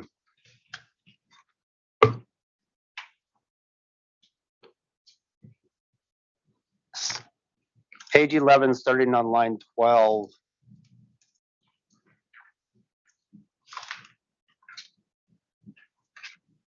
You are recommending denial of the proposed increase in the fixed monthly meter charges, correct? Correct. And the basis for that is a cost of service basis? Yes, it is. And the current charges, I believe you indicate here, you have found the current charges to be in excess of the cost of service? Correct. And your recommendation is to maintain the current charges, is that correct? That's correct. Are you familiar with the objective to equalize rates across rate districts here in Connecticut? Yes, I am. Do you recognize that maybe higher revenue from the meter charges might help in achieving that objective of equalization across rate districts? I thought most of the districts, 12 of the districts already had the same meter charges. Yeah, let me clarify. You are correct. That's my understanding as well. Currently, we have rate equalization across meter charges to the, I think, greatly. Where we lack rate equalization is within the usage charges. So my query or my question to you is, through the company's proposal of a 10% increase in the meter charges, that will produce more revenue from meter charges, correct? Correct. Do you think that may assist in equalizing, bringing more equalization to the usage rates across, make it easier to do that? I do not know the answer to that. I've not looked at it. The company did not file rebuttal saying that that would be a problem in equalization. Okay, thank you.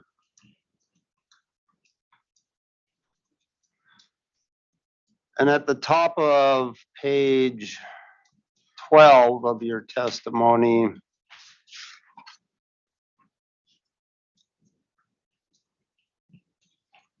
am I reading your testimony correctly that if the authority were to approve multi-year rate increases, and I understand the OCC has some opposition to that. However, if the authority were to approve a year 2 and year 3 increase, am I reading your testimony correctly that you are recommending that those increases only apply to the usage charges and not the meter charges? That's correct. Okay.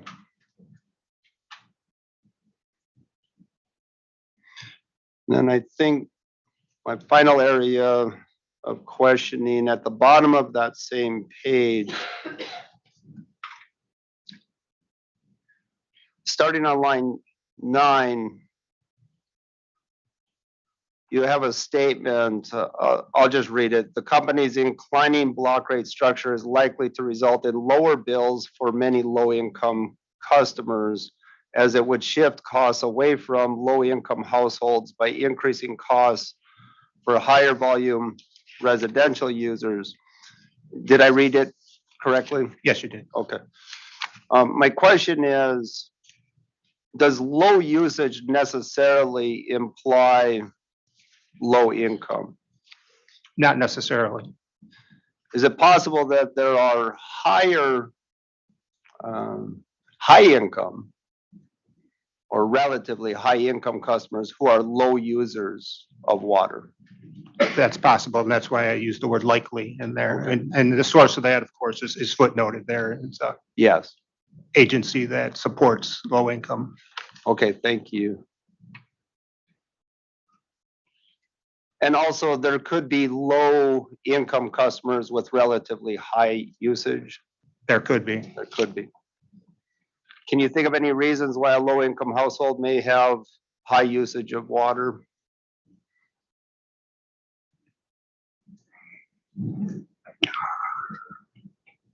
Less efficient appliances, but I don't think that would contribute much to Maybe more people living in the house? maybe. Okay, that's all my questions, Your Honor. Thank you. How about you, Mr. Skazinski? All set? Very good. I'm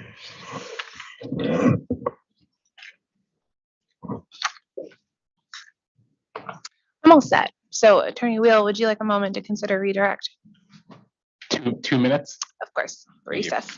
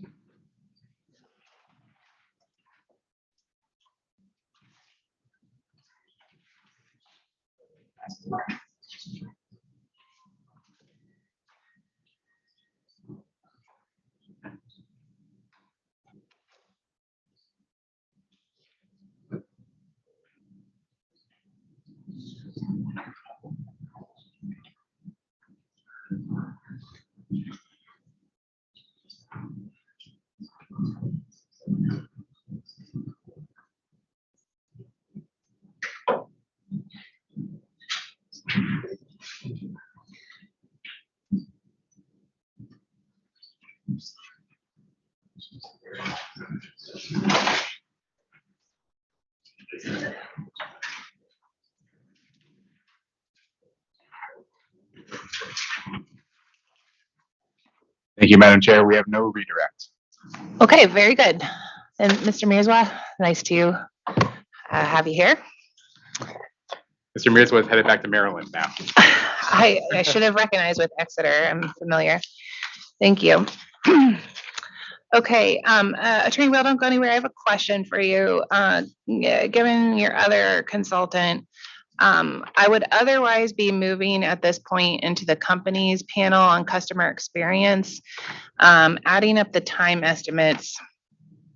I don't think we'd be able to get to your OCC panel. So what I would offer to you and the company and the parties is, would you like to reverse the order so that we can perhaps finish at least the portion that is attributable to your consultant today? Or would you prefer to maintain the position of the panel going after the companies? Thank you so much for the offer and for considering it. Our consultant actually has crossed for the company panel as well, so he'll need to be here for either.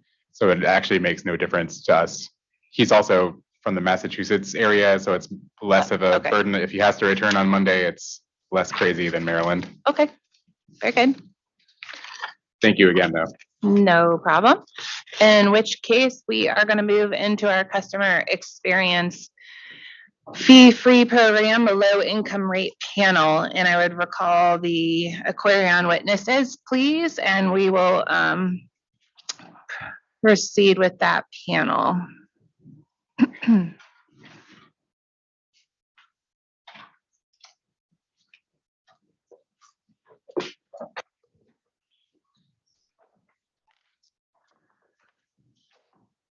Okay, and Attorney Pace, will there be any preliminary matters with respect to this panel? We do not have any, Chairman. Very good. So I'll let the witnesses get set and before we get started here.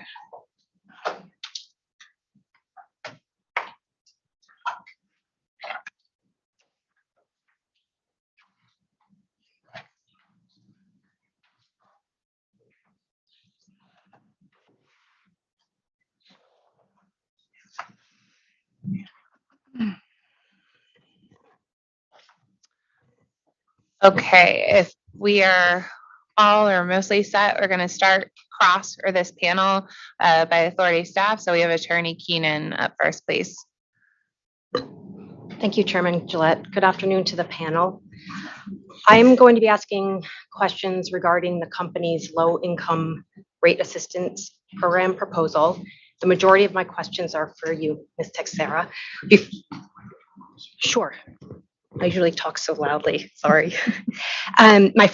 Before jumping into those questions, I would like just ask a couple of questions regarding the Customer Assistance Program, or CAP. So in response to interrogatory RRU 331, the company states it expanded the Customer Assistance Program to include a voucher up to $250 in addition to the $50 voucher. Would you just walk us through the eligibility requirements for the $50 voucher and for the CAP voucher that is up to $250? Sure. The $50 voucher is considered to be a prevention before people experience shutoffs. So it's to assist them in paying their bill. They may not necessarily be past due. And then we have the intervention, which provides a credit up to $250, which the customer would have to be 30 days past due. They'd have to have a shut-off notice, and they'd have to meet the income guidelines as prescribed under our plan. Okay. With respect to the $50 voucher, how does the company know that a customer warrants a $50 voucher? It's all managed through Operation Fuel. So the customer is likely experiencing some financial difficulties, wants to stay current with their bill or receive assistance for past due bills. They'll contact Operation Fuel, and then Operation Fuel will take the customer through all the criteria. Operation Fuel will then let us know who qualifies, and will apply the credit to the customer's account. And is there an income eligibility cutoff? There is. It's 75% of the state median income. And that's for both vouchers? For the intervention program. Okay. And is the CAP voucher applied to the customer's bill in a lump sum, or is it spread out amongst 12 bills, or how is it applied to a customer's bill? It's applied in a lump sum. Okay. And is it applied before or after the WICA and RAM charges are calculated? It would be applied to their entire bill. Their bill would already be reflective of all charges. Okay. And so it would include everything on their bill. Thank you. In response to interrogatory RRU 333, the company stated that the CAP has been funded by shareholders since its inception. Are all costs associated with the CAP, including any cost to administer it, funded by shareholders? The fee that we pay Operation Fuel is included in that, and it's borne by the shareholder. Obviously, the administrative salaries of our customer service reps and the like are covered by the ratepayer as part of their wages. Okay. And what role do the customer service representatives play with respect to the CAP? Well, they would explain the availability of the CAP when a customer calls in. They would see if as they speak to the customer, if they are expressing concerns about paying their bill, or if they see that a customer has a past due balance, they will refer them to Operation Fuel to see if they qualify for assistance. Okay, so they don't enroll the They do not. And in response to interrogatory RRU 334, the company states that it does not offer an arrearage forgiveness plan other than what is included in the CAP. Would you please elaborate on the arrearage forgiveness program included in the CAP? My understanding is that some utilities have an arrearage forgiveness plan that, again, I'm not 100% familiar with it, so excuse me if I'm not understanding it in the way that, you may. But it would mean that a customer may receive forgiveness for some past bills if they pay, if they're a good payer for a certain period of time in the future. So it's sort of like a sharing mechanism to assist customers. And would the CAP voucher be used to pay off those or to match? Well, a customer, if the LIRAP program is approved by PURA, a customer could be eligible for both the customer assistance program as well as the LIRAP. I have a couple of questions before I jump into the LIRAP. I have a couple questions regarding the low-income household water assistance program. In response to interrogatory RRU 334, the company states it participates in that program. What are the eligibility requirements for, I'm going to call it LIWAP? I am not familiar with, I have it, but I just can't recall what the requirements are specifically with regards to like I mentioned, the 75% of the state median income. I think the LIWAP references the federal median income, and I'm not 100% certain if it's like 200% of the federal median income. So they would have to qualify under the guidelines that are prescribed under the LIWAP criteria. And those agencies that serve, the low-income population, we have applied for inclusion in the LIWAP program. We've provided those agencies with bills for customers as proof that, these customers do have a past due balance, and we have received some funds from the LIWAP program. Could you do that as would it be possible to get a read-in on what the LIWAP eligibility criteria are? That's possible. I think it's read-in P. Yes, thank you, Chairman. And how do customers enroll in LIWAP? They would contact the agencies that administer the LIWAP program. I believe those agencies were selected by, at the state level for administering such a program. Okay. Has the company discussed utilizing those organizations to enroll customers in LIRAP? We would work with those agencies as well, as would Operation. So Operation Fuel has direct connections to many of those agencies. So we would be more than open to working with those agencies as well. Okay. And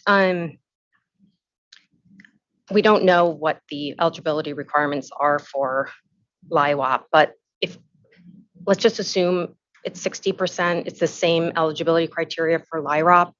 Did the company, and maybe you won't be able to answer this, but did you explore possibly automatically enrolling customers that receive funds through LIWAP into the LIRAP? I think that the mechanism that we have through Operation Fuel, where they pre-qualify those customers, because circumstances change, I think we would want to have a process that, we can follow, and where we would be able to work with one agency, to make sure that we administer the plan as effectively as we can, without, including or adding like a significant number of resources to the organization. At least under, the first year or two of this program, because it's new for us. Mm-hmm. So we want to make sure that it's a simple program, that it's easily understood, and that we are set up for success, with explaining it to customers and administering it appropriately. Okay, thank you. I now am going to turn to my questions regarding the LIRAP proposal.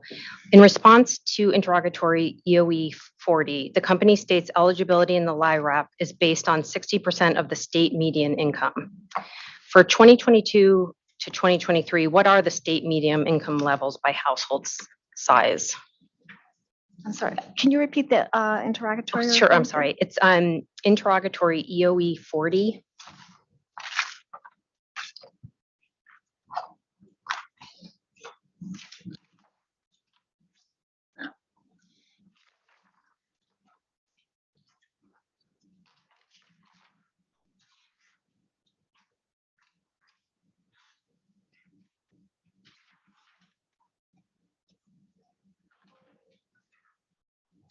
On the last page, if that's helpful, under I.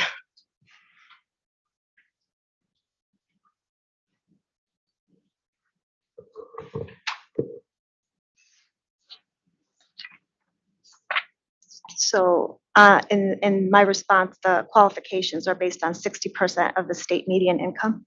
Correct. For 2022 to 2023, what are the state median income levels by household size? I don't know that off the top of my head. I can read that in. I did want to explore perhaps an amendment to this plan.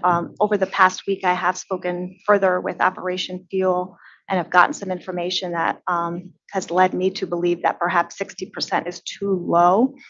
And looking to explore if this is approved, to 75% of the state median income.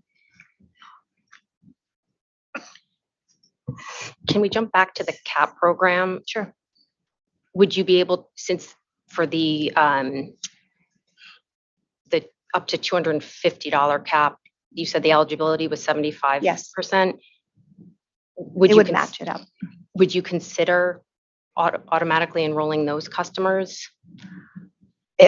Yes, subject to verification with Operation Fuel. Again, I would want to make sure that we're aligned from a process perspective so that we're not, enrolling people when we shouldn't be, and that they have their information on record from the CAP program, and that we would be able to, within a certain prescribed period of time, enroll someone that's eligible in the LIRAP program. So I'm open to considering that. Okay, thank you. Could I have as a read-in for 2022 to 2023 what the state median income levels are by household size for both 60% and 75%? Yes.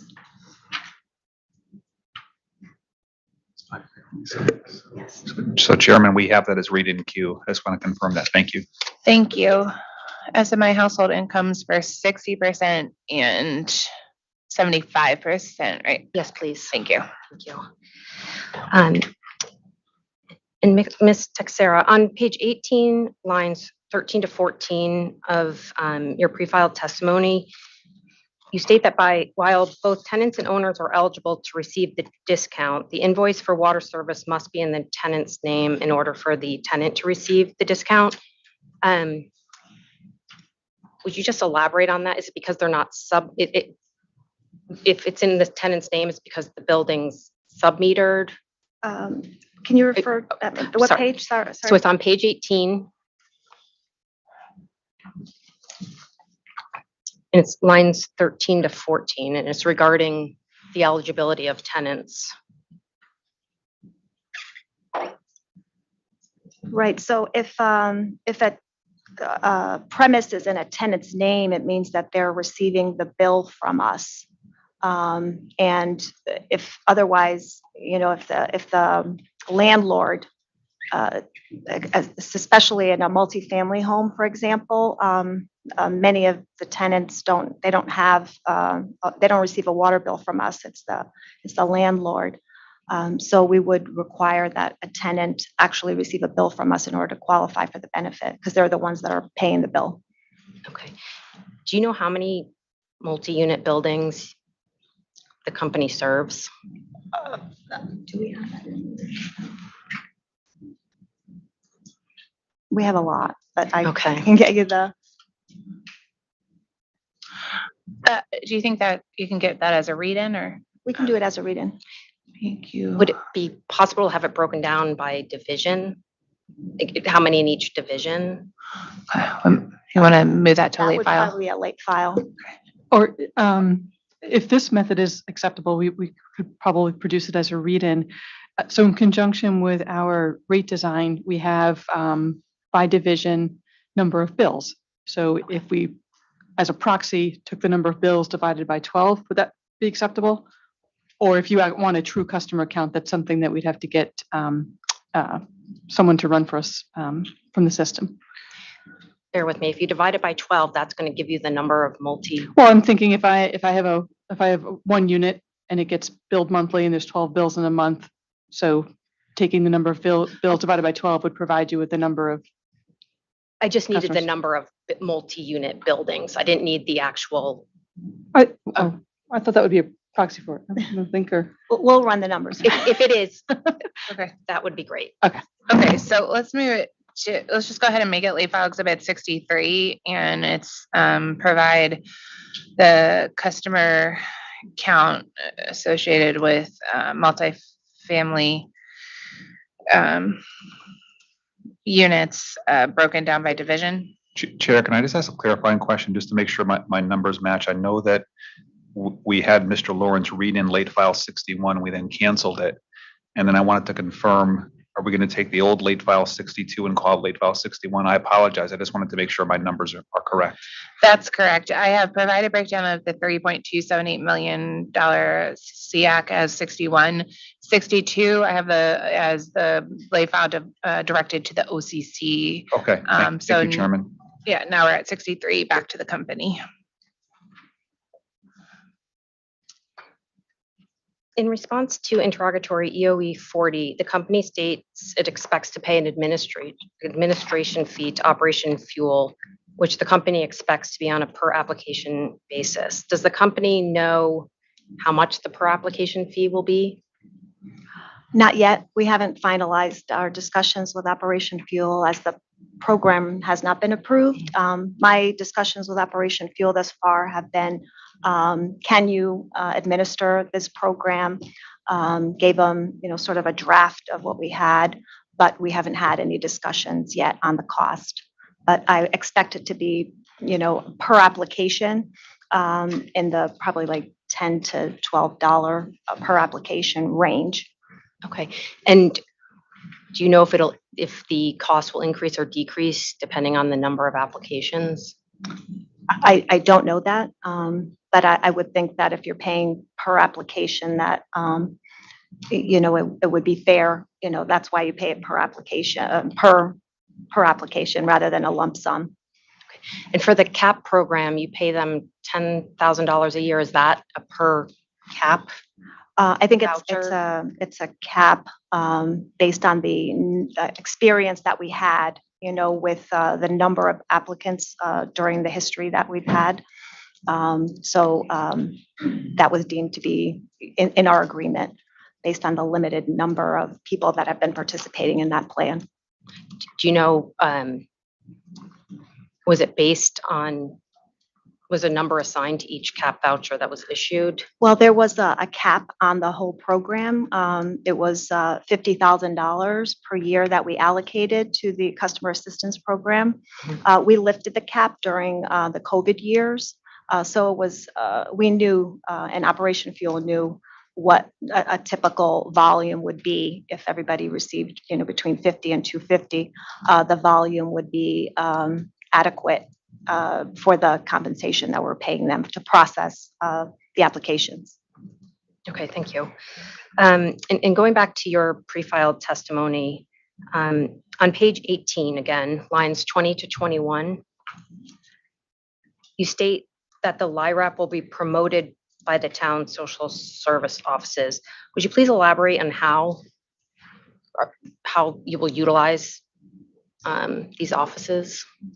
We, through Operation Fuel and communications with the social services, we would provide them with information on the availability of the program through pamphlets and email communication. And similar to many of the other programs that are offered by, the electric and the gas companies, this program would be kind of part of that, those services offered to customers in need. Okay. Would they enroll customers? They would enroll them through Operation Fuel. So they would communicate with the customers about the availability of it and then requested to contact Operation Fuel for the administration. Okay. Will the company compensate the town social service offices? We don't have agreements with the social service agencies. It's more just information for them to provide to, the customers that are looking for assistance. But right now, we don't have any agreements with them, just with Operation Fuel. Okay. Will customers be required to complete the application in person or will there be an online option? Our goal is to have an online option as well as, in person if they need assistance completing the form. In response to interrogatory BETP 22, the company states that if a customer qualifies for programs such as Connecticut Energy Assistance Program, then Operation Fuel would automatically qualify and enroll them in the LIRAP program.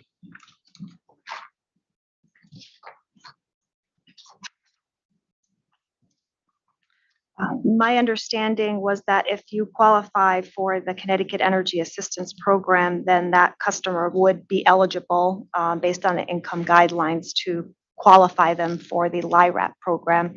And I think that's the beauty of going through, Operation Fuel, where they've already pre-qualified customers for many of the assistance programs. So the customer wouldn't have to be kind of doing duplicative work. Once they've qualified and the income's been verified, they can say, yes, you qualify for the LIRAP program offered through Aquarion, and proceed them through, the appropriate steps. So you refer to programs such as CAP. Are there other programs that the company was referring to in this response? I think, again, if Operation Fuel offers other programs that I can't recall off the top of my head, if a customer if it's an Aquarion customer and they've already qualified for some other program that has similar guidelines as ours, then they would qualify for our assistance program. Okay. And if customers are automatically qualified and enrolled, how will they be notified by the company? Operation Fuel would let us know that they qualify, similar to the process that we have for the CAP program.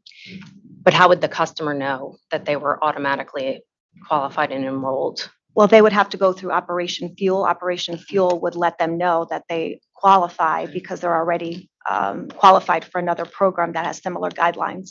Okay.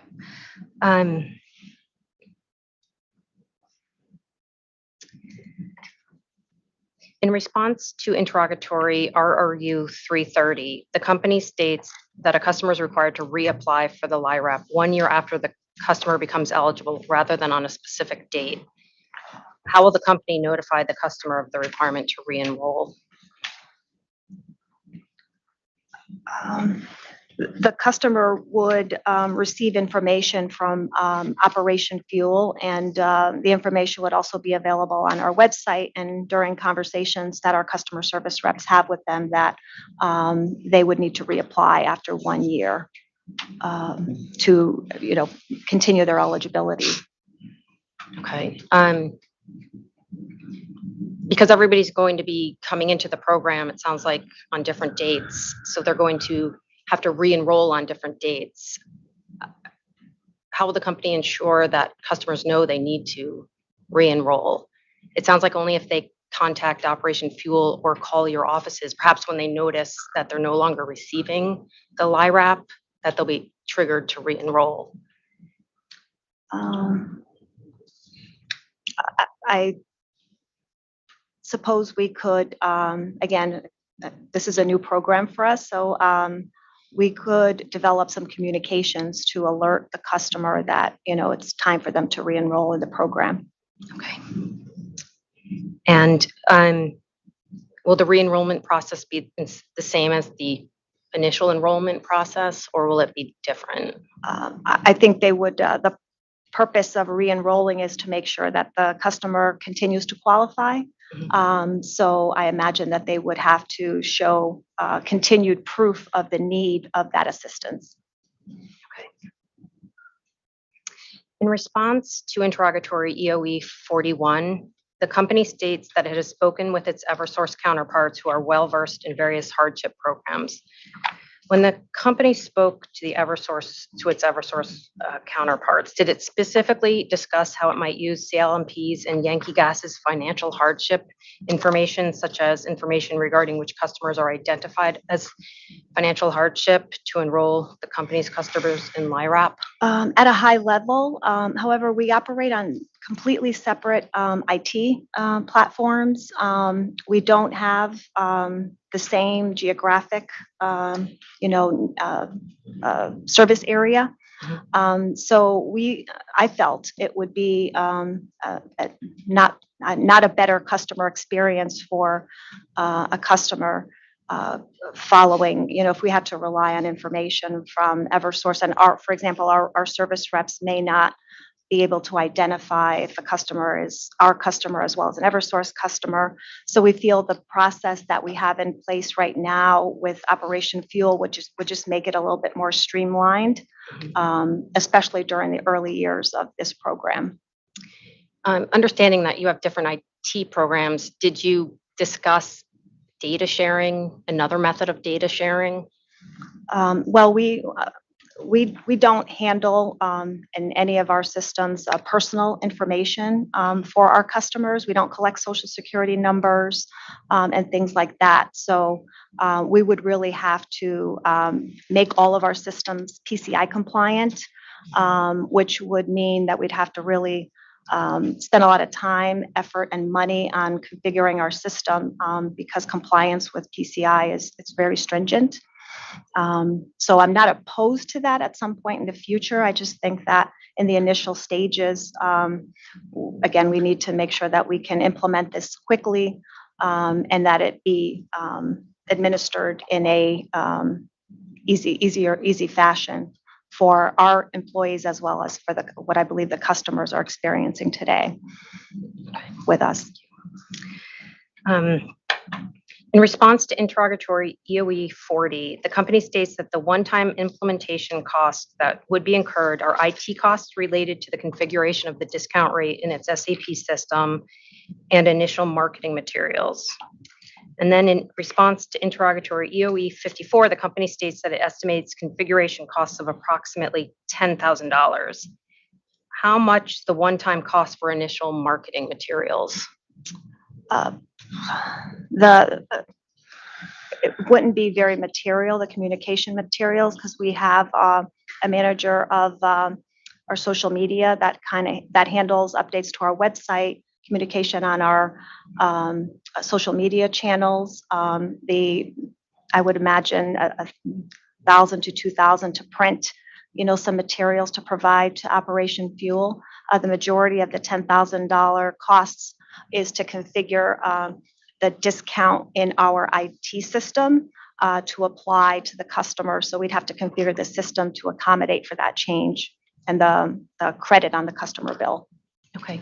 So other than the $10,000 IT costs and the cost for marketing materials, are there other costs associated with implementation of the LIRAP? Not additional cost to the company, no.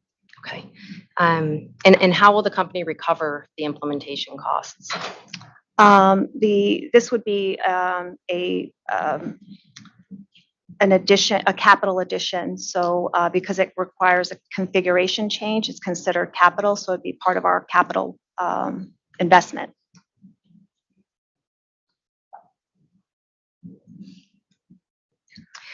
In response to interrogatory RRU 329, the company states that it will work to implement the LIRAP within 30 to 60 days after a final decision is issued by PURA.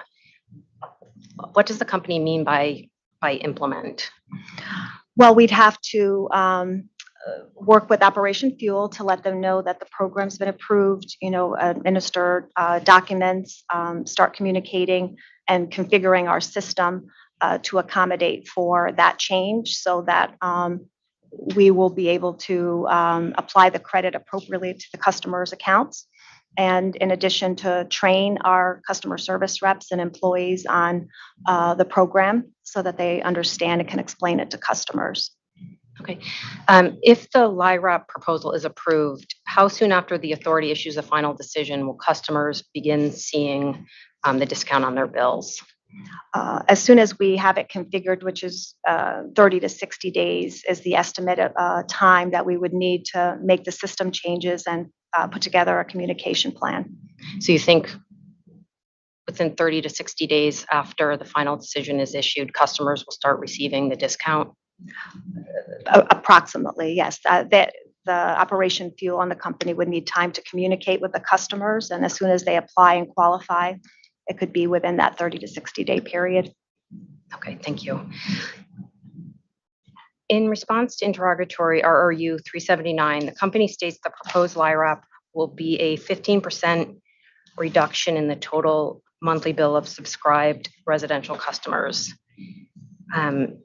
Using information provided in attachment 3 to the company's response to OCC 275, which is the average bill amounts for residential accounts at the customers or the company's existing and proposed rates. I just needed an example, and Sure. this is where I found it. Would you please walk me through to what amount the 15% discount will apply? And we can use the October 2021 bill, and we can use current rates because that's that has WICA and RAM. What does it apply to the 5632 or the total bill of $60.43? Our proposal is to apply it to the entire bill. So including WICA and WICA, RAM? yes. Okay.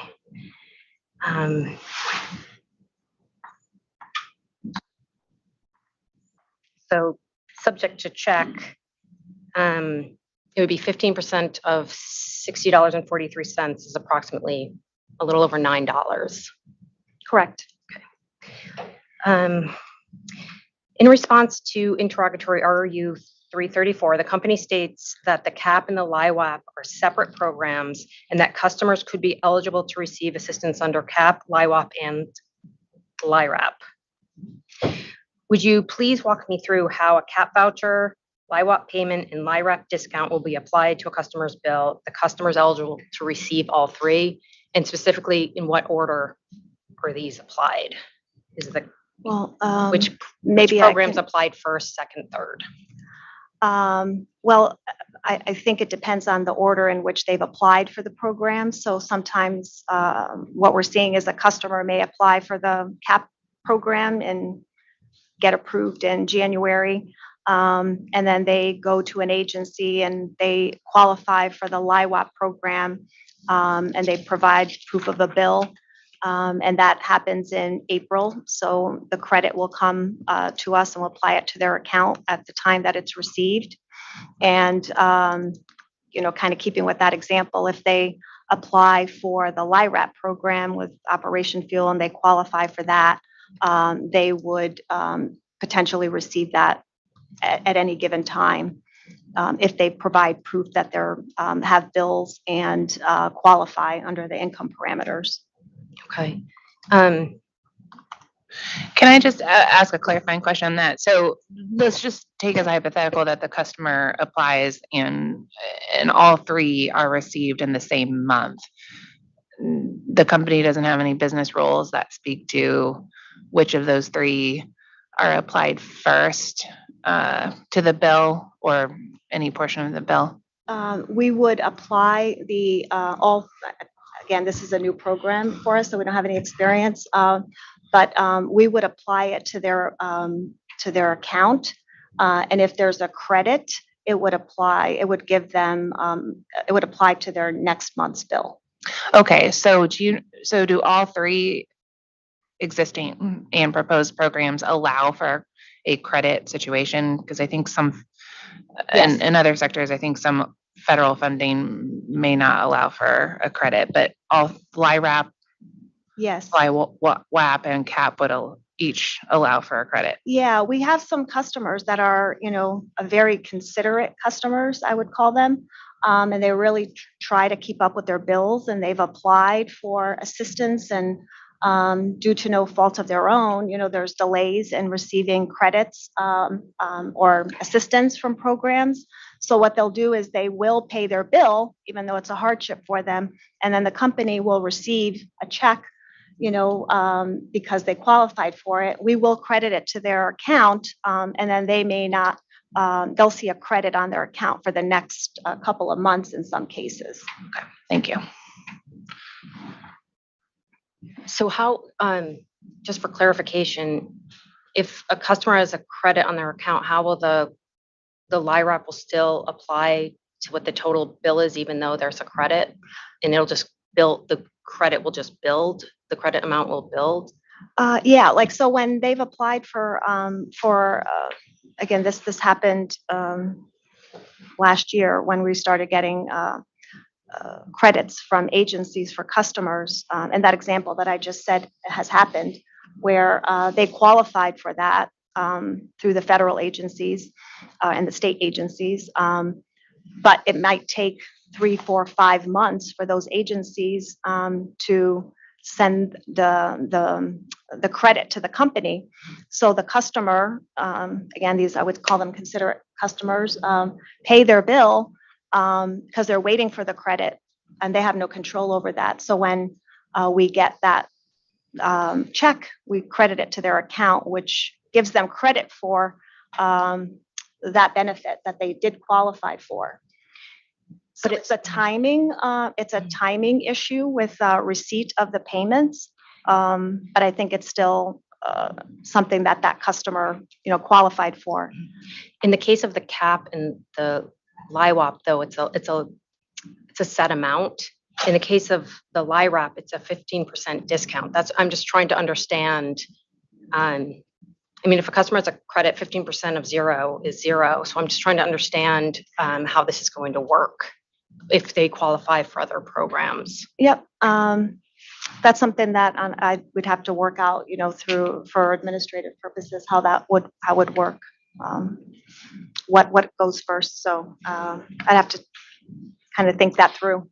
Would it be possible would you be able to provide that as a late file to understand the order, assuming a customer becomes eligible for all 3 programs at once, the order in which they'd be applied, and also if the customer has a credit, how the company will apply the LIRAP?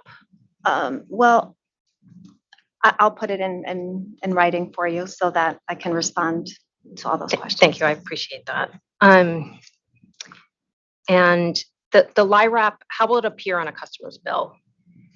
It'll show as its own separate line item, LIRAP, and then a credit amount. And will you call it the low income? Yeah, we'll call it LIRAP, and what we have on the back of our bill is an explanation of what that means, just so that it's not so cumbersome on the front of the bill. Okay. And so you're going to be paying, you testified that you'll be paying operation fuel and administration fee. Are there any other costs associated with administering the LIRAP? So we've sort of covered implementation now. I'm just trying to figure out the costs associated with administering the program. That's the only cost that I could think of, because again, our employees that have a role in it would just, they're already, that's part of their jobs. Okay. And okay. Thank you. I have a few more questions. And my next question is for Ms. Szabo and Mr. Unger. On page 63, lines 16 to 17 of pre-filed testimony, you state that the impact of the LIRAP on the company's revenue collections will be deferred and accounted for through future RAM proceedings. And the company touched on this earlier, but I just want to make sure it's clear for the LIRAP. How will the cost of the LIRAP be allocated to customers through RAM? So the way our RAM surcharge works right now, it's a 1% rate that's applied to all customers.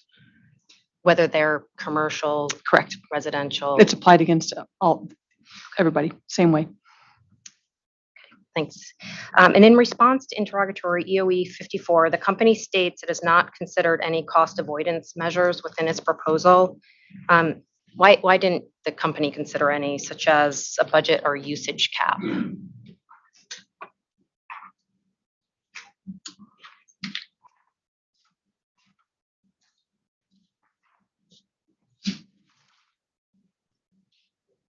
And it's in subparagraph C.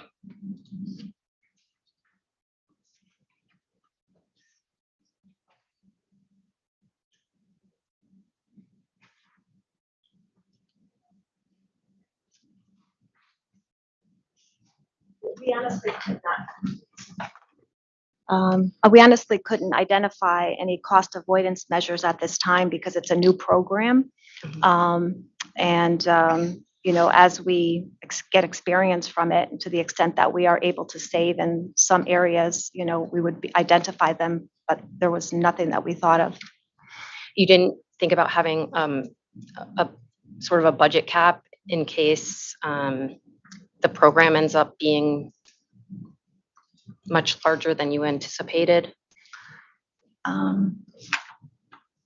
Based on our experience with the CAP program, we didn't think that that was going to be, that it was going to be something that would be, really, really significant. And speaking with some of my counterparts at, Connecticut Water, they haven't seen a huge participation rate.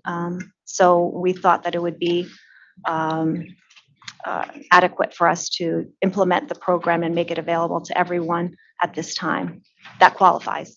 Okay, thank you. And my last question, it's back to Ms. Szabo and Mr. Unger. On page 63, lines 17 through 20 of pre-filed testimony, you state that once the LIRAP is implemented, the company will track the participation impact of the program so the company can assess the advantages or disadvantages of factoring the LIRAP into rate design at the time of its next rate case. Can you please elaborate regarding how the company will track the advantages or disadvantages, track participation and the impact of the LIRAP?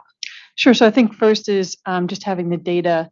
What we were trying to state here was that we would need data in order to take that into consideration when we are doing a rate design. And so what we would be able to do is use data from our billing system to determine both the number of participants as well as the dollar impact of offering such a program. And then at the next time that we go in through a rate case, we would have data available that we could, apply that to our customer set and essentially know that if we're going to pull out, X number of dollars of revenues, that would come out of the rate design, and we can set rates accordingly. Do you plan to consider the LIRAP's impact on uncollectibles or service terminations, disconnections? Can you track that to see if there's significant change? We would have the data available. I think it's somewhat premature without knowing what the results are to know whether we can draw correlations amongst those outputs, but we would certainly have the set of data that we could analyze in the future. Thank you. I have no further questions. Okay. Thank you, Attorney Keenan. Do we want to go to Attorney Solares or Mr. Blank? Attorney Solares.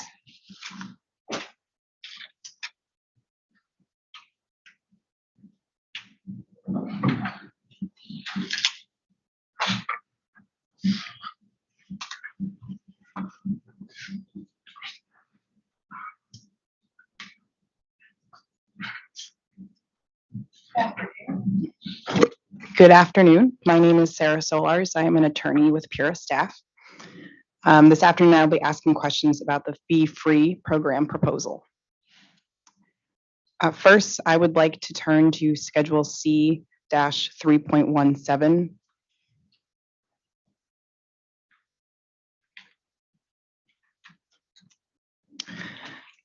Looking at the lines 2 through 6. I was curious if you could explain what went into these expenses here, the total pro forma one-time fee expense, and how that is different from the total test year expense, and why they're broken out like they are.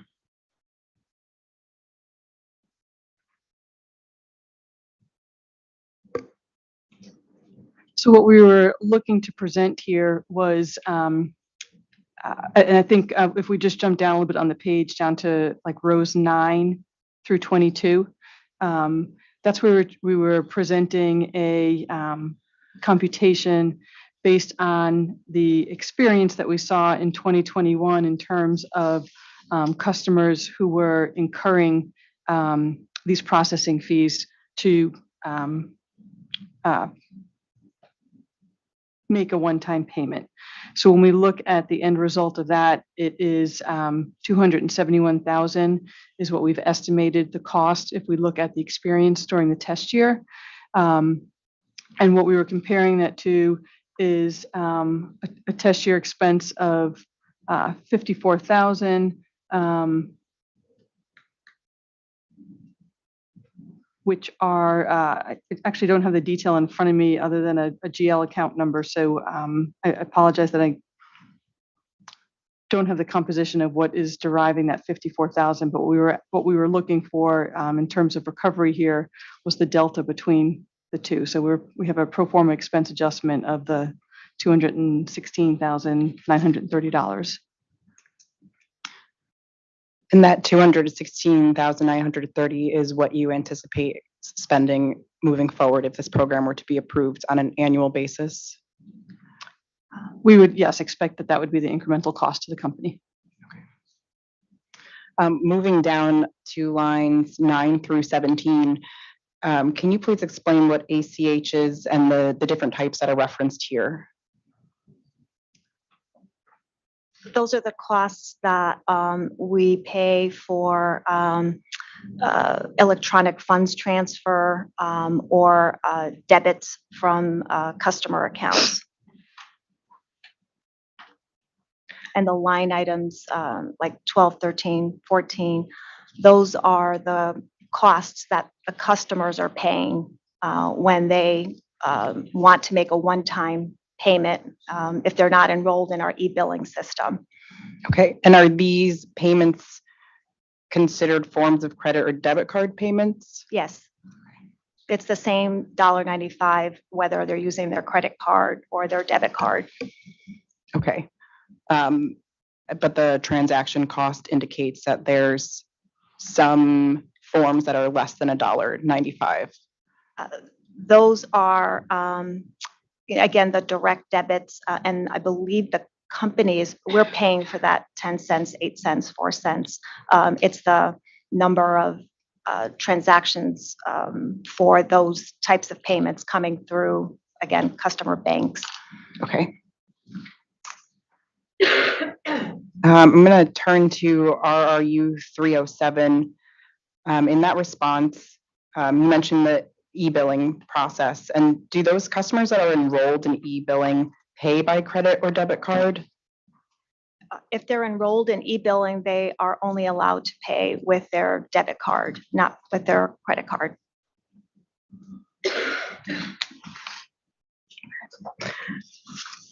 And is there any, so my understanding is there's no transaction fee associated with customers enrolled in e-billing. Is that correct? That the customers pay? Yeah, they don't pay anything if they are enrolled in e-billing. Okay, and what is the cost on the company?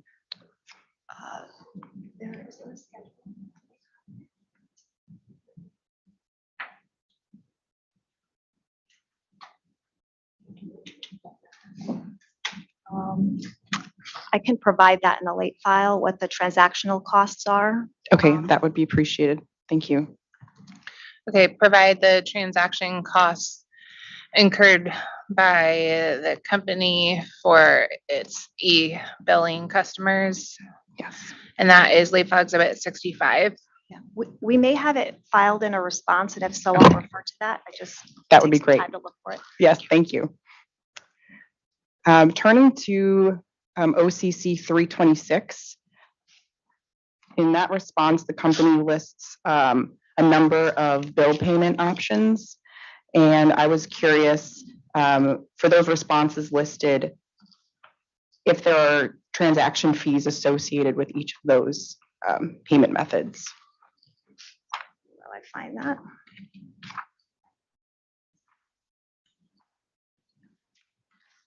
CC 326.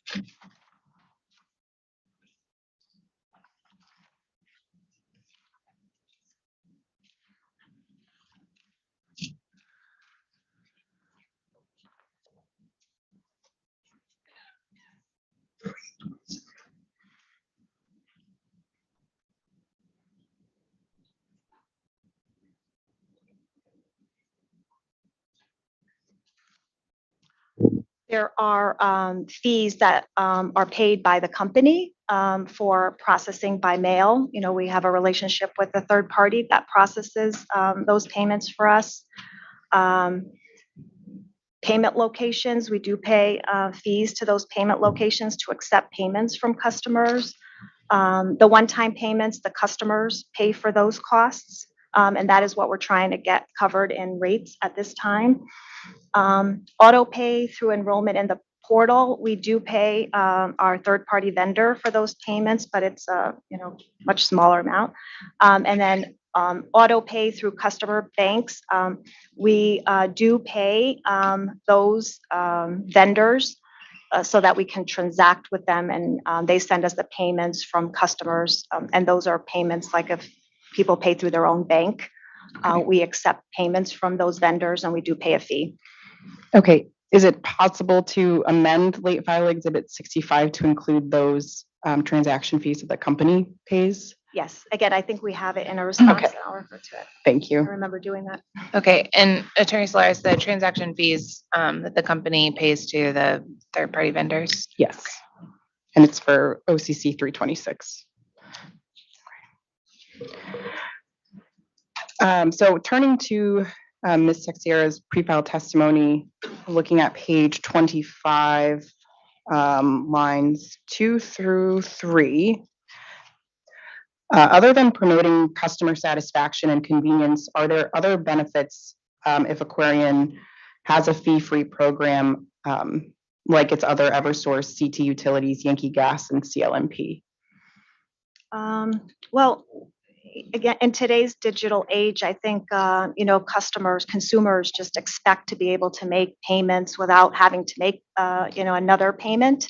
And especially with an essential service like water, a lot of times we hear that customers are very frustrated when they need to turn their water back on, for example, and they have to make a payment before we turn them on, that in addition to what they owe, they also have to pay this $1.95. So I think it's, I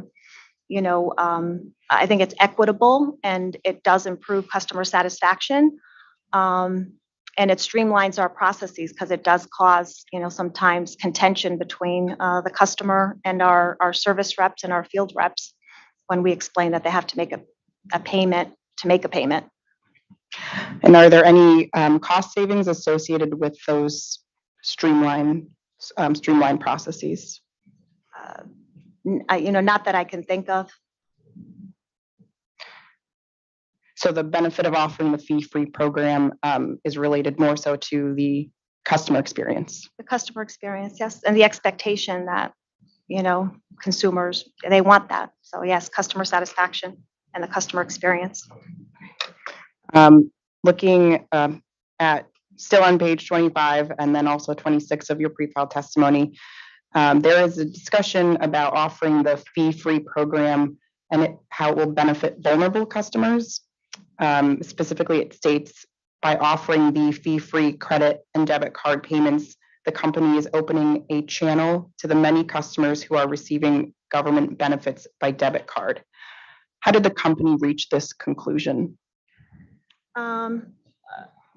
I think that, again, they receive money from, agencies and an EBT card that can be used to pay for utilities. So it leaves more money available to them to pay for necessary services, which shouldn't include that $1.95. And related to this discussion about low-income and vulnerable customers, in response to RRU 317, the company states that it did not have any discussions with low-income advocates about the development of this fee-free program. Can you explain why conversations were not had? I felt like it was very intuitive for me to propose this addition in our rate case proceeding. I think it's kind of obvious that customers would be satisfied and that they benefit from everyone paying for this cost because it's just a part of doing business in today's world. So I didn't feel that I would be getting any added benefit from speaking to anyone about this specifically. Unlike, like a low income program where you'd have to, kind of seek some input on, how to structure it. This was pretty straightforward. And that same line of questioning, referring to RRU 299, there are surveys of current, are there any surveys of current Aquarion customers that indicate that they are dissatisfied with paying a credit card transaction fee? I believe in that response, the company provided the JD Power report that generally talks about this dissatisfaction. Yeah. Oh, I don't have a report that says X number of customers, are dissatisfied. Working in very frequently in the customer service group and hearing calls, I hear it frequently. I'm told, that people and customers get upset when they have to pay this $1.95. So I know that from hearing it and experiencing it. And then, hearing from JD Power that customer satisfaction, can improve significantly when customers don't have to pay a convenience fee, gives me, further information to support the inclusion of this cost in our rates. Turning to EOE 15, in response, the company says that the fee-free program would facilitate payment for customers who are asked to make a payment in order to avoid termination of service or to resume service after termination. Even with these potential improvements, again, circling back, the company does not anticipate that there would be any monetary savings from offering the fee-free program. Due to the relative small nature of the $1.95, I don't. Again, it all centers around it being a normal form of doing business and a frustration point for customers. And especially when, you have to turn customers back on, that is difficult enough, and now you have to tell them before you can turn your water back on, you have to pay $1.95 to make this one-time payment. Yeah, I was curious about that discussion. I think you referenced that in a couple of interrogatory responses. The reference I wrote down is RRU 312. And I just wanted to clarify that additional fee that you're referencing. So when a customer is seeking to resume service, are they paying the $1.95 to resume? Are they only paying that $1.95 once in that instance? What is this other fee associated with resuming service? Well, if they're shut off, they will need to pay a turn-on fee. So there's a turn-on fee, there's the past due balance, whether it's 100% of it or some portion of it, and then there's the $1.95 on top of it. So again, if somebody's struggling to pay their bill, it's just another additional cost that's added to them. And if the customer is paying this separate turn-on fee, and they pay that by credit card, is there a separate $1.95 fee that they have to pay for that? Well, if they put it all together, it's just $1.95. But if they call in a week and they want to make another payment, they pay another. Okay, so it should be a one-time. Yes. Dollar. Okay, thank you. My questions do jump around a little bit here. Referring to RRU 303, does Aquarion plan on negotiating a lower transaction fee with KUBRA if this program is approved? We have not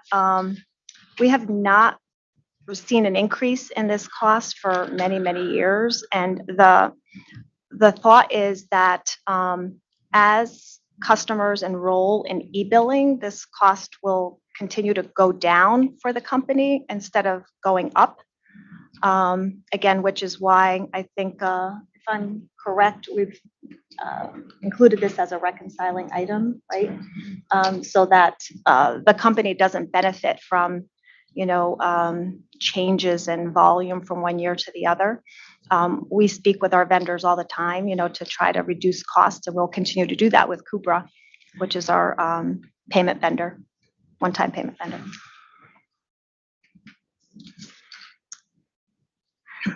Turning to the topic of metrics and tracking, and if this program is approved, tracking the benefits of the program. In your pre-filed testimony on page 27, lines 13 through 20, there is a reference to the metrics that are currently used by Yankee Gas and CLMP.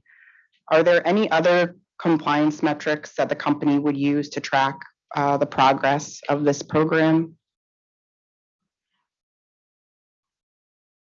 I think this is a comprehensive list that captures, the entire impact of the program. I'm happy to add any if you have any suggestions, but I think it covers them all. Great, thank you. And then the last few questions I have are related to Aquarion's affiliate companies in other states. In response to RRU 297, there's a discussion about Aquarion Water Company of New Hampshire and that their fee-free program has been approved. Do you know if that program has been implemented yet or when it will be implemented? Well, the rate case has not been finalized as of yet, so it is a proposal in that docket. Once we do receive a final, approval and close that, it would, I believe, about 30 days or so to implement that with our vendor is the timeframe that we would need. We can do it relatively quickly. And I would just like to add to that. So in the New Hampshire rate case, the fee program has been approved. What's pending in that case is an effective date for rates to go into effect. So we have a hearing scheduled in mid-January, and that was in regards to a step adjustment component of that case, strictly related to plant. So there are areas of the case that have been resolved. This fee program was incorporated in a settlement agreement, and so that portion has been approved. It just hasn't been implemented yet as we await this final order. Okay, and how similar is that program compared to the one being proposed here? I would say it's the same program. It's just a smaller population set. Okay, and in Ms. Texero's pre-filed testimony on page 24, lines 14 through 16, you mentioned that the Massachusetts affiliate also has a fee-free program that was approved in August of this year. Do you have an example of the metrics that are used that Massachusetts is using to track this fee-free program? This is a reference to the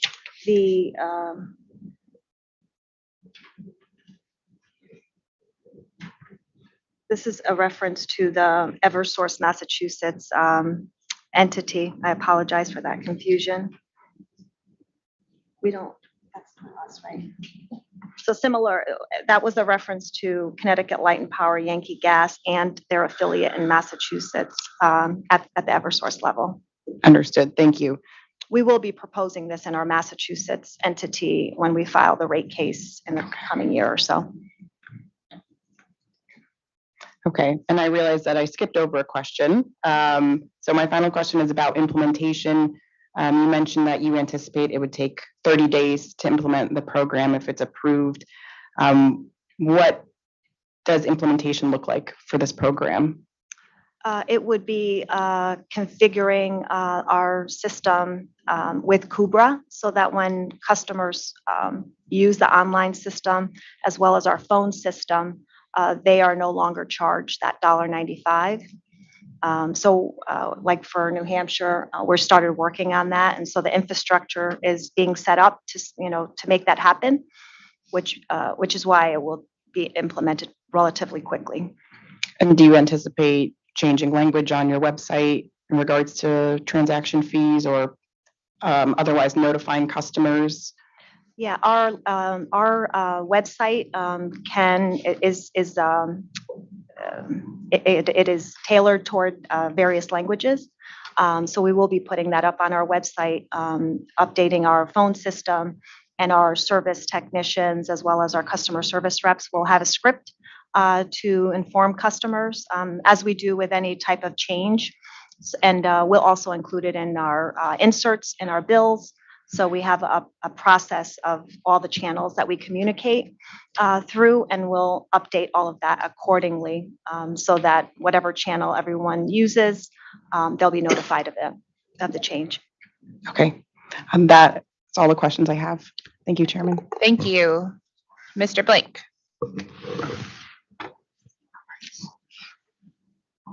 Thank you, Chairman. Good afternoon, Ms. Texera. I'm Larry Blank, consultant to PIRA staff. First, I'll just follow up a few follow-up questions on fee-free, and then I'm going to come back to LRAP with some additional clarification questions.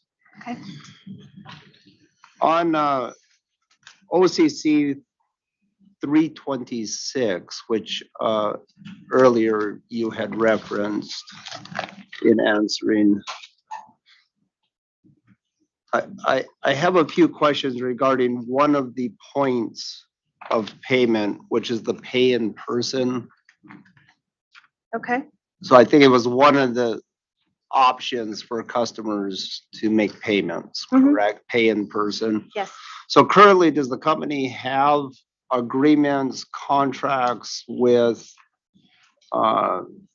grocery stores, vendors?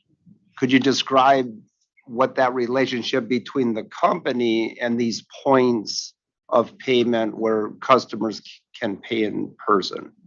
Yeah, we have relationships with several vendors in certain service areas that where customers may have a greater probability of wanting to walk to a grocery store or a local vendor to pay their bill. And then we also work with Walmart, which, that is a store that is available in throughout our service territories. They also accept payments, walk-in payments.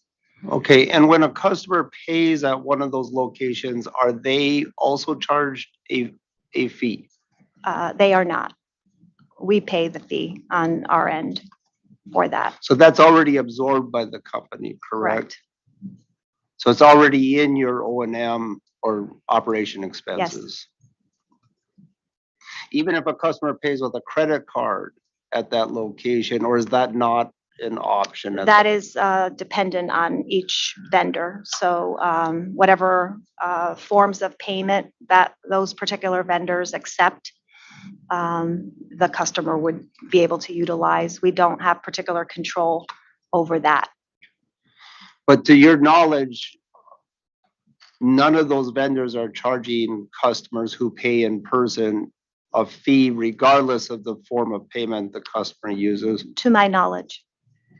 Okay. And have you read Mr. Colton's suggestion or recommendation on this on behalf of the OCC? I have read it. To expand, to be certain that people who pay in person would also be covered by this program. Yes. But based on your testimony just now, it sounds like that may be a non-issue perhaps. I agree. But I can go back and verify with each vendor, but to my knowledge, I don't believe that they are being charged any fees for those walk-in payments because we're paying them that fee. And I think it was indicated earlier, it may have been Ms. Szabo, that in your revenue requirement, in this case, there is a cost adjustment associated with what we were looking at, the projected costs incremental costs associated with this fee-free program, correct? That's correct. So let me get a little high level. This is what I'm struggling with. Why does this program require a special name? How is this? I realize that, it's bringing it's removing a cost or a fee on customers, but how is this any different than any other operational expense that has increased for the company? Well, this cost is not included in our cost of business right now. Correct. And so just like any change in operating expense, in preparing your rate case, you would prepare an adjustment for that item with a full explanation, which you've done in this case, fully explaining what is the source of this incremental cost. And you would propose that adjustment to your revenue requirement, correct? Yes, yes, which is what we have done. I think the difference is that if we're proposing an adjustment, you already had a baseline of inclusion that's been approved by the regulator, by PURA. These costs have never been part, so we're seeking approval, to include those costs in our cost of service. Understood. As you would need to prove up or justify any adjustments to your revenue requirement, correct? Okay.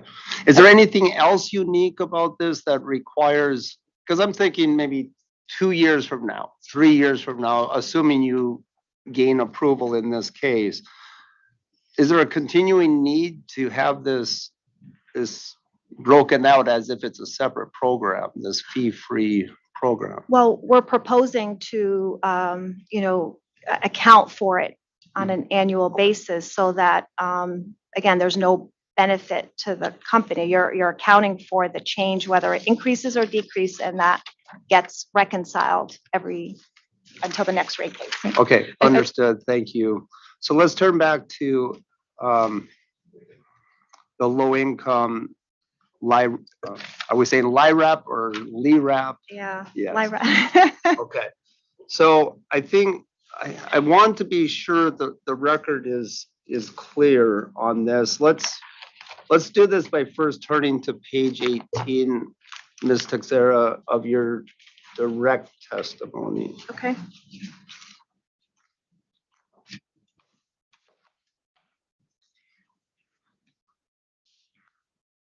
And as you've made clear again today, and I find it clear within your testimony that the eligibility criteria that the company is proposing is 60% of the state's median income, correct?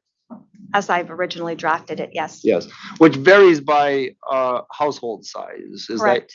that okay? So we're going to read that in at the appropriate time. Okay. Now let's look at that first bullet point on page 18. And I know there was some discovery on this, although my question is going to go beyond your response in the discovery. The reference here to Operation Fuel, so this is lines 4 through 7 on page 18 of your direct testimony. You mentioned Operation Fuel, Town Social Services. Then you have this sentence, typically this means income at or below 60% of the federal poverty level guidelines. My question is are those the words you would use today? Let's start with that. Or do you have a correction to your testimony? I think I'd probably take out typically. I think Okay. Whether it's 60 or 75% of the federal poverty level guidelines, that would be prescriptive. Okay. Once the plan is finalized and there are specific income guidelines based on household size, as you just mentioned. Are you saying here that this is the standard that Operation Fuel or the metric or the measure that Operation Fuel utilizes? Well, they would utilize this measure based on our plan. Okay, So we could choose 60 or 75, or we can use 200% of the federal, like whatever our plan specifies, they would administer it as such. okay, but your proposal is 60% of the state's median income, correct? Yes. But in this bullet point, you reference federal poverty level guideline. Yes. I think there was a correction in one of my responses. I think someone caught that in Discovery, and I updated that. It should be 60% of the state, not federal. Okay, so let's go back. Earlier, you referenced some discussions you've been having with Operation Fuel. Did I hear that Yes. correctly? And you made a comment that perhaps 75%, you got some feedback from Operation Fuel. Could you explain what that feedback was? And you mentioned specifically 75%. What I've heard is that the 60% might be too low of income threshold where very, very few people would qualify. And we want this program to be impactful and beneficial for the people that need it. So they suggested that I consider 75% of the state median household income, which is why I mentioned perhaps updating this plan to reflect that change. And are you certain that Operation Fuel was using the same metric, the state median income, and they were not referencing the federal poverty guidelines? They reference the state.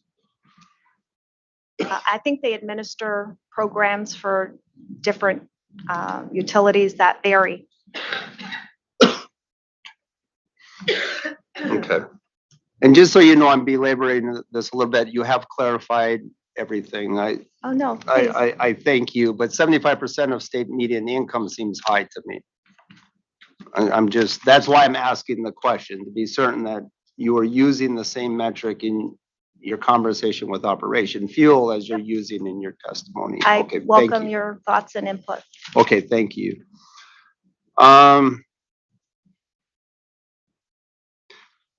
Your customer assistance program, which currently exists, there are fees paid to Operation Fuel, correct? Yes. And what is the fee structure that's paid to? It's, I believe it's $10 per application to a maximum of $10,000 per year, because our program was capped at $50,000, as I explained earlier. Okay. You said you think it's $10 per applicant. I can verify that, but I'm almost certain that's what it is. That would be helpful if Okay. we could I get can- that verified. Okay, so I think we're up to R, read in R. Is that? Yes, read in R. Yeah. And the cap that you referenced, we have, now we're using cap in a different way here, right? Or maximum program size. Is that correct? Because customer assistant programs, sometimes we say cap as well, right? Yeah, my reference to CAP is customer assistance program. Right. Oh, not a dollar cap. No, it's Oh, okay. customer assistance program. But you mentioned a $10,000 Oh, $50,000 level maximum. that is the maximum, under a normal year, if you discount the COVID years, once the company paid out $50,000, we would stop the program, because that was the cap that the company put on this program. For customer assistance program. Correct. They Is the just co- both happen to be capped. Okay. Is the company recommending a similar maximum associated with LIRAP? We do not have a cap recommendation for the LIRAP.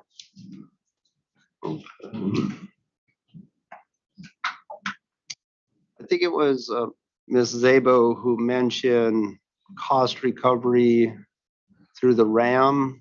I forget which one discussed that, but I just want some clarification. Are we talking about the foregone revenue associated with the discounts? Is that Yes, the recovery through RAM, correct? correct. What about any other costs associated with the program, the marketing costs, the fees that are paid to Operation Fuel? How will those be recovered? We haven't provided any pro forma adjustments in our present case for any of those incremental costs.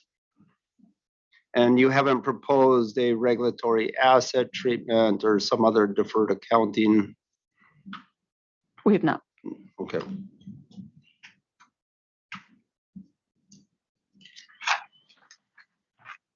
Okay.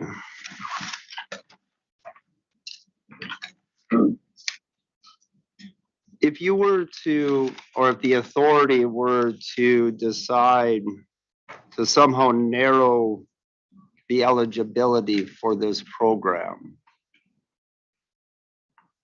that would tend to reduce the number of participants in the program, correct? Based on what I'm hearing, yes. And if the number of participants who are eligible for the program is reduced, for the same amount of money, we could increase the percentage discount to those customers, correct?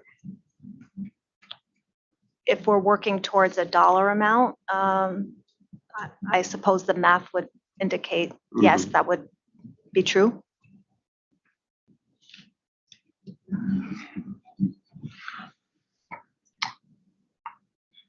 I think in at least one place you indicated, let me find it, I'm sorry.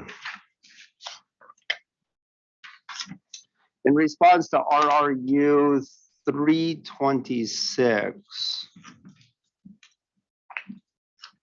I believe you indicate that you have not used a metric of affordability.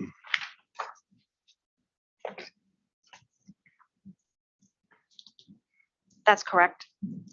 Okay. Have you utilized any affordability analysis in coming up with the proposed design for LREP? We have not.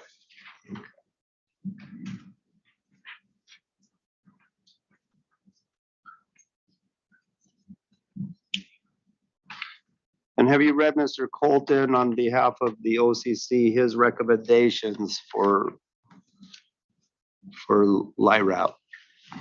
I have. And I think you have some rebuttal testimony That's correct. on that.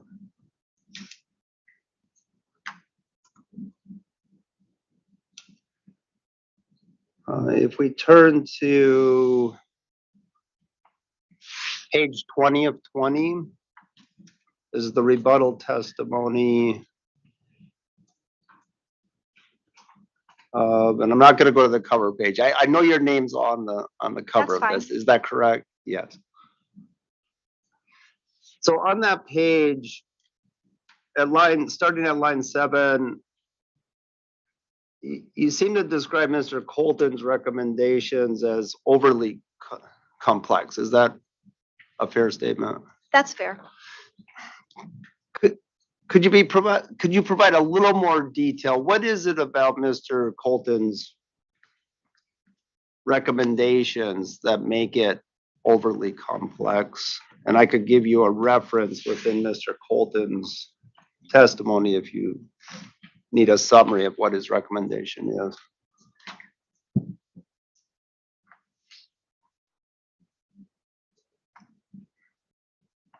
Spelling for Coleman. Colton, Colton.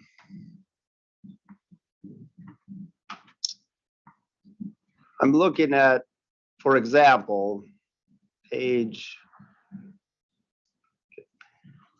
7 of his testimony where he summarizes his recommendations. The Just first, bring it up so I can refresh my memory. okay, that's fine. I thought perhaps maybe there's something specific in his. I mean, Mr. Unger is calling it out. My recollection is that there were steps in the criteria to qualify customers based on and my rebuttal is that, this is the first program that we're implementing. In my opinion, in order for a program to really be effective, it needs to be simple, especially when we're introducing it. It needs to be simple so that customers understand it. Operation fuel folks can understand it, and our own reps. I think that helps to build success while we're implementing a new program. And then once we have a year or two of experience under our belt and we know what's working, what's not working, then I think we can modify it. But to make it, complex right off the, when you're starting it, I think it just doesn't bode well for success. Okay, have you had any discussions with Operation Fuel as to whether having a multi-tiered eligibility criteria would that be more difficult for Operation Fuel? It may be, it's certainly more difficult than just having one criteria, but I think it's easier for customers to understand. But have you asked Operation? I have not spoken with them specifically about the program because the final program has not been approved. So once it is, then, we'll work with them to administer it. And I'm sure they can administer however the final form, whatever that results in. I'm just giving you my professional opinion on implementing a new program and making it as simple and effective and fair as can be in order to make it, again, in my opinion, more successful.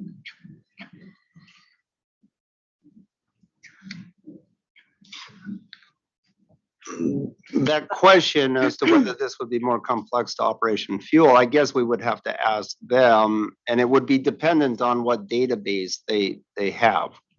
Is that what you would anticipate? Potentially. Their database limitations, perhaps? Again, I don't know those specifics. Okay. And ultimately, we want to implement a program that benefits customers, those that are in need. If Pura, has recommendations that, you feel will be more impactful and more effective, we're open to it. We really want this to be successful, and we'll do whatever we can to make it a great program to serve our customers. So we're open to suggestions. And are you familiar with Pura's decision in docket number 17-12-03-RE11, which was a Pura investigation into distribution system planning of the electric distribution companies? I'm not familiar with that, no. It's a recent decision. It just came out October 19th of 2022, but you're not familiar with that decision? Sorry. Would it surprise you that the authority in this decision adopted a two-tier eligibility approach? I'm not surprised. I believe you if you say You're not that. familiar with it. I'm not. Are you aware of any other utilities with a low-income program that has a multi-tier No, the eligibility? only other water utility that I'm aware of is Connecticut Water. That was approved in their last rate proceeding, which is very similar to what we're proposing. Okay, thank you. No further questions. Thank you. I think we, one of the responses to Mr. Blank's questions generated a follow-up from Attorney Keenan. I think we just need clarification on what may have been a different, we understood a response to be different. So Attorney Keenan, just the follow-up, please.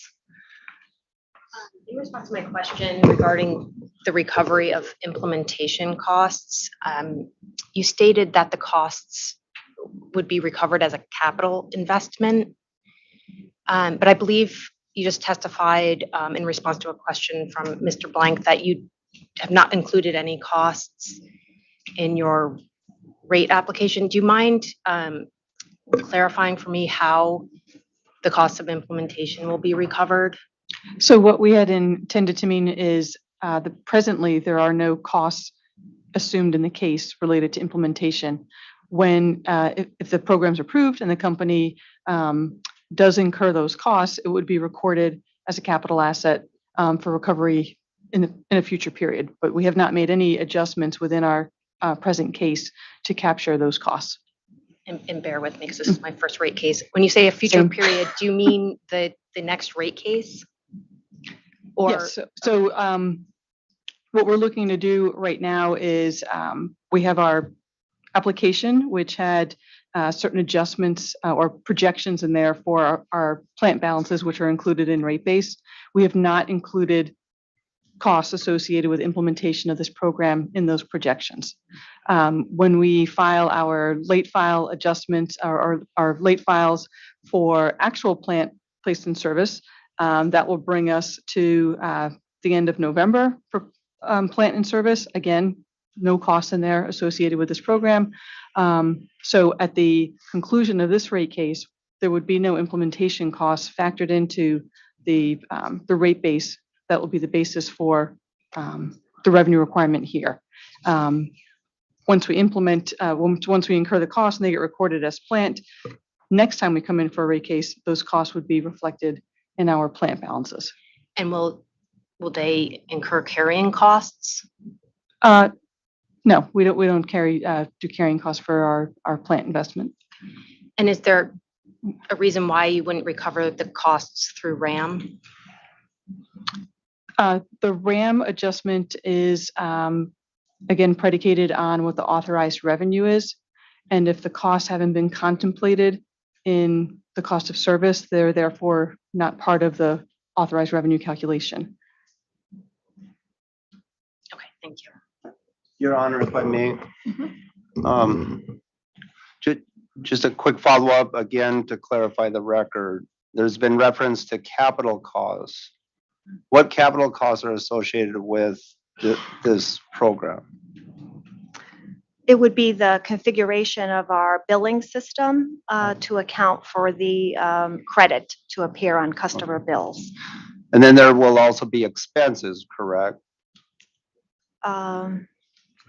There would be expenses limited to just communicating the plan, some of the, what I described to Ms. Solars earlier, printing some pamphlets, working with Operation Fuel, and then any communications that our social media manager would manage through existing platforms that we have.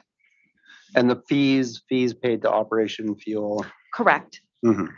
And those would be booked as expenses, correct? Correct. Okay. And I think you, in response to one of my questions earlier, you indicated you're not proposing any deferred recovery of those costs in the interim. So it would not be until the next rate case in which we would see those expenses and or capital costs in the rate base, correct? That's what we had proposed, yes. Thank you very much. All right, thank you very much. I think now is a good time for a break.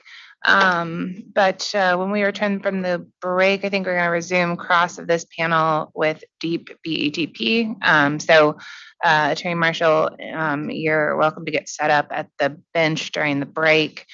So let's break until 4:25, please.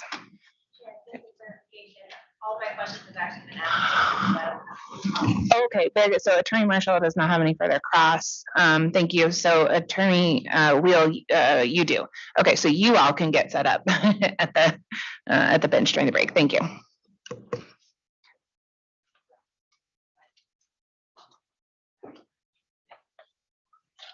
Clarify, even as the questions that I did have. I have 3 or 4.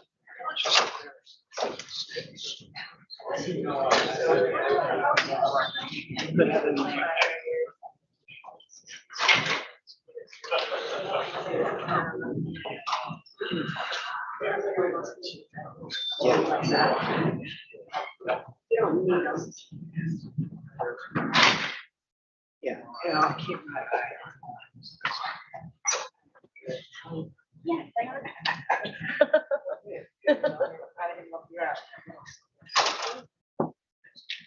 I think I go there to create protocol a little bit more to start on say like administrative announcement. The chair was talking about actually being willing to push this till 6 today. Also internally, we was just like it's clear to us that we're Monday anyway. So if that accommodation is for us, then we don't. That's okay. I mean, that's because it seemed like that's what she was offering. That like I could push it to 6.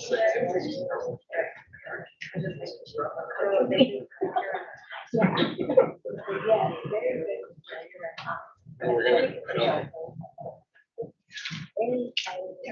we have an hour and 10 minutes. Oh, I don't think we're gonna, yeah, I don't think we're gonna be all the way through for everyone.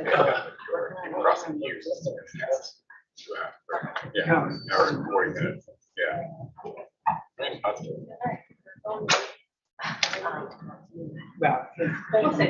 we're going to change some of that. Yeah. We're gonna take actually perhaps a fair amount. Yeah, I have a lot, although since she said she doesn't know anything from Mary 11, I know. I do have stuff on. Yeah, we've just been pulling them on that cluster. Yeah. You can go, I don't even know.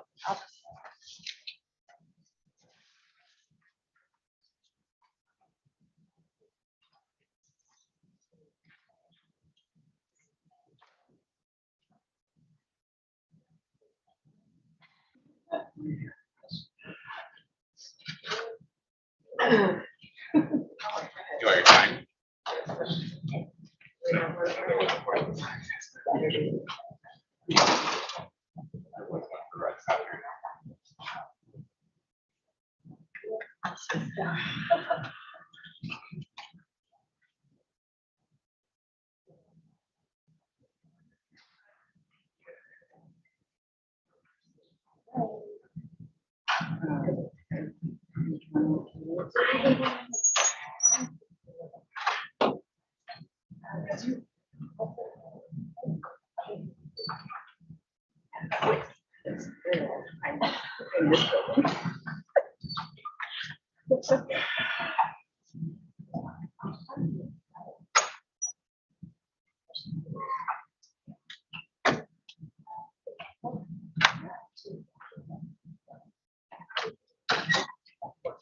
Yeah, I don't understand.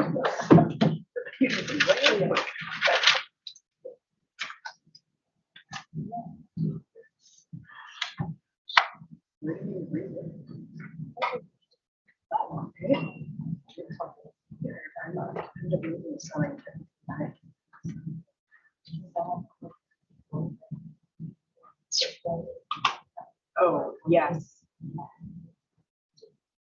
Was it the first one? No. I'm thinking, all right, I'm thinking of it was a Sonic or something. And I'm like, if I remember right.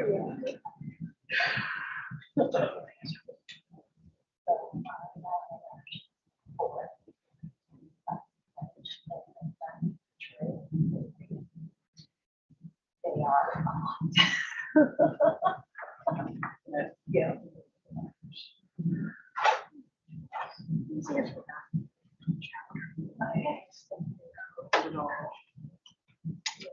Yeah. Yeah.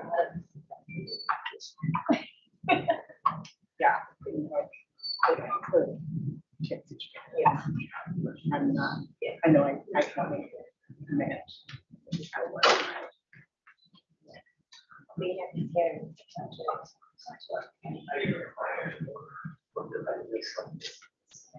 So we're all done on the issues. Yeah. Yep. It's not that fast. He's asking you a question. Yes. All right. Yes, it has.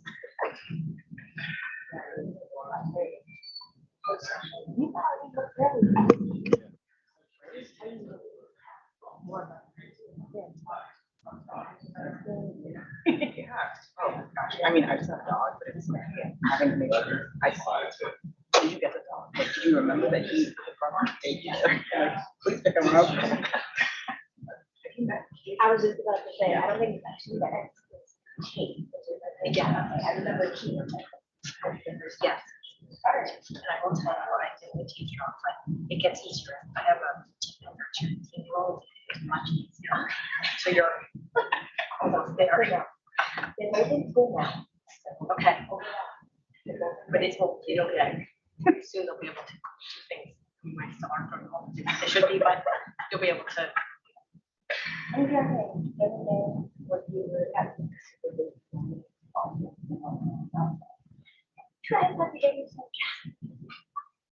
Right. I just did it just so I see what happens and it's like happening. So that's impressive. Yeah. Perfect.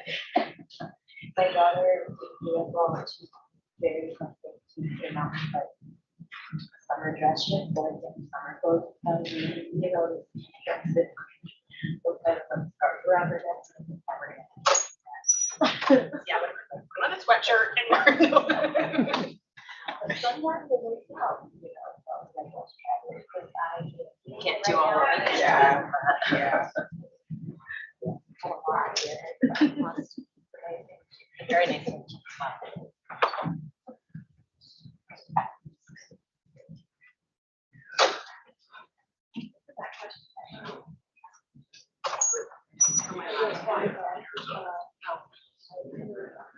Let's mess with everybody who owns an iPhone. Thank you for being so patient. No. I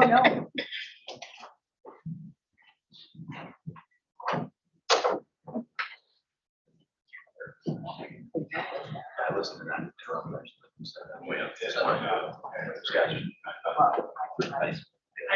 It's funny, take every element, right? Oh,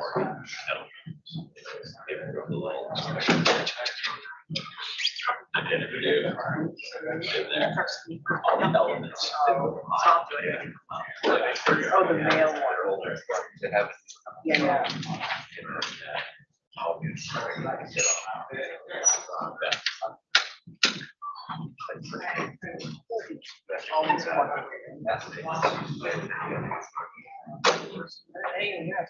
Yeah, and they're like, cut.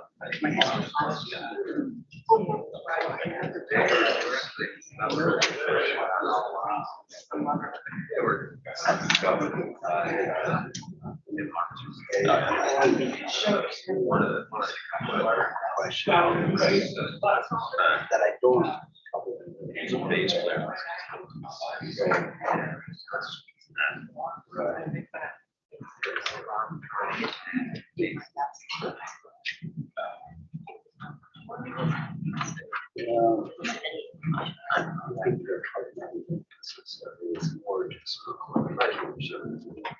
I think I understand. It's more complex than it needs to be. Read a couple times and I understand this whole layer, but I think it needs to be added on to all sort of. I mean, if that's the path, we kind of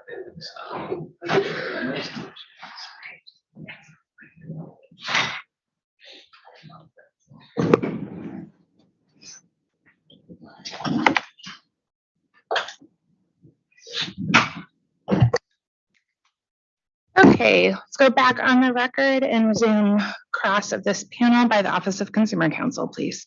Thank you, Madam Chair. We're going to start with some questions from our consultant, Roger Colton, and I'm going to be trying to run his slides. Okay. Thank you, Madam Chair. My name is Roger Colton. I'm the new kid on the block here, I think, so let me introduce myself. And Colton is C-O-L-T-O-N. We're getting toward the end of the last day of hearings this week, so I want to ask the most important question of the week before we really get started, and feel free, anybody can answer this, but will it be the Netherlands or Team USA on Saturday?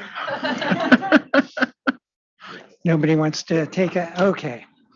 I want to start with some follow-up questions to previous cross-examination. And let's start talking about LIWAP. LIWAP is LIHWAP, the Low Income Household Water Assistance Program. And I think, Ms. Teixeira, these probably come to you. You would agree with me, would you not, that LIWAP was a temporary emergency COVID relief program adopted by Congress, would you not? Yes. And under the legislation that created LIWAP, if you will, that states have to obligate their LIWAP dollar, all of their LIWAP dollars by September of 2023, and they have to spend all of their LIWAP dollars by December of 2023. Is that correct? That's my understanding. So after 2023, LIWAP is no longer. It is different from LIHEAP, which is the energy equivalent, which is a permanent congressionally funded program. LIWAP goes away really in September of 2023. You need to say yes or no. Yes, I agree with what you've just said. Okay. Let's talk about using Operation Fuel as a means to enroll people.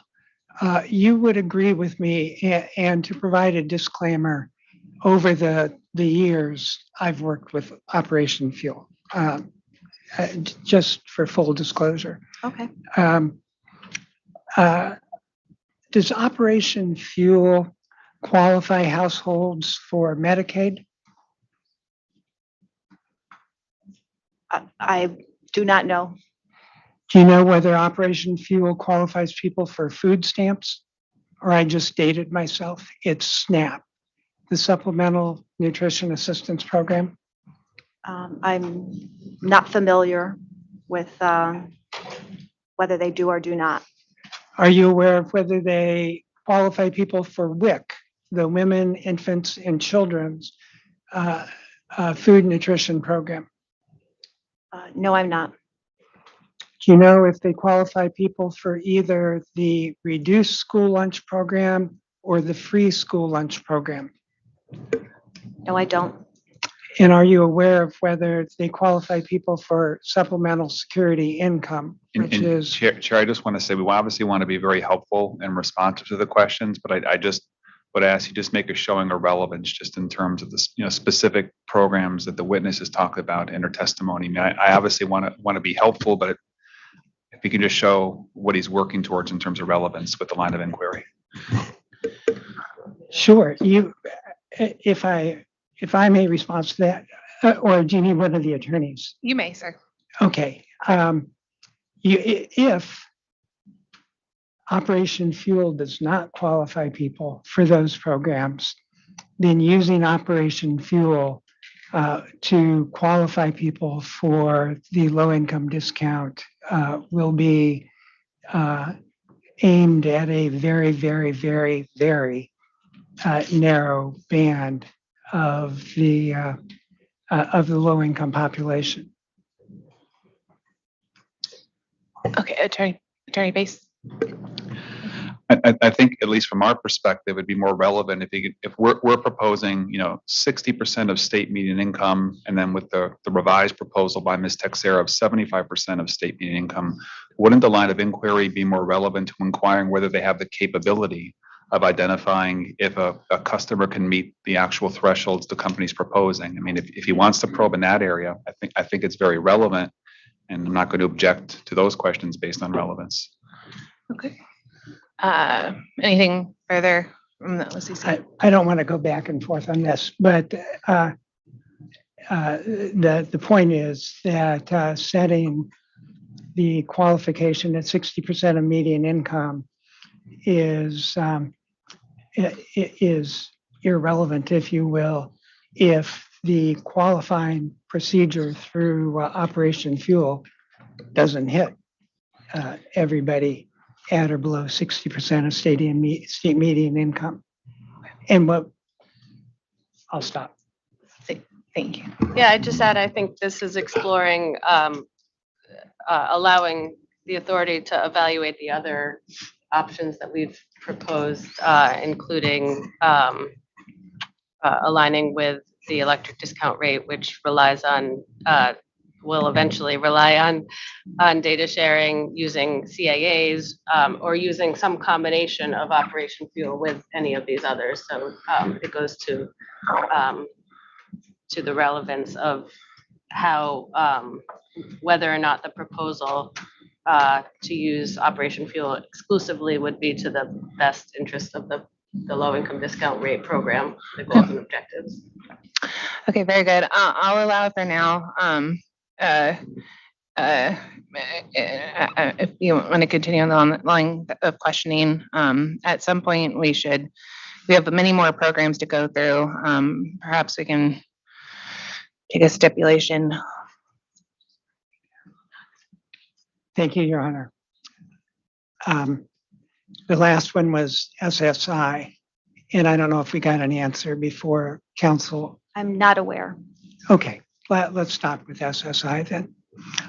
Ms. Tixera, I'd like to clarify some terminology that has been kicked around. The terminology involving state median income and the federal poverty level. Let me start with the federal poverty level. The federal poverty level, you would agree, would you not, is a uniform measurement of poverty that applies to the 48 contiguous United States. Correct. And the state median income is a different measure from the federal poverty level. Yes. And 60% of, strike that. And there is no such thing as a federal median income. The metric is the state median income. Is that correct? As I've drafted it in my proposal. Is that what you mean? Well, I believe you used the term federal median income at points in your cross-examination, and I just think there was some confusion there. Yeah, I there think was. when you said federal median income, you meant to say state median That's income. correct. So the question is, when we talk about 60%, we're talking about not 60% of the federal poverty level, we're talking, and not 60% of a federal median income, we're talking about 60%, and I say we, I mean you. Yes. You're talking about 60% of the state median income. Correct. Or conversely, or in the alternative, 75% of the state median income. Yes. So just to make that clear. Okay. Mr. Morrissey, I'd like to ask you a couple of questions just to lay some foundations for future questions. Would you accept, for the purposes of the next few questions, that when I refer to the acquisition proceeding, that I'm referring to docket 17-06-30, where Eversource acquired Aquarion? Certainly. And you testified in that proceeding, is that correct? Yes, I did. And in your testimony in the acquisition proceeding, you made certain commitments about, at the time, about low-income programs that Aquarion would propose to be implemented. Is that correct? I believe we did, and I believe that we provided a response to discovery in terms of our compliance toward those commitments. Okay, let's go back and take a look at some of those commitments. Would you agree or at least accept, subject to check, that you were cross-examined in the acquisition proceeding on August 30th of 2017? Subject to check. I would be impressed if you would have remembered that date. We're going to show you the transcript from, or part of the transcript from that cross-examination. And let's go to page 94.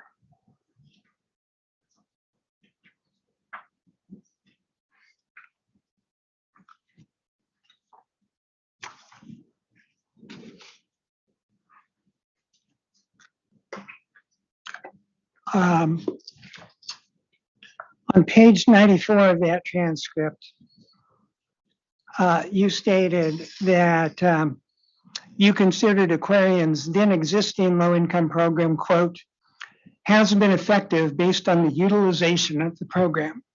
Do you see that? You need to scroll to line 6, 7, and 8.